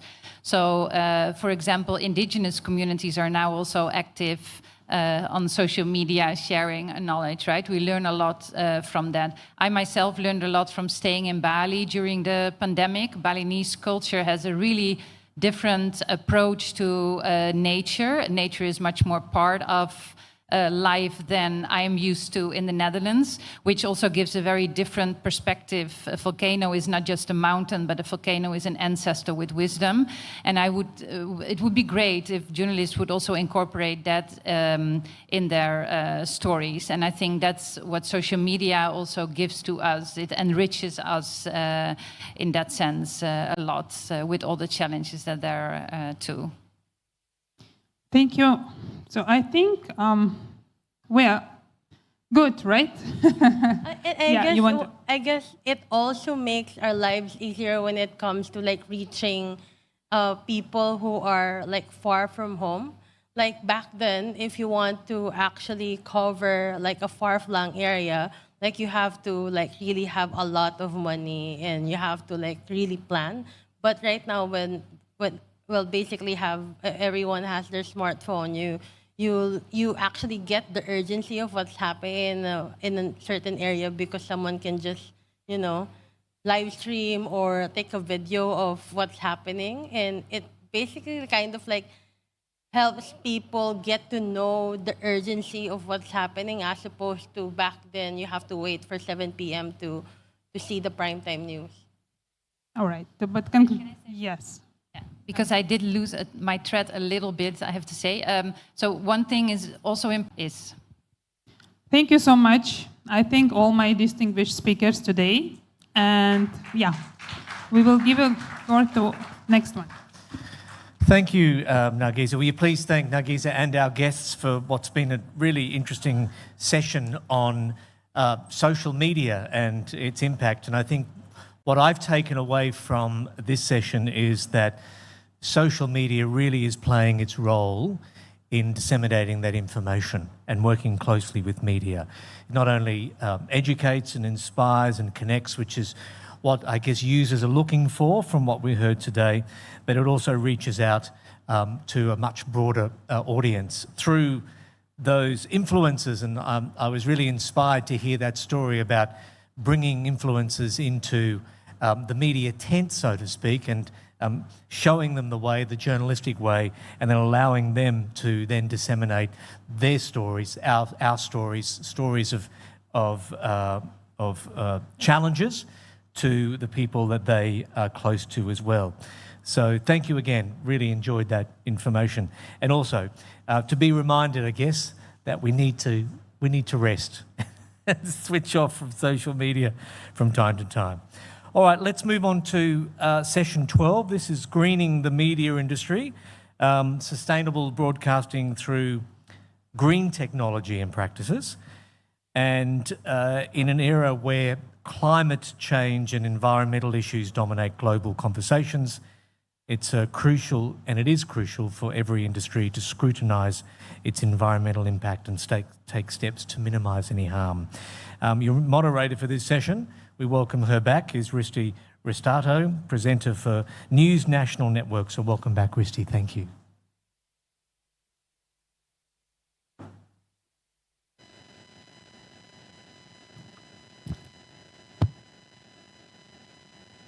Thank you, Anthony. And good afternoon.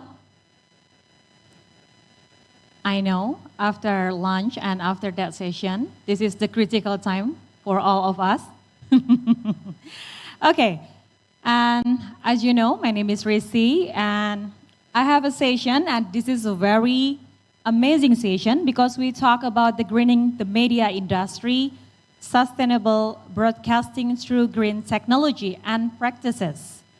This session is looking forward to our strategies, practices, and contribute to the global climate action. And we have a distinguished speaker. So our first speaker is coming from Japan. He is in 2011 in a Great East Japan earthquake and several disasters. He developed an education event in school for students and also implementing measures to achieve new carbon dioxide reduction target. So please join me in welcoming Mr. Kai Hoko.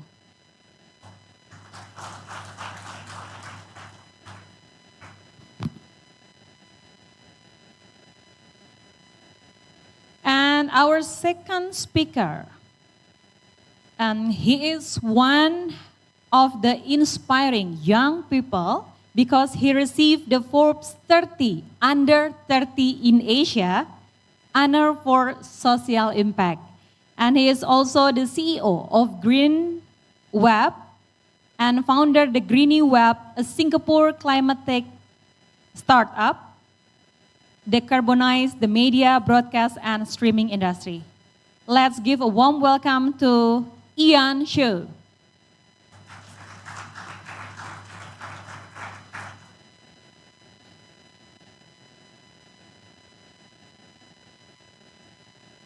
Our third distinguished speakers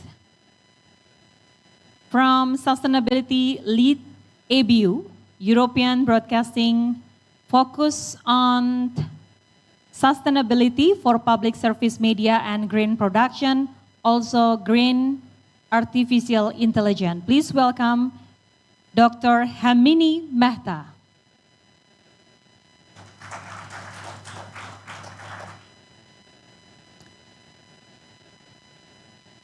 Hi, Mr. Mehta. Yeah, you can hear me? Okay. Yes. And finally, we have also from Regional Secretary Uni Asia Pacific, contribute promoting sustainable practice and green technology in the media industry, Mr. Rajendra Kumar Acharya.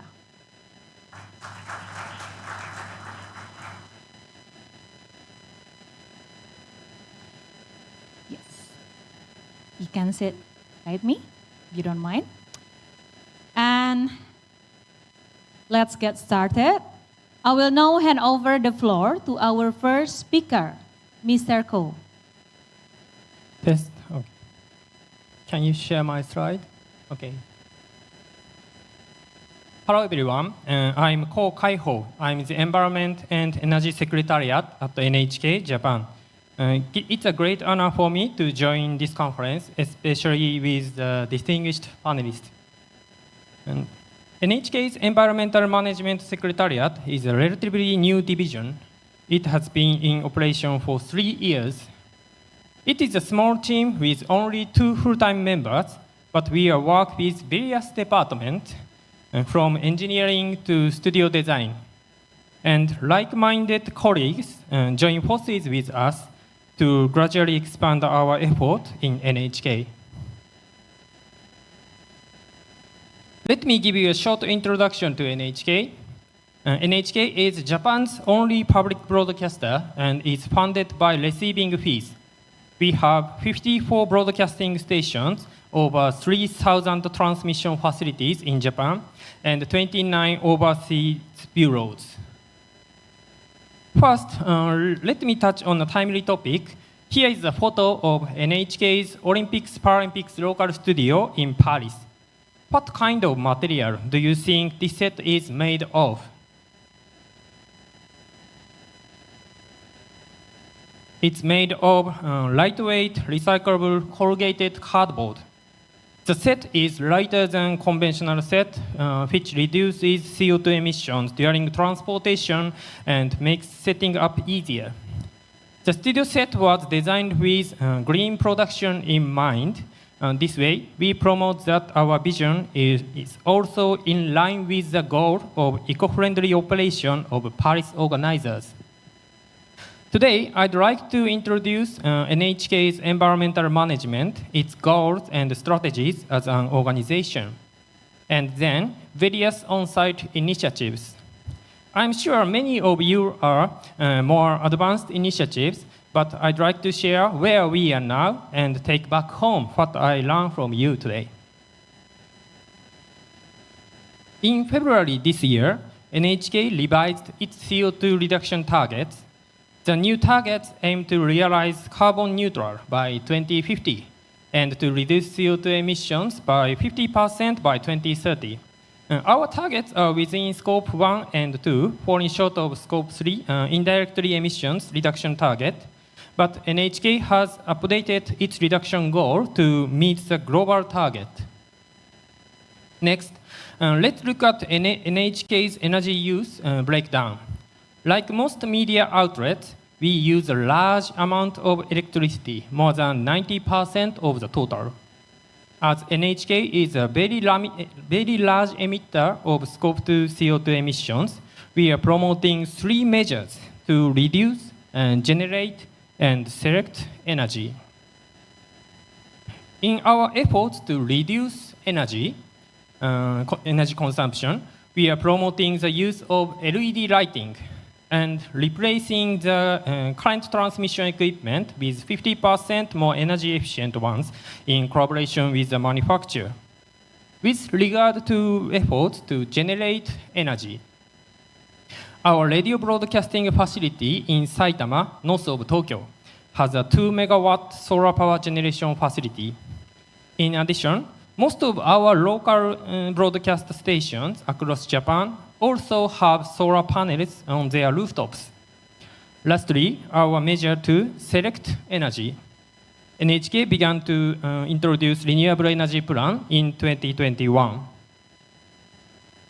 Through this effort, we were able to reduce CO2 emissions by 25% over the 4 years from the base year of fiscal 2018.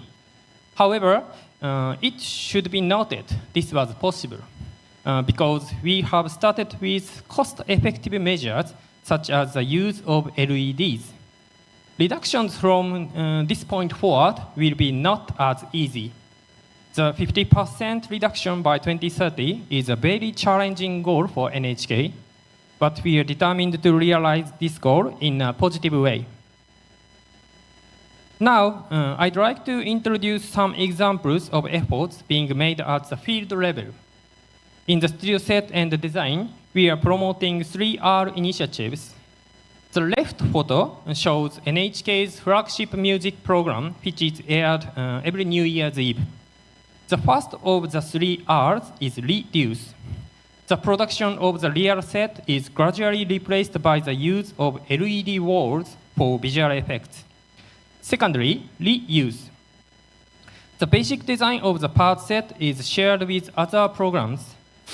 If you look at the photo, you can see the wavy parts of this set reuses other events or other different music programs. Finally, recycling. After using and reusing the set, it's sorted by material and recycled again as resources.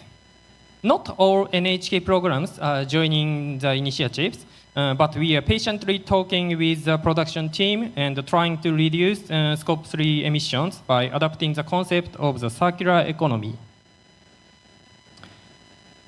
NHK is also trying to calculate CO2 emissions during program production. In the promise of 1.5 degrees Celsius campaign, joined by more than 150 Japanese media outlets that are members of the UN's SDG Media Compact, NHK and 5 commercial broadcasters worked together on a special program about climate change. In the production of this special program, we of course adopted green production methods. We use Albert Carbon Calculator as a tool to assess the CO2 emissions and announced the actual emission amounts in the program. This is what we call the green memo. This memo summarizes what needs to be done for sustainable production and is shared with all staff members.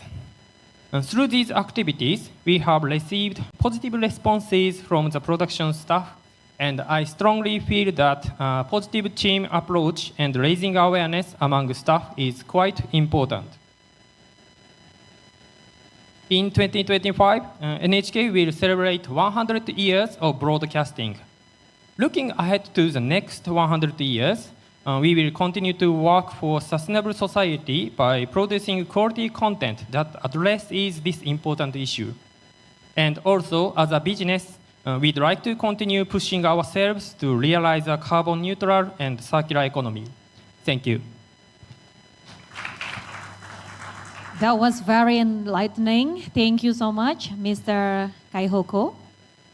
And how media like NHK Japan reduction target and process for the carbon dioxide.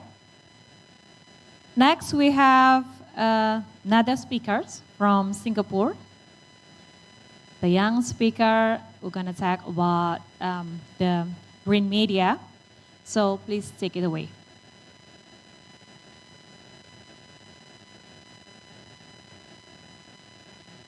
It works, Ian?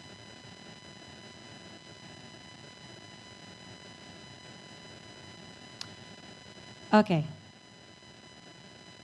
Okay, we're waiting for that. Then we're gonna go to Rajendra Kumar Acharya. The floor is yours.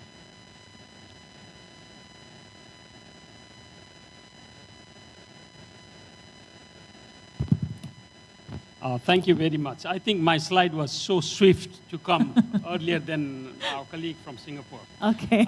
Yes, thank you very much for ABU and RRI for your kind invitation.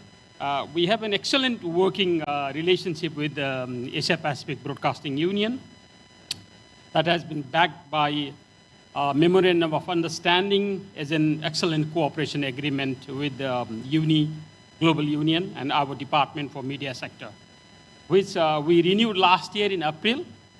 And with the new leadership of ABU, Ahmad Nadim as a Secretary General. So we had worked together on gender diversity work, especially on the WWW forum, but which is now we are also entering into this, excited to continue with this engaging in the climate action. So,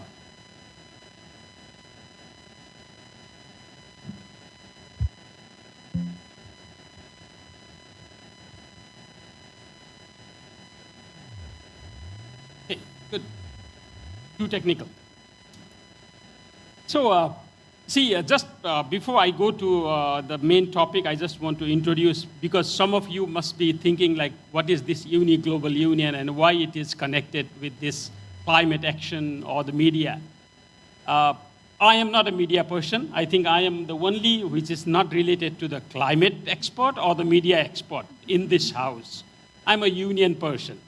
So I belong to a Global Union, which is the Global Union Federation representing the services workers. The UNIEPRO stands for the Regional Organization of the Service Sector Workers and the Professionals. One of the 4 regional organizations that we have in the world.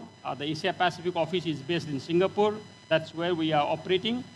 And in the region, we represent, or we include the East Asia, Southeast Asia, South Asia, Central Asia, and the Oceania. These are the regions that we are active with the 10 sectors, and that includes one of the very important sector, media and broadcasting. So the organizations, the professionals group, the workers association, the employees union that are in your companies, in your operations, that are the member of our organization globally. So that brings me to this platform or to this important forum. So our partnership, as I said, we have been signing that agreement last year. That was a renewal with the new General Secretary. We can see that. Moving on, the role of media basically on this is, coming back from the topic with this promoting sustainable practice and the green technology in the media industry, this is, I think, is very, very crucial topic. We have heard from NHK and really very great items that the contribution that has been made by NHK and many organizations that are making, and our organizations that are part of us, they also do report into our meetings what are the activities of their broadcasting companies are doing. So in this case, as we stand in the crossroad of climate concern, environmental challenge, and the technological advancement, this is imperative that we all leverage our influence And when I say leverage, media has a huge leverage power. And to foster a more sustainable future that we are working, the role of media industry in shaping perception would be even bigger. The media industry holds a unique position in the society. It not only informs or entertains us, normally people think it informs and entertains only, but it also shapes public perception, helps building public opinion, and also changes the mindset, and also the behavior. Here, the behavior comes more important, because when we deal with the climate, we need to change our behavior, and media helps us into this. And also in terms of the sustainable practices in the media operations, firstly, the operational model is also one of the important. I don't want to go because of the detail, because after listening from NHK, that has already been covered so much of areas in terms of operational part. What they have said is green memo, which was really very great. So the green technology in the content creation also equally important for media. It's not only internal operation, but also in the content creation that would also be very important for us in the media sector. And the other part is very important is sustainable advertising. Advertising normally, like, yes, we need advertisement. Otherwise, in a competitive age, we need to survive as a broadcasting organization, no? As a company. But at the same time, how do we deal with this sustainable advertising? That is also important. So when we choose advertisement or advertising, there is also a lot of consciousness that we have to have. We need to use our real justice, like we can really do a very good responsible advertising system, because responsible business also comes with the responsible advertising that we can take. So that would be one of the area I think we need to look into. Then the networking, collaboration, and the partnership. As we have been doing this, collaboration is a key now. By working together with other media organizations, industrial bodies, and the environmental groups, we can establish and adhere to the industry-wide sustainable work. That is what we have been. UNI Asia Pacific is working with Asia Pacific Broadcasting Union. That is also one of the initiatives of this networking. So sharing best practices and innovations will accelerate and collective progress towards the greener future. That is what we can see in the networking. And then the next point would be on this is positive use of media power. Media is really powerful. It can do any miracle. Any miracle. I mean, believe me, because I can give some examples how we have been. I mean, I'm really very happy that the media supports in many of our campaigns also as a global union. But it has to be used positively. So how do we make this positive use of this great power of media? So that is one of the point that I just wanted also to briefly touch upon. Then going to, as I said already, like I come from a trade union, which is a global trade union federation. What we see is basically sustainable greening is possible only with the decent work. If there is no decent work, no sustainability comes in. So what does that mean? We can see that the media workers are facing real big challenges now. They have real huge problem, the media workers, the professionals that work. The climate adversity is life-threatening for the media workers. We are talking about indigenous people, communities, but at the same time, let's not forget to talk about media workers themselves. So that is also one of the areas that we need to look into this. Just transition for workers in the greening process, that is equally important for us. We have been talking this with various other organizations into this process as well. You can see that ITUC, together with the Global Union Federation, we have submitted our memo, the demand on this COP29 that is coming up. We have already submitted our 10-point of agenda.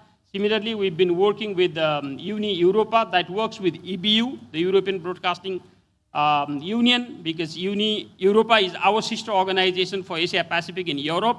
We share this green toolkit that has been prepared by European counterparts together with various organizations, FIM, the musicians, FIA, the artists, and many other organizations you can see there. So this is what we have been doing in terms of sustainable greening and focusing on the decent work. The social dialogue is also equally important when it comes to the media workers and their collectives. Public investment, that is what also we are focusing as a trade union. What we have been saying is we need to have a public investment. There is very less investment in media now. I mean, because this public media has to be invested, and the climate, the green financing is another issue that the Global Union particularly taking up. We have been engaged with Asian Development Bank. We are talking to the global financial institution, international financial institution, and also to the bankers. Your investment has to be really responsible investment. Responsible investment. Stop investing into creating fossil fuels and all this. So that is how, because we also represent the banking unions in the service sector, our finance industry, our finance sector is working with that, and many banks in Australia, even in Singapore, the Singaporean banks investing in the coal mining in Indonesia. So there has been a lot of concerns now. There has been a new way of thinking coming up. So this is how we have been influencing our partners in that sense.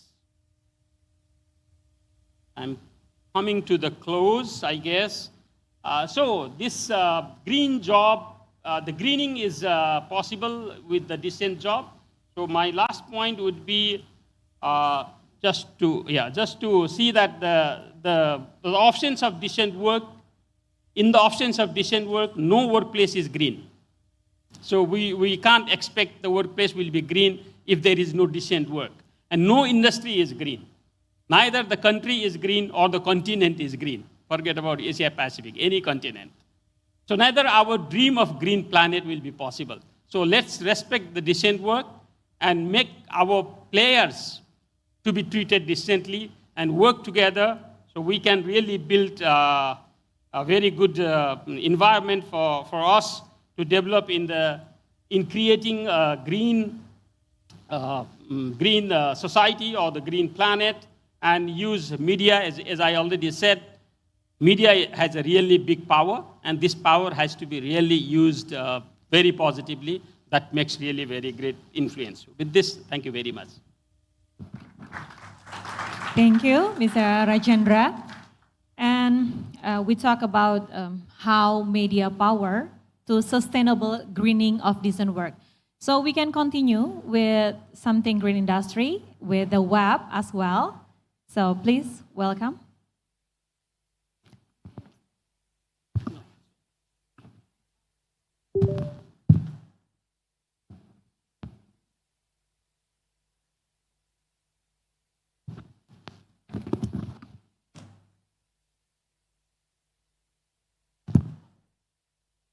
Hello. All right. Hi, everyone. Good afternoon. Can I get a good afternoon? Good afternoon, everyone. Good afternoon. Fantastic. My name's Ian. I'm from Singapore, and I'm going to stand here today, okay? Because I'm going to accompany all of you throughout the last leg before we go to the gala, right? So I'm just going to make this a bit interactive. Can all of you take out your handphones, please? Handphones. Everyone, raise your handphone, please. Follow me. Raise your handphone. Your handphone, not your hand. Your handphone. Mobile phone, right? I want you to open your inbox right now and check how many unread emails you have. Please do that. Check how many unread emails you have in your inbox. If it is less than 10, can you raise your hands right high? Less than 10 emails. 1, 2, 3. Wow, all of you are hardworking people. Less than, okay, how about this? More than 20. How many of you have more than 20 emails in your inbox? Raise your hands right now. More than 20. 1, 2. Honest people, I like that. How many of you have more than 50? More than 50, raise one. Oh my gosh, more than 50, more than 50. You guys are the popular ones. Okay, now more than 100. How many? Raise your hands, more than 100. Oh my goodness, oh my goodness. All of you are my clients. Okay, so I'm Ian, and I'm here to do something really interesting. I'm going to talk about how you guys can hopefully also be green while we as broadcasters amplify the green message abroad, right? Because it's one thing to talk about being green, it's one thing to inspire green messaging, but it's another thing to be green inherently. And that's what we want to talk about today. So here we go, and few things, right? I just want to cover number one, how on earth does the internet produce carbon dioxide, right? Like, internet, really? Like, I see CO2 coming out from airplanes, I see CO2 coming out from, well, the coal when we burn stuff here. But what about the internet? How does it produce CO2? That's one. Then I'm going to talk to you something a bit new, maybe, for some of you. But all of you here are geniuses, so I'm just going to refresh something that you guys perhaps already know. I'm going to talk about low-carbon computer coding. And last but not least, I'm just going to be a bit shameless today and talk about the 29 by 29 program, something that we're running in-house in Greenie Web, pro bono, for society, for the next generation. So let's go. All right, so a bit of ourselves. Greenie Web actually started 14, 15 years ago when I was in high school. Yeah, I look very old, I know, but when I was in high school, about 14, 15 years ago, and we're currently now a formal company in Singapore. We talk about two things only, right? Number one, we talk about sustainable digitization. How can we build low-carbon websites? How can we build low-carbon broadcasting? And we also look backwards, right? And we think about legacy infrastructure. How can we decarbonize that? That is then termed digital decarbonization. So sustainable digitization is a forward-looking measure. Digital decarbonization is the backward-looking measure. So let's look a bit more of the problem. Whoa. So I'm just going to move back here in interest of my dear friends on the left so you can see really clearly here, because these are big numbers, numbers that we all need to know. First thing first, did you know that the amount of CO2 we put out in the atmosphere from TikTok, right, YouTube videos, emails, broadcasting included, would be as much as every single airplane, airport, and airline combined? And this statistic comes from 2019. We're talking about the amount of CO2 that the internet produces before the renaissance of blockchain, before ChatGPT, and before all of us beautiful people come here to Bali, right? So it's a huge number. But what's more worrying, really, is not just that it's a big number, but a growing number, rapidly growing. We see that it's going to grow by 300% within the next 15 or so years. So by 2040, it's expected to become 14% of global greenhouse gas. And if you look at the statistics, that's really very equivalent to some of our biggest polluters out there in construction, manufacturing. When we talk about the energy crisis, right, some of us here hail from the European side of things, we think of how that number is growing by 9% per annum in terms of energy being guzzled by nondescript, grey, rectangular buildings called data centers found at far-flung corners of our countries. So, when we talk about digital carbon emission, we need to understand why it's produced or how it's produced, right? And this is what we call the DEC nexus. It stands for data, energy, and CO2. See, the oil people are making that feedback noise come up, disrupting my speech. So, data. Let's talk about data, right? At the left-hand side, we're talking about three main things, right? On the top right, you see computers. Computers represent one thing. They represent complex algorithmic calculations. Think Bitcoin mining, think generative AI. When we have those complex algorithmic procedures, what happens is that data flows from a computer to a server in a data center, which you see in the middle.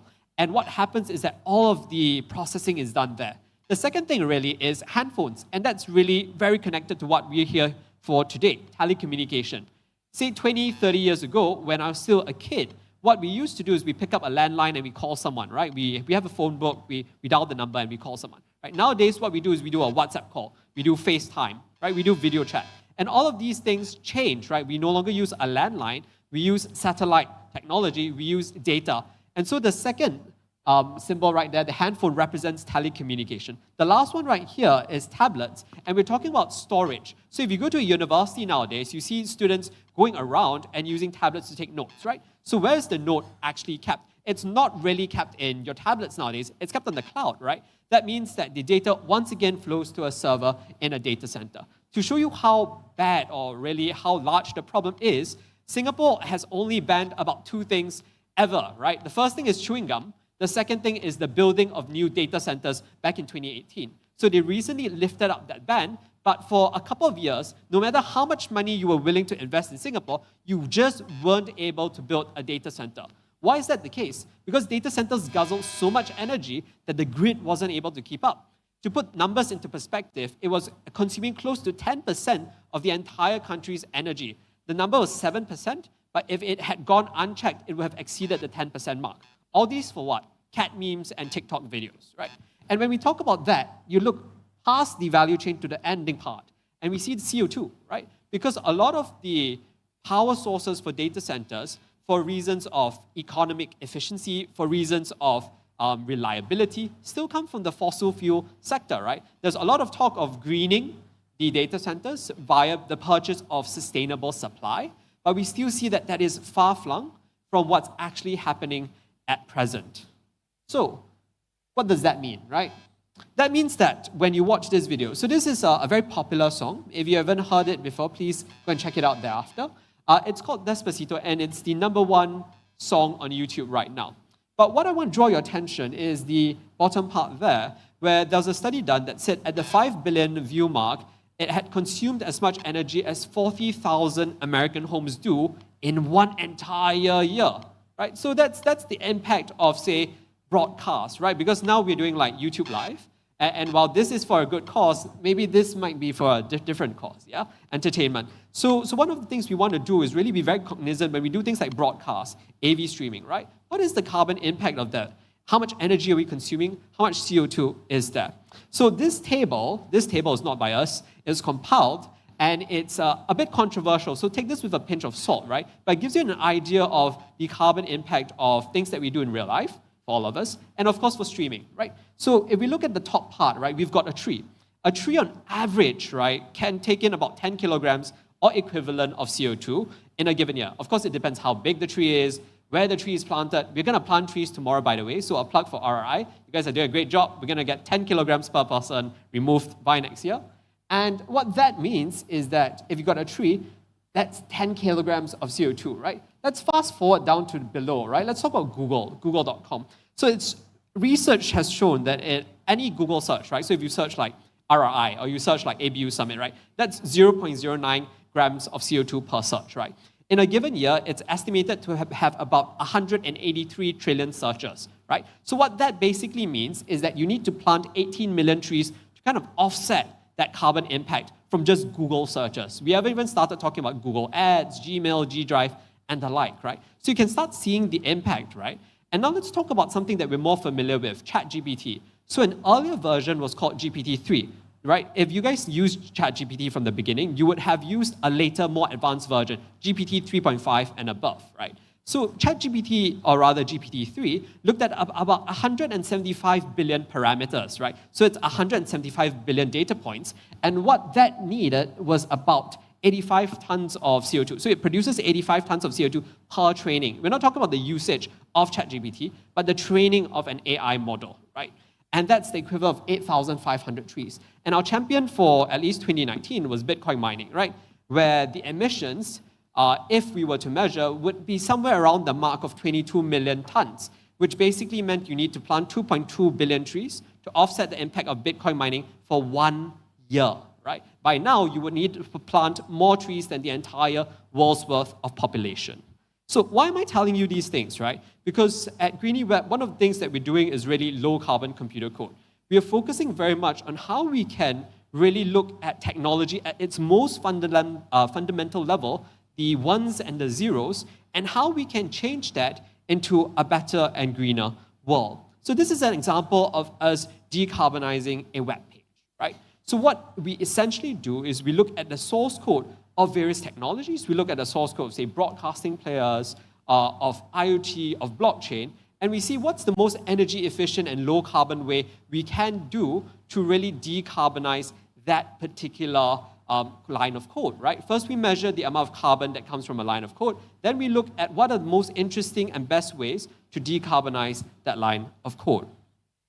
So in the interest of time, we're just going to skip this. So we just essentially, when you talk about sustainable transformations in broadcasting players, we hope you keep in mind the carbon aspect, the energy aspect, as well as the data aspect. So how you can be involved, very simple. This is a plug for a program that we're doing. So Greenie Web has both the for-profit arm and the non-profit. The non-profit arm we are doing what we call the 29 by 29 program, essentially bringing digital transformation, right, green ICT to 29 nonprofits, 29 educational institutions, 29 IGOs before COP29 in Baku at the end of this year. So it started last year at 28 by 28 program, and it was a very successful run. These are just some pictures of online, offline courses that we did. And basically this year, if you're interested, we would love to amplify impact with the broadcasters. This is my message to everyone here today, to bring digital sustainability to all in the world. Thank you and have a green day. Thank you, Ian, for that insightful presentation, but we have a very limited time and we still have another speaker. How many? Hello. Can you Yes, hear me? the floor is yours. Super. I think I'm going to be sharing my screen, so give me a second and you can let me know if you see mine.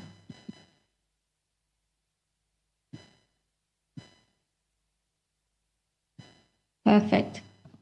So first of all, thank you, ABU, for having me here today. Just to let you know, I'm from the EBU, so the sister organization of the ABU.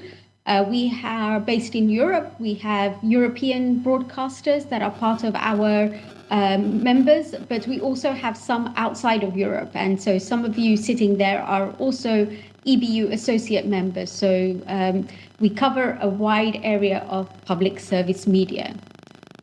So first of all, what's happening in Europe? What are the key drivers leading to the change in Europe? And sustainability is a journey. It's not a destination. It's something we've known that we've got to do every day. So first of all is climate change itself. A lot of people are a bit surprised, but it was something initially that was not help at our front doors, but now it is. So we have in Europe, we have wildfires and floods happening at the same time, and this has become a recent phenomena. So people are starting to realize that there is a climate change happening. The other side is that regulation. So we have the European directives that are coming in, like the CSRD, which is starting to bring in regulation on reporting for large organizations, and will slowly, within 5 years, all organizations, including small and SMEs, will have to do some reporting as well. And the other side is top management. So senior executives, CEOs, director generals, etc., are now starting to realize that sustainability and climate change is a big topic, and it's something that they need to help with, to the point where some of our PSM organizations have actually put in bonuses that are attached to climate goals, as well as the business and economic goals that come up. The other side is to be a responsible organization. It's very easy to look and talk about sustainability, but now we're going to do more than talking, we're going to walk the talk. The other side is certification. So a lot of certifications are starting to come up in Europe and globally. So first of all, there's the Science-Based Targets Initiative. So a lot of our members are starting to get certified by SBTi, which is a strict and stringent strategy that you need to fulfill in order to get the certification. It's not easy at all.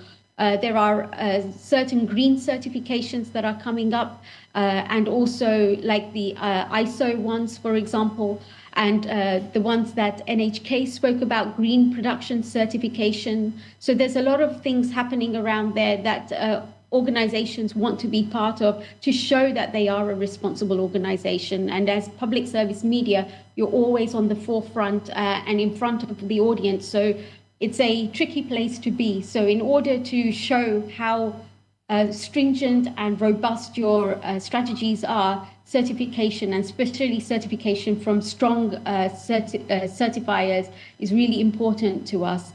Secondly, audience. Our audience expects us to be sustainable, leading the way in many different areas that's already spoken about, but I'll speak about some of them soon. And also the next generation. So even things like having new employees coming on board, the younger generation want to see your sustainable credentials, and they will only be working for organizations, and they only want to be employees for these types of organizations which are leading the green change. So that's obviously one aspect of it, but it's a big aspect, and our HR departments are starting to see that happening. So what is the public service media response in all of this change? What is the European PSMs doing about this? So we heard about climate journalism. So there's climate journalism. There are climate journalists. They have the title climate journalists, climate editors, etc., that are trained in climate journalism, that are trained in understanding the science behind the climate changes and reporting on it in an unbiased method, working with scientists and only working from scientific data to show the climate journalism and the news reports that come out. There are many that are going through trainings. Some of them go through trainings in external programs, but other large PSMs also have their own training programs for their journalists within their own organization. There's also green storytelling. So this is, again, the idea of power of media. So putting stories into content which is entertainment content and not just news content or documentary content. And some of them are fairly subtle. So, for example, you can see people. There is product placements that would show green product placements in the sets, etc. They would also talk about the various days that are coming up and would weave that into the dramas and the soaps that we have. So there's a lot around green storytelling that's being also done as well. As I mentioned, certification. So NHK mentioned that they're using the Albert certification. They're using the Albert calculator. So Albert in Europe also certify the program. So there's a little logo that appears at the end of every single UK-based production that have come out. So in the UK, all of the public service media have said that they will get Albert certification. So they have reached a certain benchmark where production is concerned. And so they can show that off. And that's now starting to happen with all the other carbon calculators that are based in Europe. So the EcoProd Carbon Clap is also looking at certification and showing some form of a logo to the end user so the audience can see that the production was made to a certain rigor, unbiased rigor as well. We are calculating and reporting on our footprint, so we have sustainability strategies, moving towards more robust strategies which are net zero, which would include all of the scopes. Some of our members are looking at being net zero by 2030 already, and others are sticking to the new Paris Agreement date of 2050.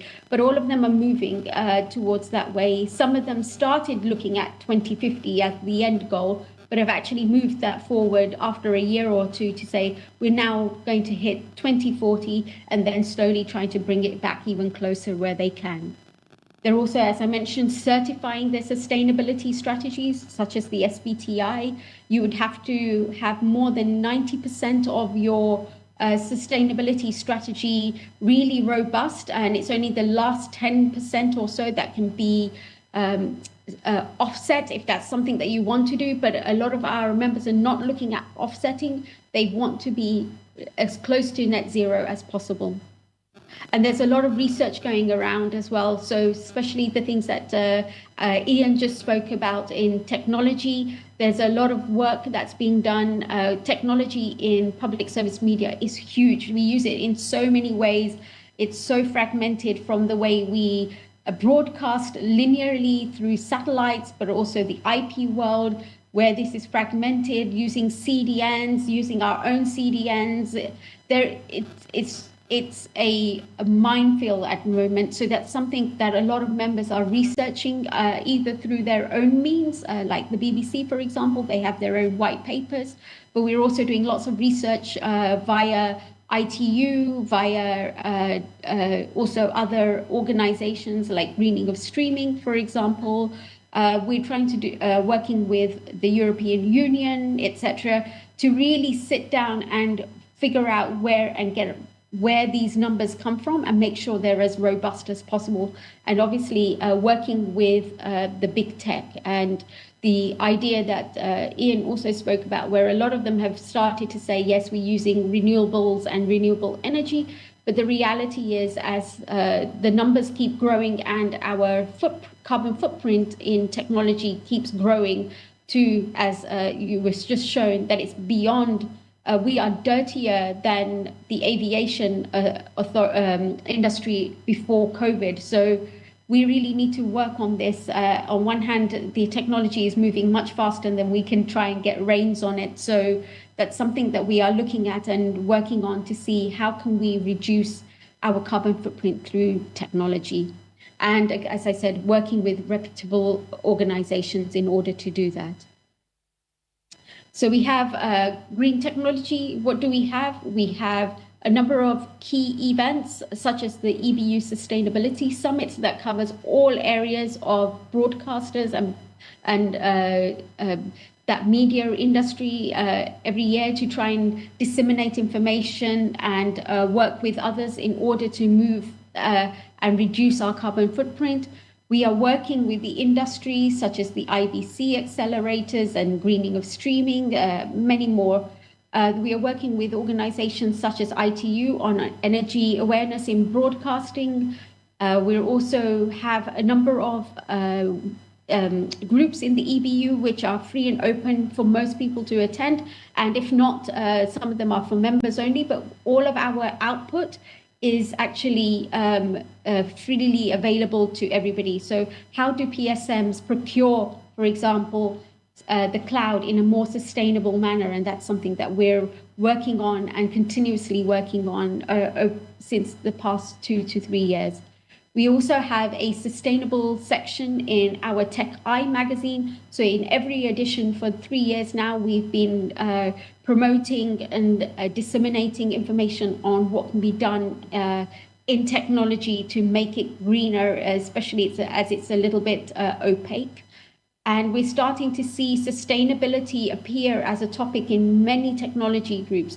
Everything from those that look at satellite, for example, to obviously the cloud, to streaming, whatever area you can think of, AI. So we're starting to see that as a topic that's now not just held in one place in an organization, but is disseminated throughout the organization. And such as we've mentioned some of the idea of development. How do we develop in a much greener way? How can we reduce our power in the distribution area? How do we get through green storytelling? How can we find ways to reduce the consumption of energy used in the home? Because we figured out that more than 50% of the energy that's used in IP distribution is in the home and at home devices. So how do we get a chance to talk through the power of media to our audience to show them how can they reduce their energy and therefore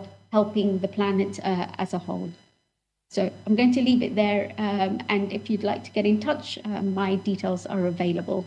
Thank you. Thank you, Hamini. And we have please giving applause. And we have 3 minutes questions for Q&A.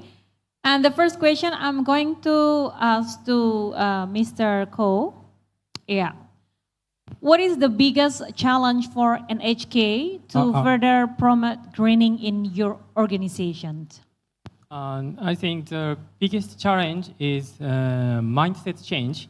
We revised CO2 reduction target, but there is a wide gap in awareness among individual employees, and because they are so busy with day-to-day operation. So we are implementing measures such as holding webinars and installing water supply spot and converting our fleets to EVs. These are all small steps, but we are striving to change their mindset. We hope to gradually increase the like-minded colleagues. Oh, okay. Thank you. And I think one of participants want to ask something. Yeah, is there any questions? Okay, and maybe do you want to share something to put it on? I think I told that the importance of media, the power of media. That's what I just wanted to elaborate even more. You know, recently we've been doing one campaign with the Amazon in India because of the heat wave. There's been a lot of critiques on that. And the media has really supported, and it gave a real great coverage in any print media, electronic media. That's the reason the Human Rights Commission in India asked Amazon, especially in the warehouses where the heat wave is really having a big issue. So that's how the role of media, that's what I see is very important in terms of making corporates responsible. The previous speaker also was saying in the previous session, the corporate greed. If our planet is being challenged, really been exploited negatively, is by the corporates. And we, with the media support, we can really make corporates responsible. I just want to give another one example in half a minute. Bangladesh, you know, in 2013, there was a Rana Plaza, 1,300 people died. We were the one to go to the brands, those brands who import, who source from Bangladesh to their textiles, H&M, Zara, everyone. And we asked them, hey, you have to be responsible sourcing.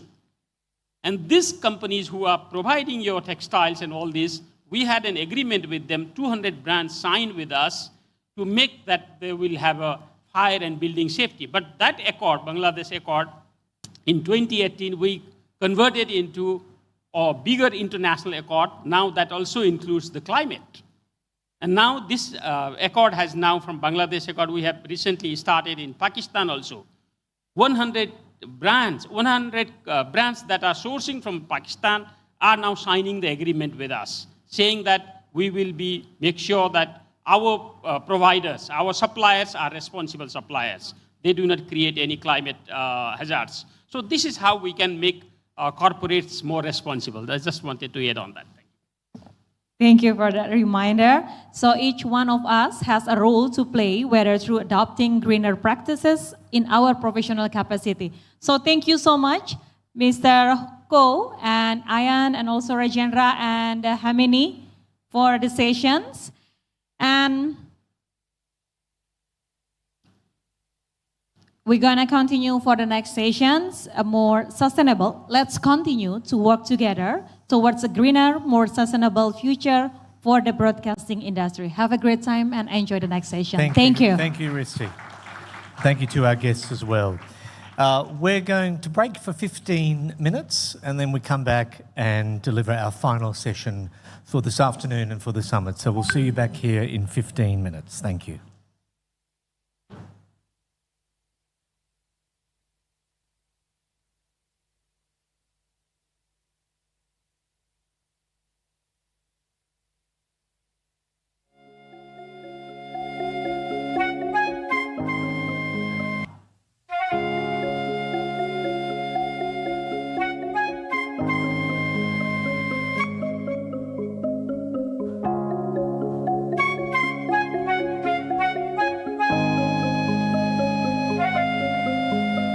We stand together, and that's where we call our home. A unity that's stronger than we've ever known. Oh yeah, understanding the power of our voice. With every choice, we'll make the right ones for the world. When the storms rage on and the oceans rise, we won't be paralyzed, we'll face it with open eyes. Working hard in hand, we'll build a brighter day. Together we find a way to save our planet, come what may. Rise above the ashes and reach for the sky. We won't let this planet die. No, no, it's not a fight. Standing tall will be the change.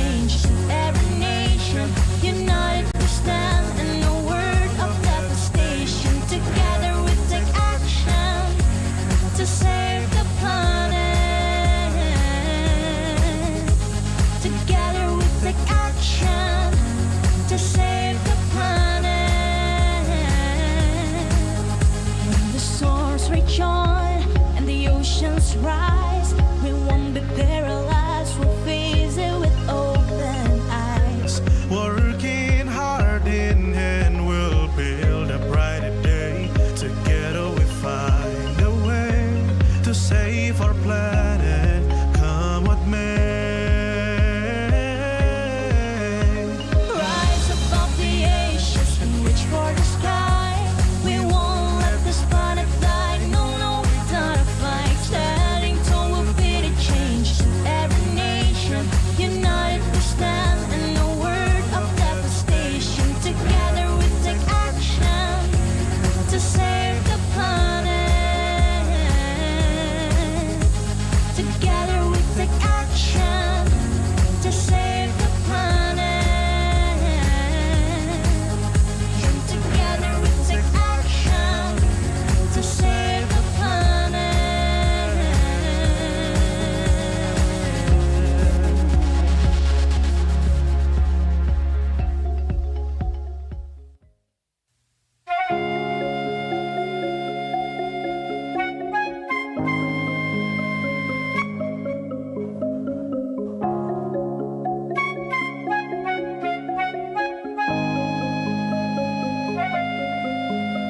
We stand together, and that's where we call our home.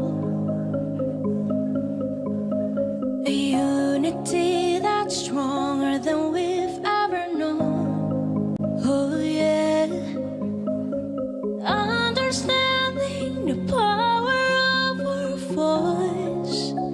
With every choice, we'll make the right ones for the world. When the storms rage on and the oceans rise, we won't be paralyzed, we'll face it with open eyes. Working hard in hand, we'll build a brighter day. Together we find a way to save our planet, come what may. Rise above the ashes and reach for the sky. We won't let this planet die. No, no, not a fight. Standing tall will be the change. Every nation united we stand, and no word of devastation. Together we take action to save the planet. Together we take action to save the planet.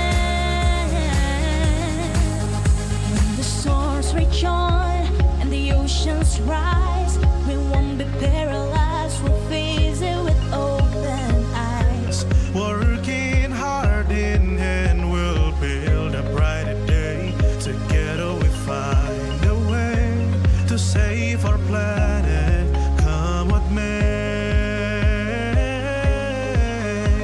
Rise above the ashes and reach for the sky. We won't let this planet die. No, no, not a fight. Standing tall will be the change. Every nation united we stand, and no word of devastation. Together we take action to save the planet. Together we take action to save the planet.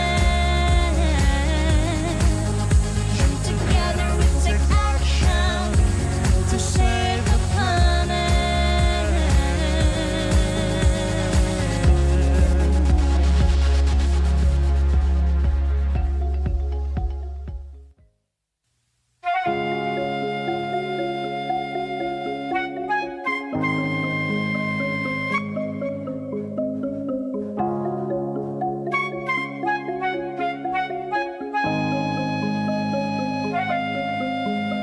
We stand together, and that's where we call our home. A unity that's stronger than we've ever known. Oh yeah, understanding the power of our voice. With every choice, we'll make the right ones for the world. When the storm storms rage on and the oceans rise, we won't be paralyzed, we'll face it with open eyes. Working hard in hand, we'll build a brighter day. Together we find a way to save our planet, come what may. Rise above the ashes and reach for the sky.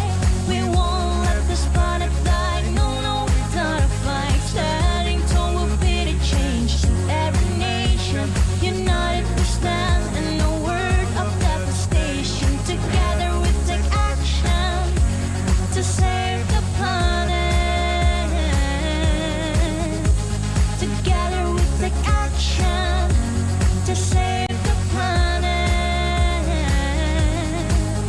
When the storms rage on and the oceans rise, we won't be paralyzed, we'll face it with open eyes. Working hard in hand, we'll build a brighter day. Together we find a way to save our planet, come what may.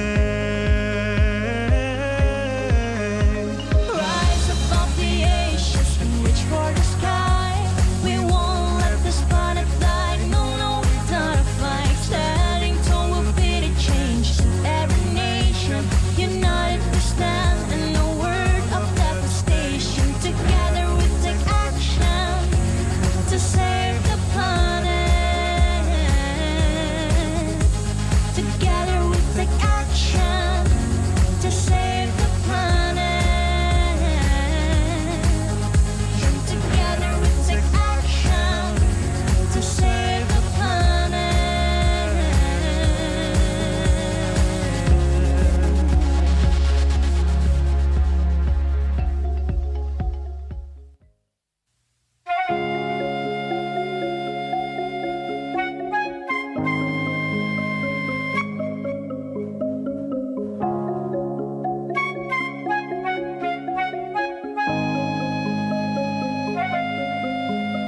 We stand together, and that's where we call our home. A unity that's stronger than we've ever known. Oh, yeah. Understanding the power of our voice. With every choice, we'll make the right ones for the world. When the storms rage on and the oceans rise, we won't be paralyzed, we'll face it with open eyes. Working hard in hand, we'll build a brighter day. Together we find a way to save our planet, come what may.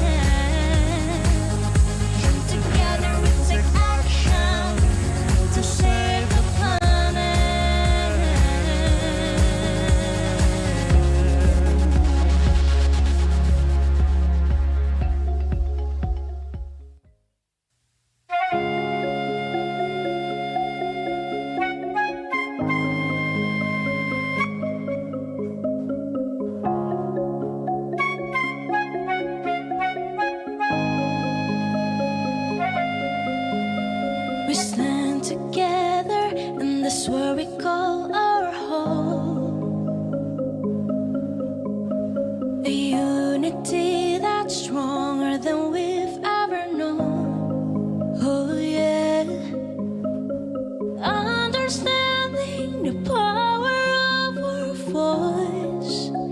With every choice we'll make the right ones for the world. When the storms rage on and the oceans rise, we won't be paralyzed, we'll face it with open eyes. Working hard in hand, we'll build a brighter day. Together we find a way to save our planet, come what may. Rise above the oceans and reach for the sky. We won't let this planet die. No, no, not a fight. Standing tall will be the change. Every nation united we stand, and no word of devastation. Together we take action to save the planet. Together we take action to save the planet. When the storms rage on and the oceans rise, we won't be paralyzed, we'll face it with open eyes. Working hard in hand, we'll build a brighter day. Together we find a way to save our planet, come what may. Rise above the oceans and reach for the sky.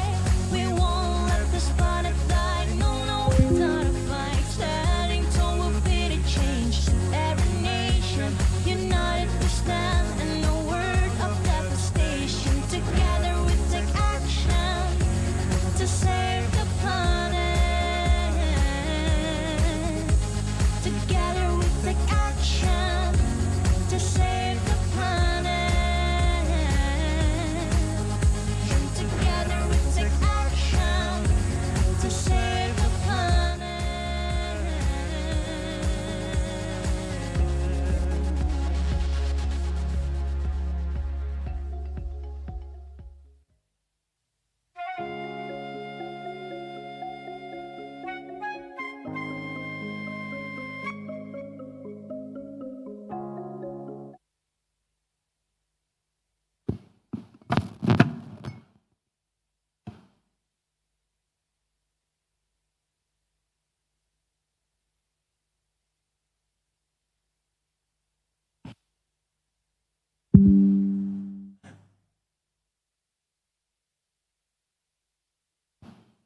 Okay, thank you. Good afternoon. And our final session for this afternoon and the summit is on the launch of the Global Media for DRR network. It will recap on the achievements of the unique UN DRR WBU Media Saving Lives initiative to integrate media in the Global South in efforts to save lives.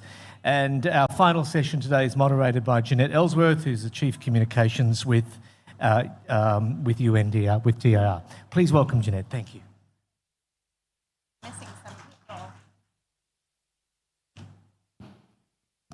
Hi everyone, good afternoon. I have the unenviable task of the most difficult job of the whole 2 or even 3 days if you were here with UNESCO. So thanks very much for hanging in. And I do hope that we're going to be able to keep your attention because we're coming back to you at the end of this session to get some of your feedback. So do get involved, and I hope people will come in from the break as we get started. So you've been hearing this over the past couple of days about the relationship and the project that we've been running with ABU, and I'm very delighted to introduce one of the representatives from each of the regions who have been working on that project so we can learn a little bit more about that and hear about how we're going to be taking that forward into the future. So if I can invite on the stage, please, Natalia Lieva, the Global Project Manager for the project and Asia Pacific Coordinator from ABU, who doesn't need much introduction, I believe, but does need a big round of applause. Thank you. And Margaret Kamal, the head of the Secretary General's office in the Africa Union of Broadcasters. Thank you. We would also like to introduce Rita Nujaim, the program manager at Radio Liban, representing the Asia States Broadcast Union. Rita, just good timing. Take your time. And we would also like to invite Shannon Wascott, the senior journalist from TTT Trinidad and Tobago, representing the Caribbean Broadcast Union here. Thank you. And last but definitely not least, Luis Antonio Buron Barahona, the Communication and Public Information Assistant at UNDRR's Regional Office for the Americas and the Caribbean. So welcome. So as you've heard, we have been working on this project for a couple of years, and we're really proud of the success that we've had. You will have heard over the past 2-3 days how important the role of journalists and the media are in saving lives, in early warning systems, and in DRR. But in case you needed any more convincing, I've got a first-hand story that I would like to share with you today. If we can play the first video, please.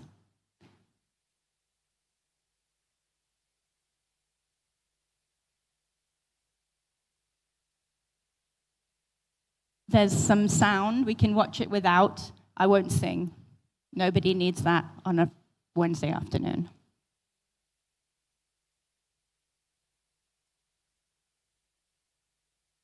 Do we have the sound? No? Okay. Don't worry, we keep going. In the interest of time.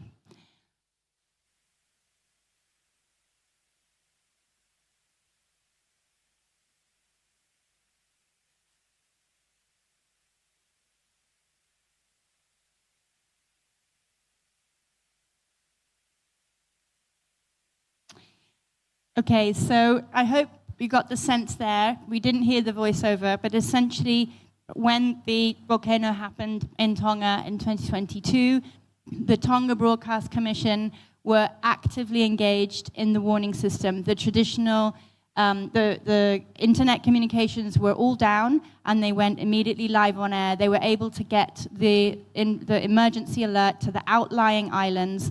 They were able to warn people to evacuate because there was a tsunami risk, and they were actively engaged in the response to that. So, as I said, if you needed any more convincing about the important role that media is playing, you don't need to believe me. You can hear it firsthand. And fortunately, thanks to the quick thinking of our partners and the people, the amazing work that the emergency services were doing in collaboration with also the tsunami warning systems in New Zealand and Indonesia and around the area, they had very few casualties in this event. So really, really an inspiring story. So now, I just wanted to give you a little bit of an update of the overall picture of the project that we've been working on. If you don't mind showing this slide, thank you. We have been going for 4 years now, and as you can see, 2,500 media professionals have been trained. 111 organizations have benefited from that training. And what we're going to do here today is talk a little bit about the regional experiences and what that has meant for the journalists in the region, and also think a little bit about how we would like to take this forward. So if we can start with you, Natalia. You are the overall coordinator of the program, and can you just tell us a little bit about your experience, really from the very first conception phase to where we are now, and how what you've seen has changed as a result? Thank you, Janet.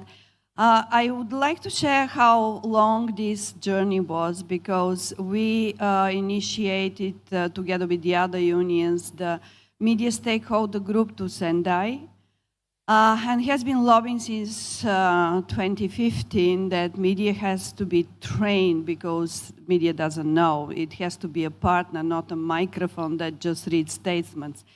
And it didn't happen. The breakthrough happened when the previous head of UNDRR, Mami Mitsutori, joined our General Assembly in Tokyo and met representatives of all unions.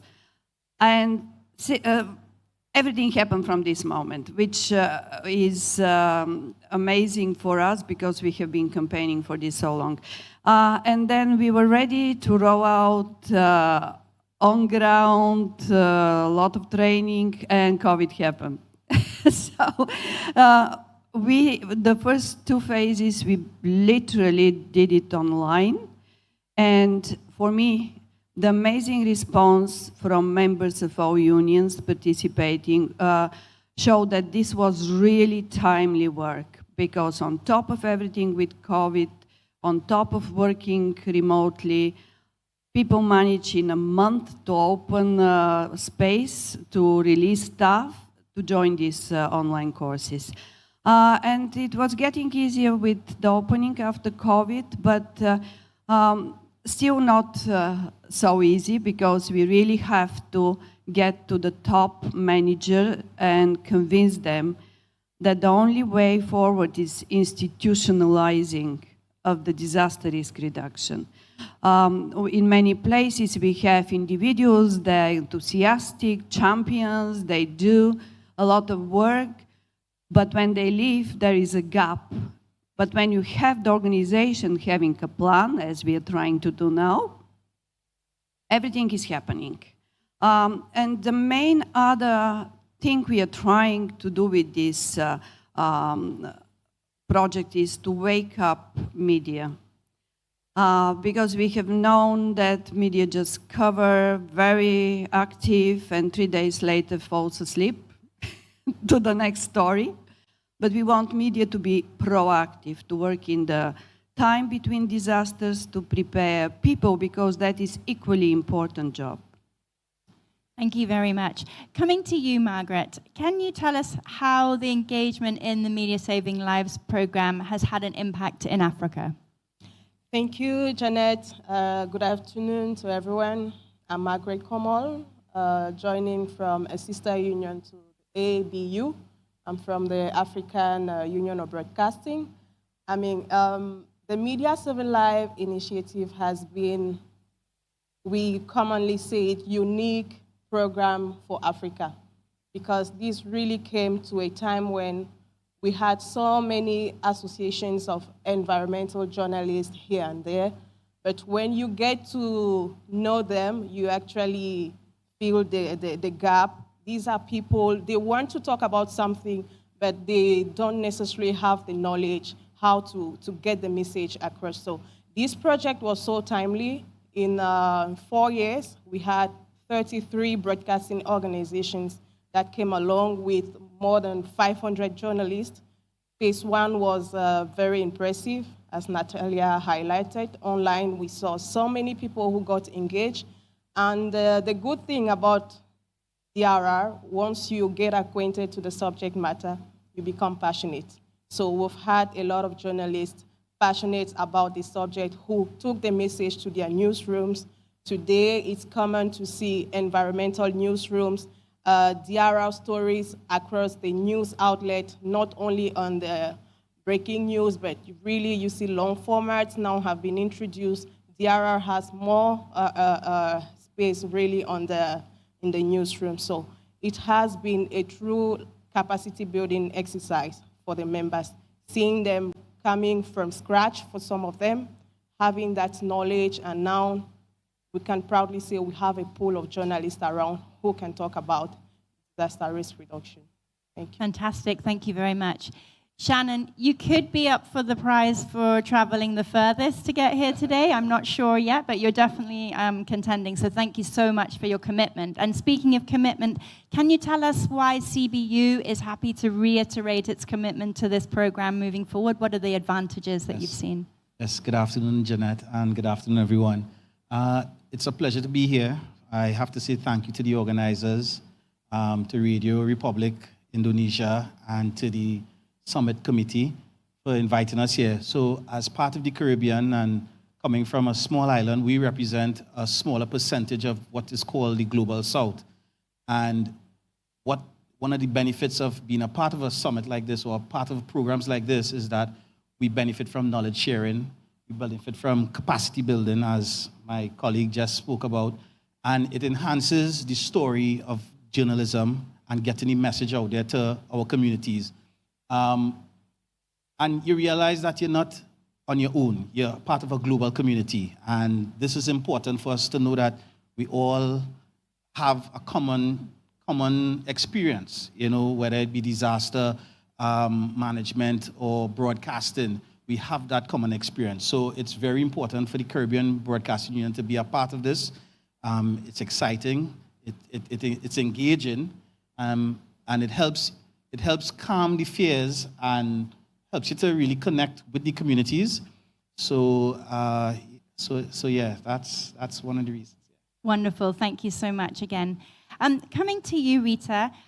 In the region of the Arab states, it's so challenging and such a difficult environment with all the news that we see every day taking over. Can you tell us a little bit of how you make the space, how you find the space to actively engage people on these issues of climate and disasters? Because disasters don't wait for a conflict to finish. Yes. So how are you doing that, and especially with young people? Yes, everybody knows that the war threatens in my country.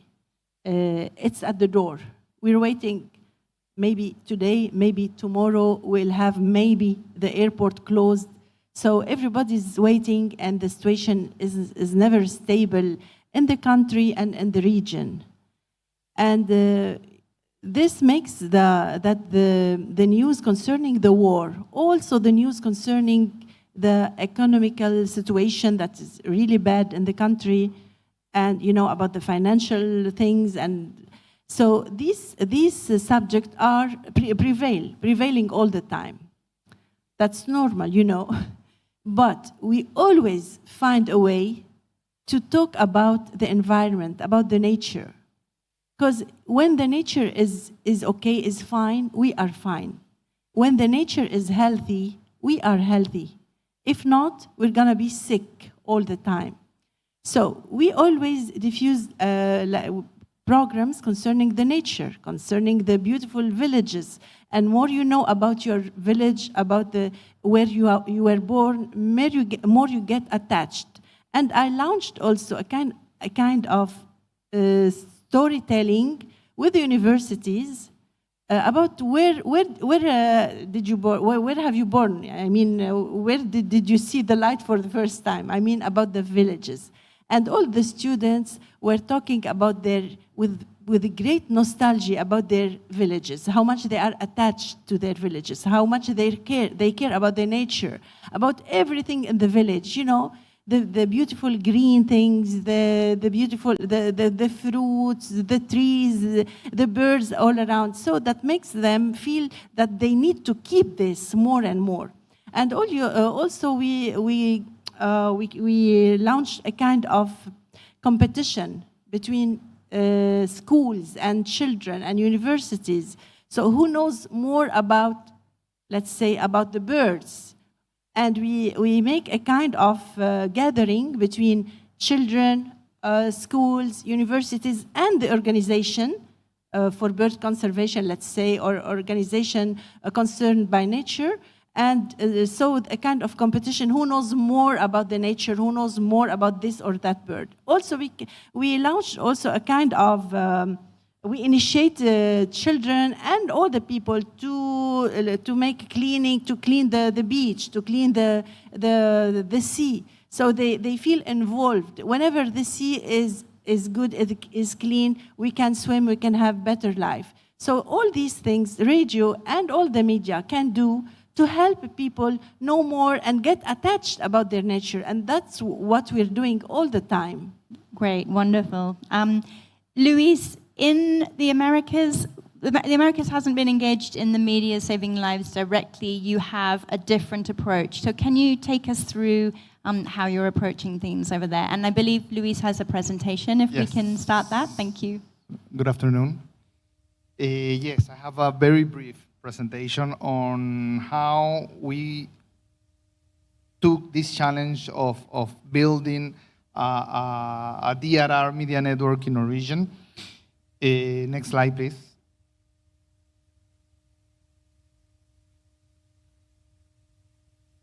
Okay, so the challenges we had is have been spoken throughout this summit. There are common challenges in all of our regions. Improve communication between audiences, media, and institutions, inform about risks, expand DRR understanding, and have a better narrative on how stories are told is crucial for audience engagement and understanding. So what we did is we made a call on journalists and media all over the region. Some of the benefits that we offer was training and specialization, access to experts, visibility of their work, invitation to UNDRR events, and invitation to moderate events. I was talking with Shannon. One of the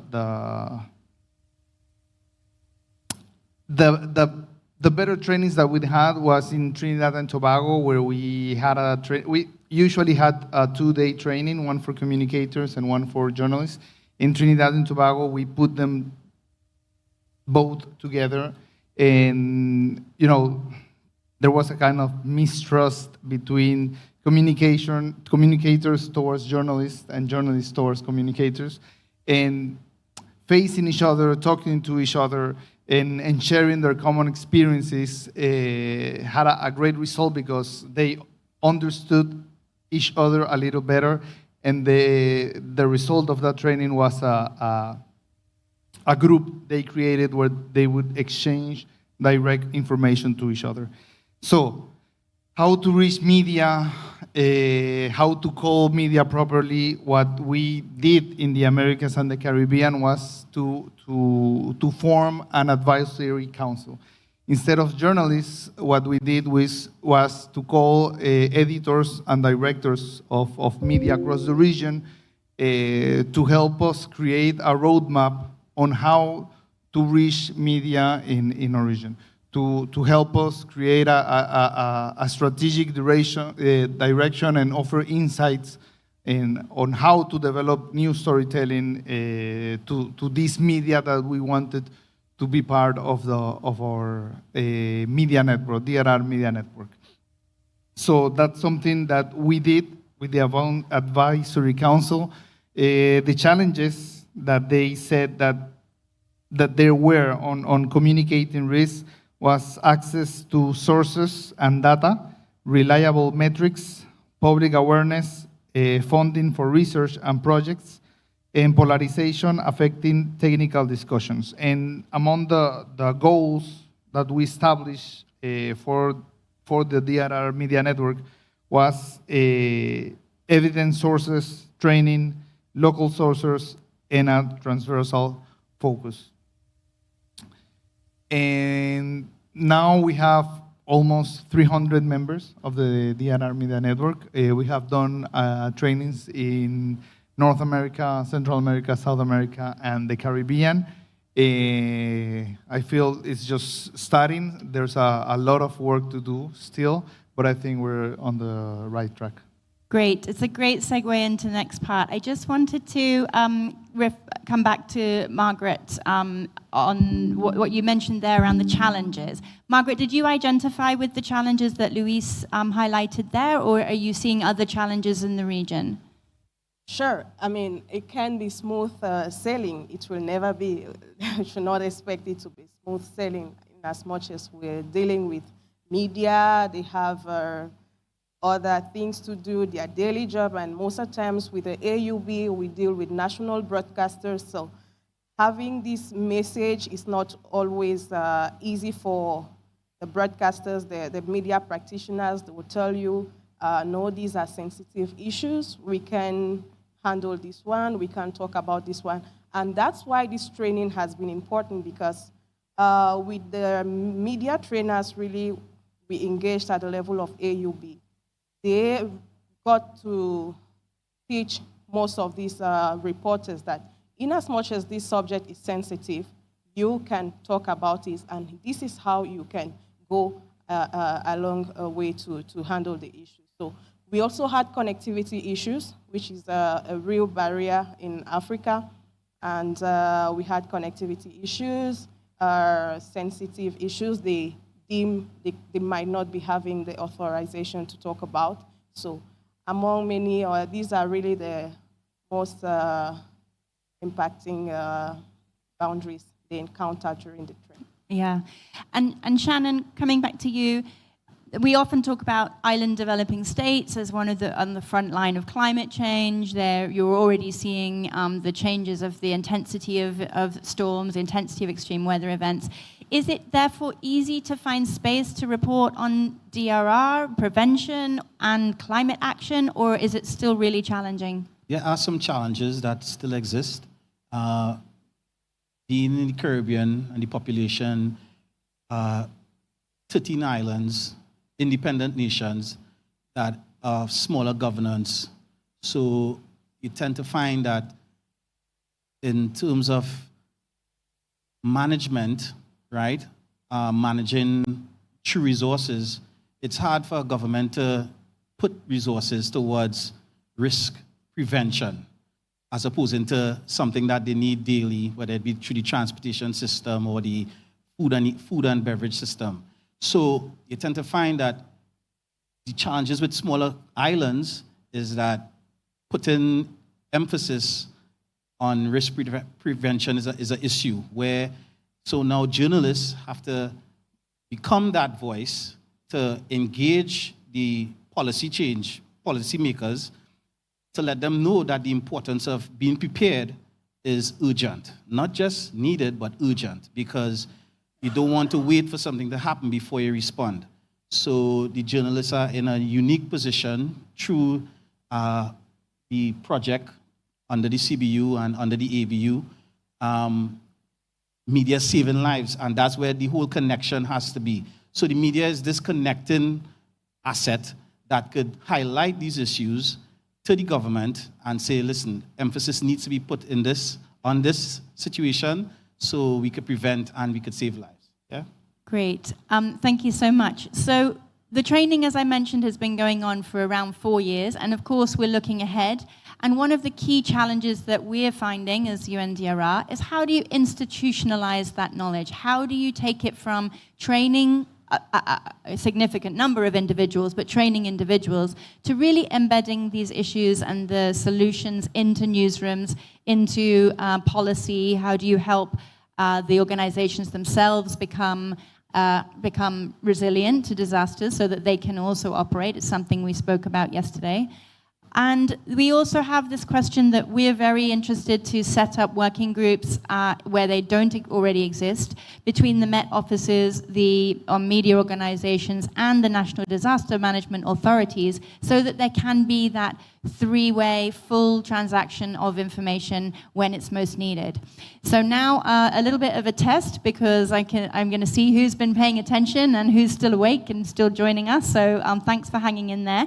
We are launching our global media network for DRR this afternoon. So we're very excited. You heard that we already have a strong network in the Americas of around 300 journalists. We have other networks that are at different stages of development in the other regions. We want to join that up. And what I would really love to hear from you, I think they will show on the screen a QR code so that you can join that if you want to.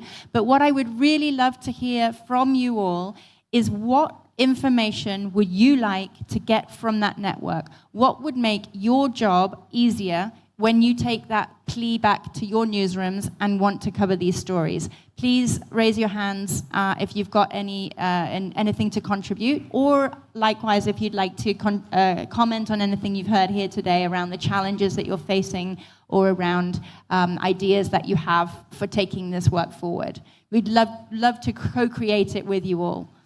So don't be shy or sleepy. Maybe we should, there we go. We've got one question at the back there. One comment, I should say. Thank you. And maybe if you want to just say where you're from. Well, actually, I'm a part of the national radio, but I hope I can still ask. Of course, you're very welcome. Okay, I'm a reporter. So I'm more like want to know the insights of any of you about that. I think all of us still facing the challenge of spreading any early warning, especially for the radio. I think what they say that people are like leaving the radio behind. I mean, like, not, of course, we can access it through the apps, but I'm wondering, do you have any solution or any kind of the ideas how we are tackling any challenge of spreading the early warning, especially to reduce or prevent any disaster? Thank you. Okay, so that's a great question, and I'm going to also translate that into a need for our network. So solutions around practical guidance on how to share information in emergency scenarios. We're going to take that as a takeaway. In the interest of time, is there any other questions that people, or as I said, like, tell us what you would want from the network, or tell us what would help you to take this away and action it? Please, if there's any other comments. Okay, does anybody have an answer there for our colleague at RI? It's a really challenging one, I think. Yeah, thanks, Natalia. We have seen in many organizations there is no preparation for such situations. That is totally mainstreamed to all staff. And part of this project, next stages, is actually to develop standard operating procedures for newsrooms, so the news break, and everyone knows what to do. We were very grateful to the organization that Anthony is representing, ABC. They actually gave us their templates. When something happened, you have a template, you just fill the template, and in no time, you start broadcasting news. We are going to share this. I think we shared with CBU because they wanted to have this. The other thing that we are going to, hopefully next year, we are going to have the model template for disaster prevention and response plan, which has many components. This is one of it, the standard operating procedures, but also advise how you staff the newsroom when something happens. In many organizations, especially in especially in Asia, we know there is a special rapid response team which immediately takes over the broadcast, and they're trained, they know what is going on, they understand the science, understand the messages coming from alerting channels. For China, I know that their team can reach any place in 2 hours, because they're not just in Beijing, they're in many places. I would challenge our Japanese colleagues to say what they do, because they have amazing system. They have 400 cameras across the country that are taking live pictures, and they back their information with the videos from these cameras, and they have developed an amazing system. Thank you very much. And I think Margaret wanted to come in as well. Yes, one more thing. I would like to share a beautiful story we encountered in phase 4. It's the story of Catherine from radio. She joined the online training, and because of the passion she showed alongside, we told her, Catherine, we're going to engage you in the co-production exercise TV. She wanted to back out, like, I'm not ready for this, I can't. We told her, no, you can do this. So I just wanted to show this as an example. One of the reasons we keep on, we move ahead with the agenda, because we think there are people like Catherine out there that just need the encouragement and can get the message across. So Ruchi, if...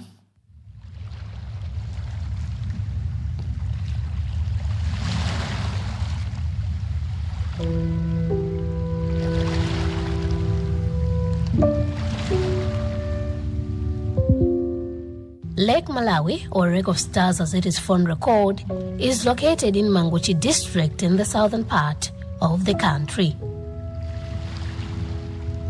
The lake is a lifeline for local residents of the district, particularly fishermen. But Rajabu Ali Ntolilo and his fishing mates know best that beyond its scenic beauty lies a tale of survival against nature's fury. For the hundreds of fishermen who engage in the daily routine, dangerous is an understatement.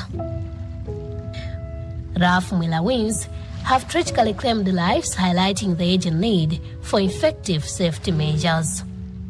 Rajabu Ali Ntolilo, a fisherman from the Mpemba fishing zone, recounts his ordeal. Tidayamba kugwira ntchito ine ndi nzanga sitinazindikire bechina chilichonse kunatipeza mphepo yazizizi kunapezeka zoti boti lichalabira lidabira tinayesisabe umundumu ma munthu wake mwachisomo ndithu tinazapezeka zoti tinatengedwabe ndi mphepo ija anadzatipezako asozi anzathu nkutitola atatitola mpaka na ndithu anayenda. So it's a 6 minutes. I don't think we have all of the time. So I just wanted to show this beautiful example. We thought it's very important for us to show it out here. There are so many people out there. They just need that encouragement. Let's get them on board and get the message across. Thank you. Oh, really great story. Thank you. Anyone else want to share anything that they would really like to see from that network? What would make you join the network? Thanks, sir. I've got a question down here.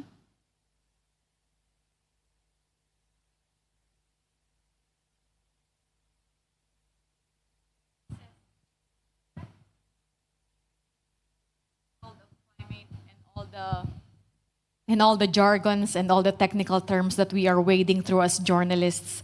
It's very important to have that backup in terms of accuracy and credibility. And I was having this conversation earlier with one of our colleagues here, because for me, I remember one time there was a huge earthquake somewhere and I was drafting a tweet. And one of my team members sent me a draft where the earthquake is related to climate change. And it's not necessarily true. Just because there's an earthquake or volcanic eruption means it's already triggered by climate change. So those things that just for the sake of being the first to say something, I know media, comms work, we're always racing against time, but we also need to make sure that whatever we put out there, whatever we write about, whatever we publish or we post are based on facts and not just for the sake of being the first or being able to say something just for the sake of doing it. Thank you very much. Really important challenge that I think we're all facing, and we already know some really robust sources, like WMO has some really good fact-checking tools, so that's a really practical suggestion. Thank you, and we can already action that. I don't know if others want to comment on or respond to that idea of fact-checking, or do you have other sources that you want to recommend? Anyone want to? Otherwise, we can... Do we have other comments or questions? What would make you join such a network? Tell us something that would really motivate you to be part of that. Would it just be to know that you're not alone in the struggles that you're facing trying to cover this, or to share best practices with someone who may understand? Let us know what would be helpful there. Thank you. So it could be sharing story ideas also, and whatever is happening in my country, you can also do a story. Other persons in other countries can do that story, take it over. Yeah, fantastic. So story ideas, how to localize different global messaging maybe. Natalia, did you want to comment? Yeah, it's not my comment. It's when we were working with a lot of people, people just said, okay, just to start, 2018, I first met Margaret because we were having, sponsored by UNESCO, twinning workshop of Asia, Pacific, and Africa journalists that has worked on climate change. This group is still active, WhatsApp group. And at one point people were asking, oh, I need to have the story that is in your country. So it's like stringers, like local correspondent. And that came in other groups as well. So probably one of the tasks of this group is you don't have resources to go somewhere. A lot of people are not subscribers of the big Reuters, AFP. So that is a source of information that you can trust because these people has been trained like you. Thank you. Let's talk a little bit about media resilience itself. How many of you work at agencies or organizations that have a DRR plan? Do you know what that is? If you know, can you, just a show of hands, you know that you have a DRR plan and you know what it is? Anyone? One hand? Really? No one wants to? Yeah. He's just saying that he has one. So that's really concerning because in the event of an event, in the moment of a disaster event, how are you going to get back on air? Do you know that? Like, how are you going to be able to do your job and to really deliver these life-saving services? Maybe that's one thing we can also share on the network, ideas for that. We have the template being developed, and we can also share experiences from those who maybe are a bit more advanced along those lines. One of the things that came out of Luis's presentation, and also that we're looking ahead for the next phase of the project, is to expand just from DRR for media, but also communications for DRR experts. So we want to have this idea of for us to all be better at reporting on DRR, but also for those who are working in the national disaster management authorities to be better at communicating and to build those bridges. So I just wondered if anyone here would like to share experience of how that's working, but maybe in their own country or in their region. Does anyone have stories on that? No, especially.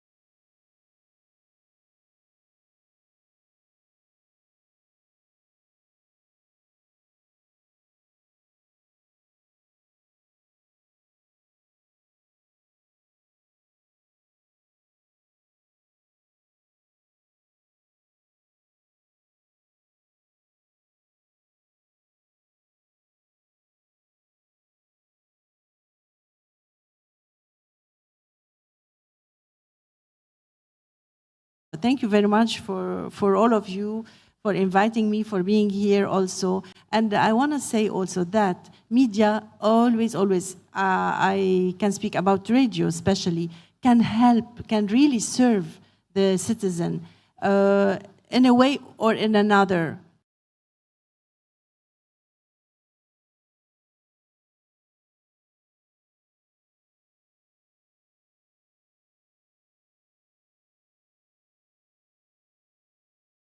day with nature. They can call the people, let's have a day in the nature. Let's have a day with bike, not to fight pollution. There is always a way radio can help people to conserve their nature, to conserve this planet. Jeanette, yeah. So I just wanted to add, Sidema, as you mentioned, plays a very pivotal role in bringing the community together, the region of the Caribbean, in terms of mobilizing when a disaster hits. So, for instance, in 2021, when we would have experienced a major volcano in St. Vincent and the Grenadines, where the volcano erupted, when 2021 was still the height of the pandemic with the coronavirus, we had earthquakes. We also had a couple of hurricanes.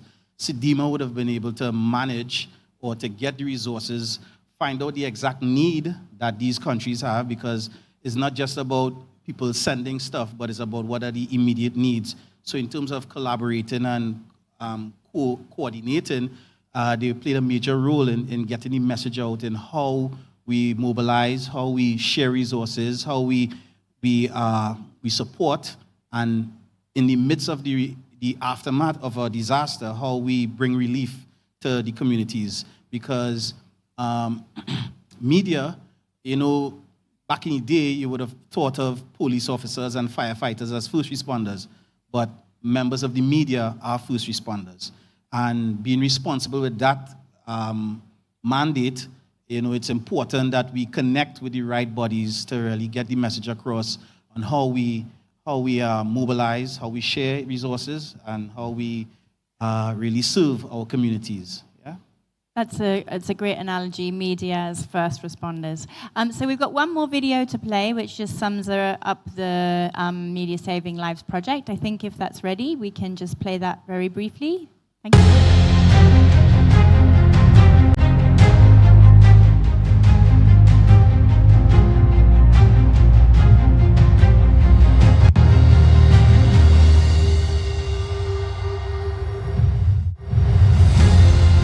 The Media Saving Lives initiative was agreed at the ABU General Assembly in Tokyo when several regional broadcasting unions and the United Nations Office for Disaster Risk Reduction forged a groundbreaking partnership. This is a global, long-term capacity-building program to harness the unprecedented power and reach of media to deliver effective early warnings for disasters and nurture a culture of prevention. The initiative aims to change the attitude of media practitioners from being reactive to adopting a proactive approach, moving from reporting casualties and losses to educating people how to stay out of harm's way and making climate action and disaster resilience part of their organization's DNA.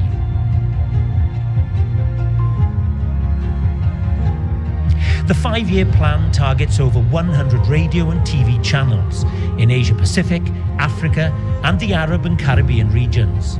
Members of the world broadcasting unions in these regions can reach 5 billion people. The 3 phases of the initiative have engaged 88 broadcast organizations in the Global South and trained more than 2,000 media professionals.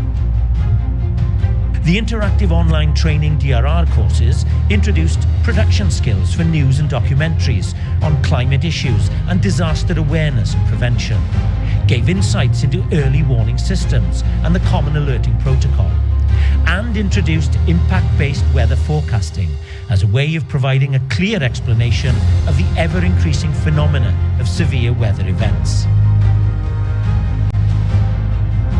To increase DRR and climate change content on air and allow the least developed countries' media direct access to vital information, the project supported syndicated coverage of 4 global gatherings. Multinational teams provided daily stories distributed through regional broadcasting unions' news exchange platforms to over 200 media outlets globally.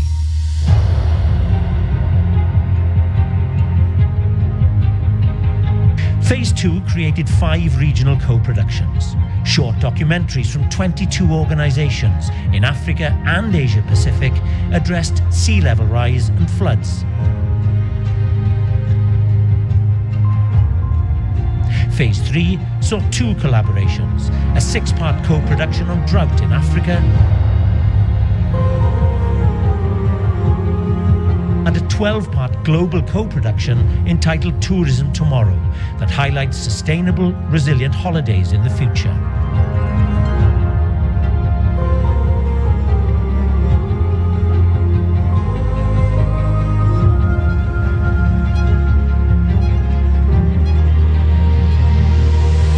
Phase 4 will engage a further 15 broadcasters from the Global South, focused on the UN's Early Warnings for All project, an ambitious campaign aiming to provide everyone in the world with reliable, effective early warnings. This is the next step to integrate media as a trusted partner in global efforts to save lives and livelihoods. The climate emergency affects everyone, and the media can help climate action become everyone's concern.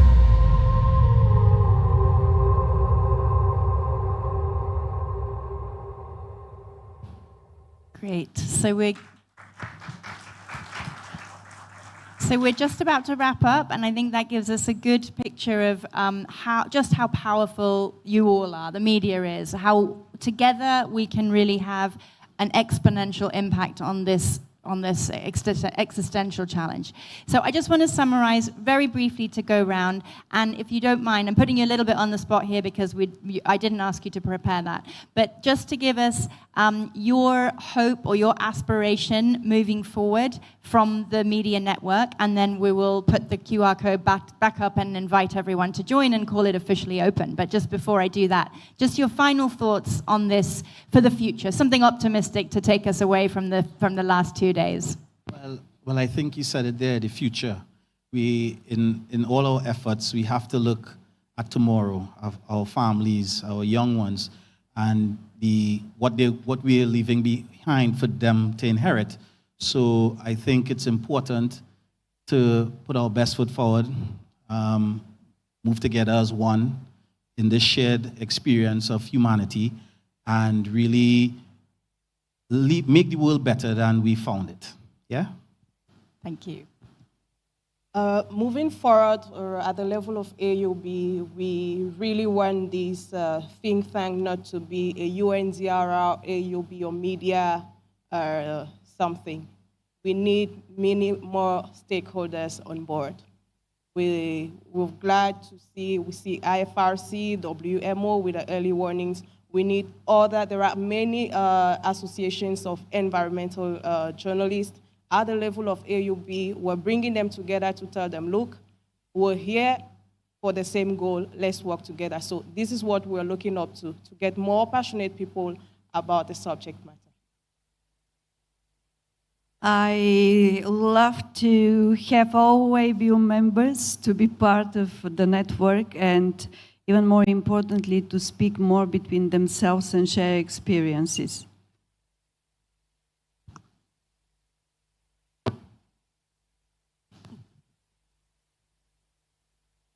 Once I heard a scientist saying that, talking about the environment terrorism, and I was terrified.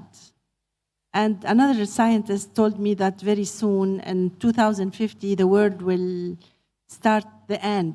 And by 2100, it will be the end of the world. That's what he said.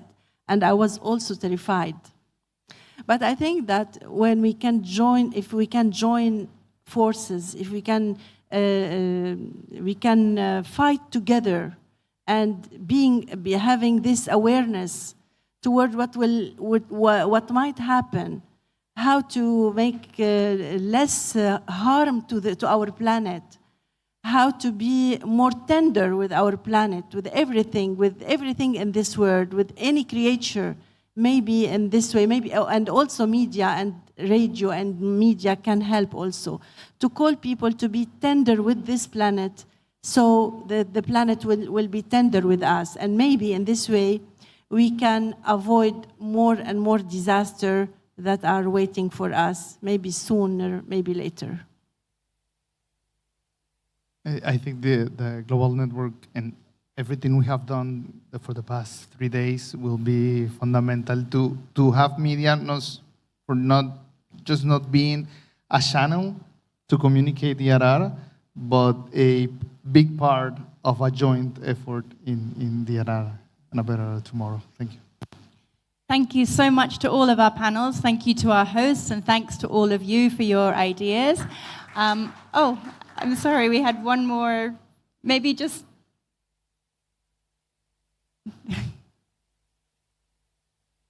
Sorry, I didn't see you there if you were raising your hand earlier.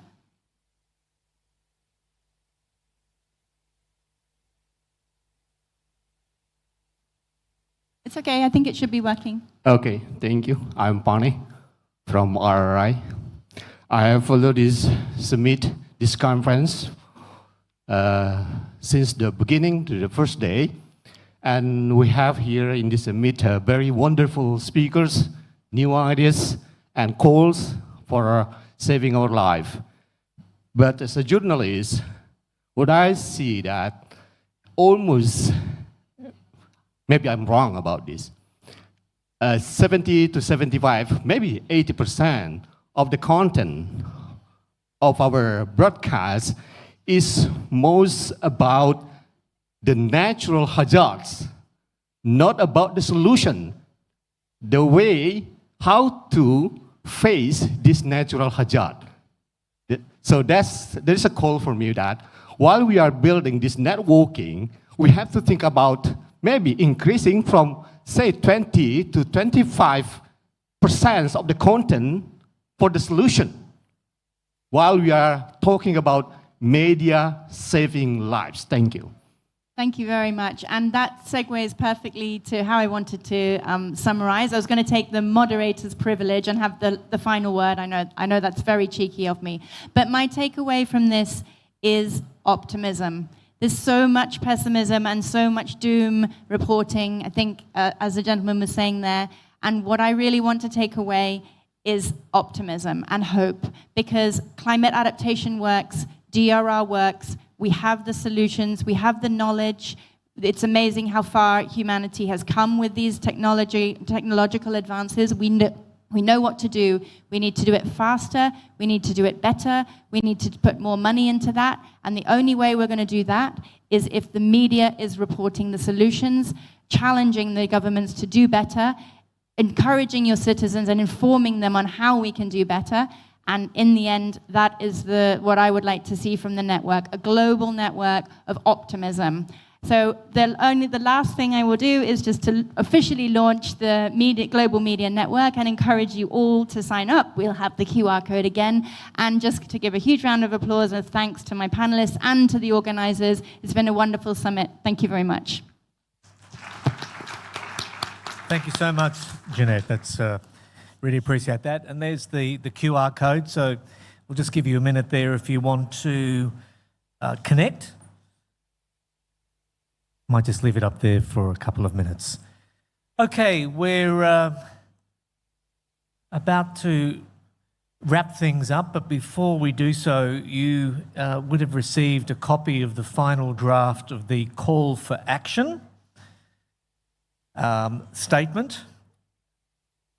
And Giacomo, if you could come forward, please. So we'll just give you some time to read that, because we will be looking for your vote or support either way in approving the text in principle. So that's what we'll be doing in just a moment through a show of hands. But Giacomo, I'll get you to explain a little more about this. Thank you.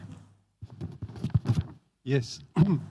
As usual, at the end of this summit, as we did already several times, there is this document that in which we try to summarize, good or bad. Probably the synthesis made on the rush are always risky business, but we try to summarize in it the essence of what has been said, and especially this is sort of guidelines for us for the next year until the next summit. About the things that we need to do, a sort of action plan for what we expect to do as community of broadcasters, but also with the community that we are creating with the other institutions that are working with us hand in hand for disaster risk reduction. So We try to summarize here a certain number of action.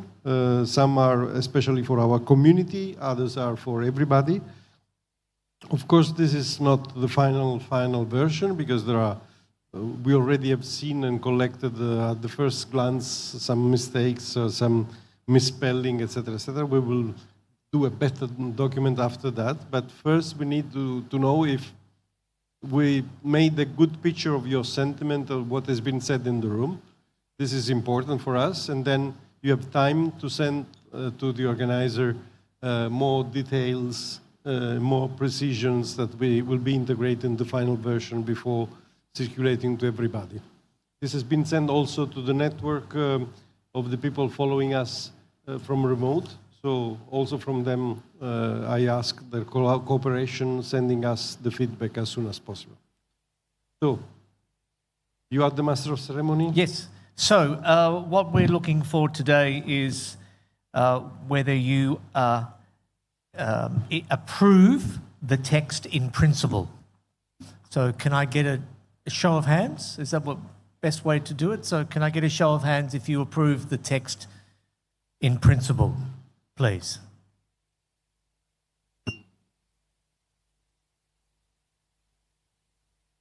Okay. All right. Do we have, okay. And do we have anyone who does not approve the text in principle at this point? A show of hands, please. Okay, well, I think we have that. So, again, congratulations.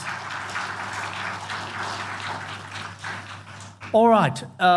We come to the closing of our media summit this afternoon, and if I could call on Pak Hedresmo and Ahmed Nadeem to come forward for those closing words. Thank you. Yeah. I can help you.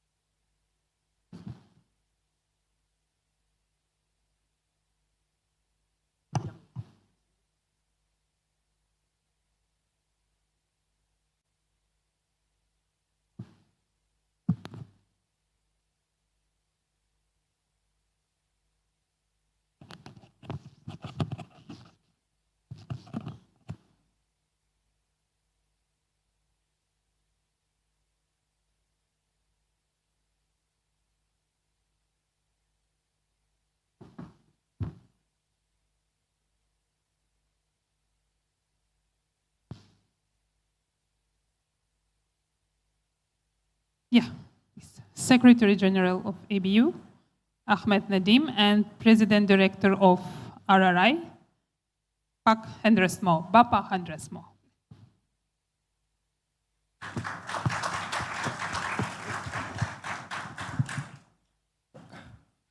Ladies and gentlemen, we are at the end of this forum, and I'm really happy that we already approve the statement, the declaration that already prepared by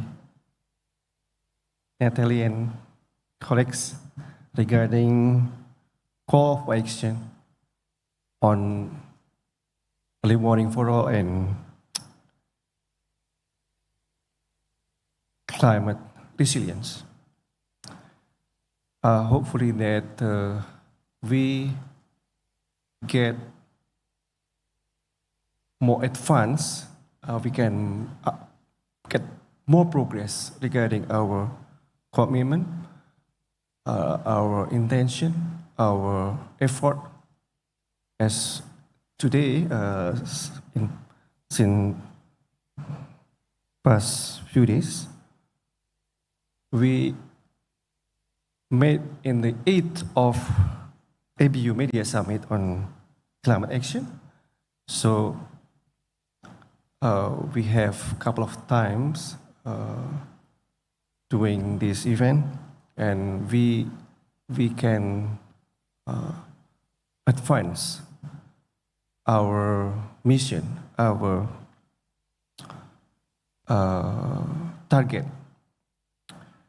But above all, I want to extend my gratitude to each of you for your active participation and invaluable contribution over these past few days.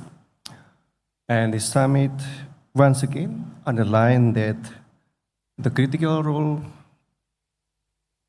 of media in addressing this urgent issue on climate change and disaster prevention. To our discussion, presentation, and collaborative effort, we have illuminated path forward, share innovative solution, and reinforce our collective commitment to safeguarding our planet. Our gathering here in Bali, in place renowned for its natural beauty and cultural heritage, has served as poignant reminder of what we stand to lose if we do not act decisively. The stories that the data presented and the initiative showcase have highlighted the pressing need for immediate and sustained action. We have explored the power of storytelling in the second day, yesterday, in driving awareness and change, importance of accurate and timely information in disaster response, and the necessity of fostering resilient communities. These themes are not just talking points, they are calls actually to action that demand our continued dedication and creativity. And moving forward, let us remember the insight gained and the connection made. Let us leverage the power of media to educate, to advocate, and to mobilize. Each of us here has a role to play in saving a more sustainable and disaster-resilient future. I urge you all to take the inspiration from this summit back to your organization, to continue the conversation, and to implement the strategies we have discussed, including the point that we just approved, of course. Our work does not end here. It begins a new, renewed figure and deeper sense of purpose. Thank you to our hosts, sponsors, speakers, and every participant who has contributed to the success of this summit. Your passion and dedication, of course, are the driving forces behind our collective progress.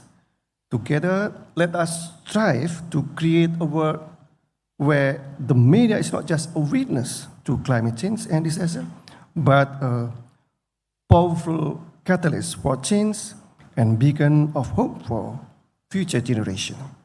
Thank you and safe travel to all. Thank you.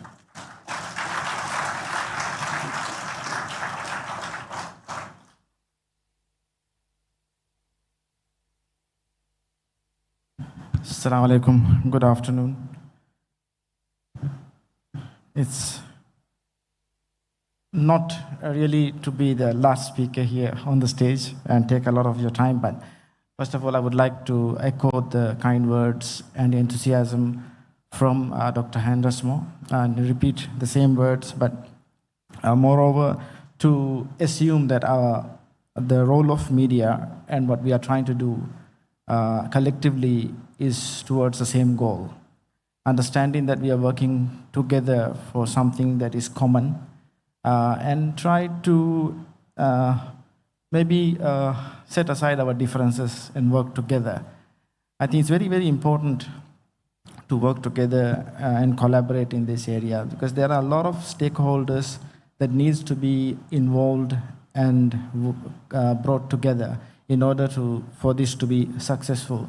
And we have heard a lot of success stories on the stage in the last 2 days, from very advanced organizations like NHK in Japan, for example, and the success stories of what RRI and Indonesia is doing here, to small stories from small organizations, not small stories, but small organizations like even, for example, what Janet and colleagues shared about Tonga.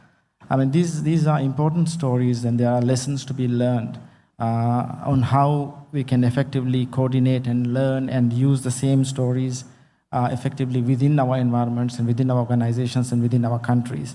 The disasters, the challenges that you face in your own countries, in your own organizations are very, very different from one another. So coming together and learning from each other is the reason why we organize forums like these. We've heard a lot about resilient infrastructures, the use of technology, how advanced technologies are, sustainable approaches, use of language, effective communication methods, all of these trying to understand and fill the gaps that we need to fill in order to bring the messages effectively to the people who are mostly affected through these disasters. We've talked about radio a lot and the role of radio, but we have to understand that through the change of technology, through the change of lifestyles, we don't carry a radio with us anymore. I think it's right to say that we may not have a radio set in our own houses. I don't have one specifically, but I think most of us have things like smart speakers at home now. But I think what is important is to understand the practicality. If we have moved on from radio sets to smart speakers because of the technology, why don't we work with the industry so that the smart speakers will have radio functionality built onto those, so that it is there when we need it. So things like that, working with the industry, collaborating with the industry, thinking outside of the box, because we can't bring the radio listening effectively to our lives now because we've moved so much further than that. It's very difficult to do that, but trying to convince people to bring in the radio sets to their lives, it's not easy. But what we have heard, for example, from Alex Singh from DRM, it's very simple to implement a radio technology in a smart speaker, for example. We've tried a lot to bring that technology to mobile phones. It's not working because it's disrupting the whole ecosystem. But maybe the smart speakers may be one effective way to get it done. Hopefully we can. We've heard from our technology session that 5G broadcast may be the answer, but we are still a bit far away from that. We haven't seen the tests to be that effective to completely replace broadcast infrastructure. So there are many things that we need to talk about. But we've learned a lot from this forum. I would like to again thank our partners, UNDRR, WMO, ITU, IFRC, UNESCO, and other colleagues and experts who have discussed on this forum. Please join me in giving them a big hand. Also, a huge thanks to RRI, my colleague Dr. Hendra Somo and his team for the wonderful hospitality. And finally, to our team, Natalia, Nargiza, Ruchi, and the colleagues for the wonderful work that they have done to bring all of this together. And finally, I think climate change, to some extent, is outside of our hands. Disasters, probably the same, but Fanny might not agree with me now. I heard a completely different approach from her. But I think taking action to prepare for disasters is in our hands. so that we will be prepared to take action when it is necessary. Thank you so much. Thank you. Thank you very much. I think we now need to talk about tonight.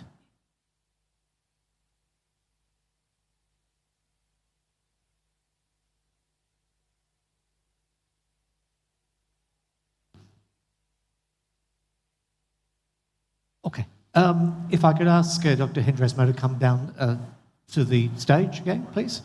We'd like to show our appreciation for the work and the effort and the support that you and your team have given us over the last few days and make everyone feel so welcoming. So thank you so much. Yes, thank you.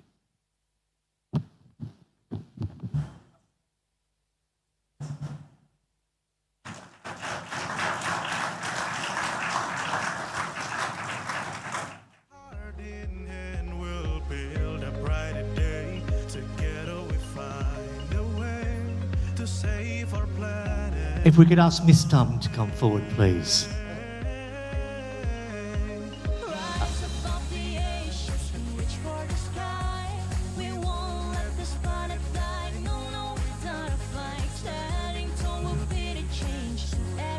Nadine, thank you.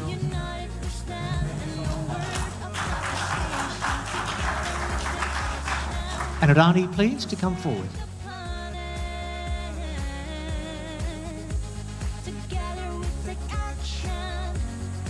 Rani, are you there? Lovely. I would like personally thank this lady who handled so much on her tiny shoulders.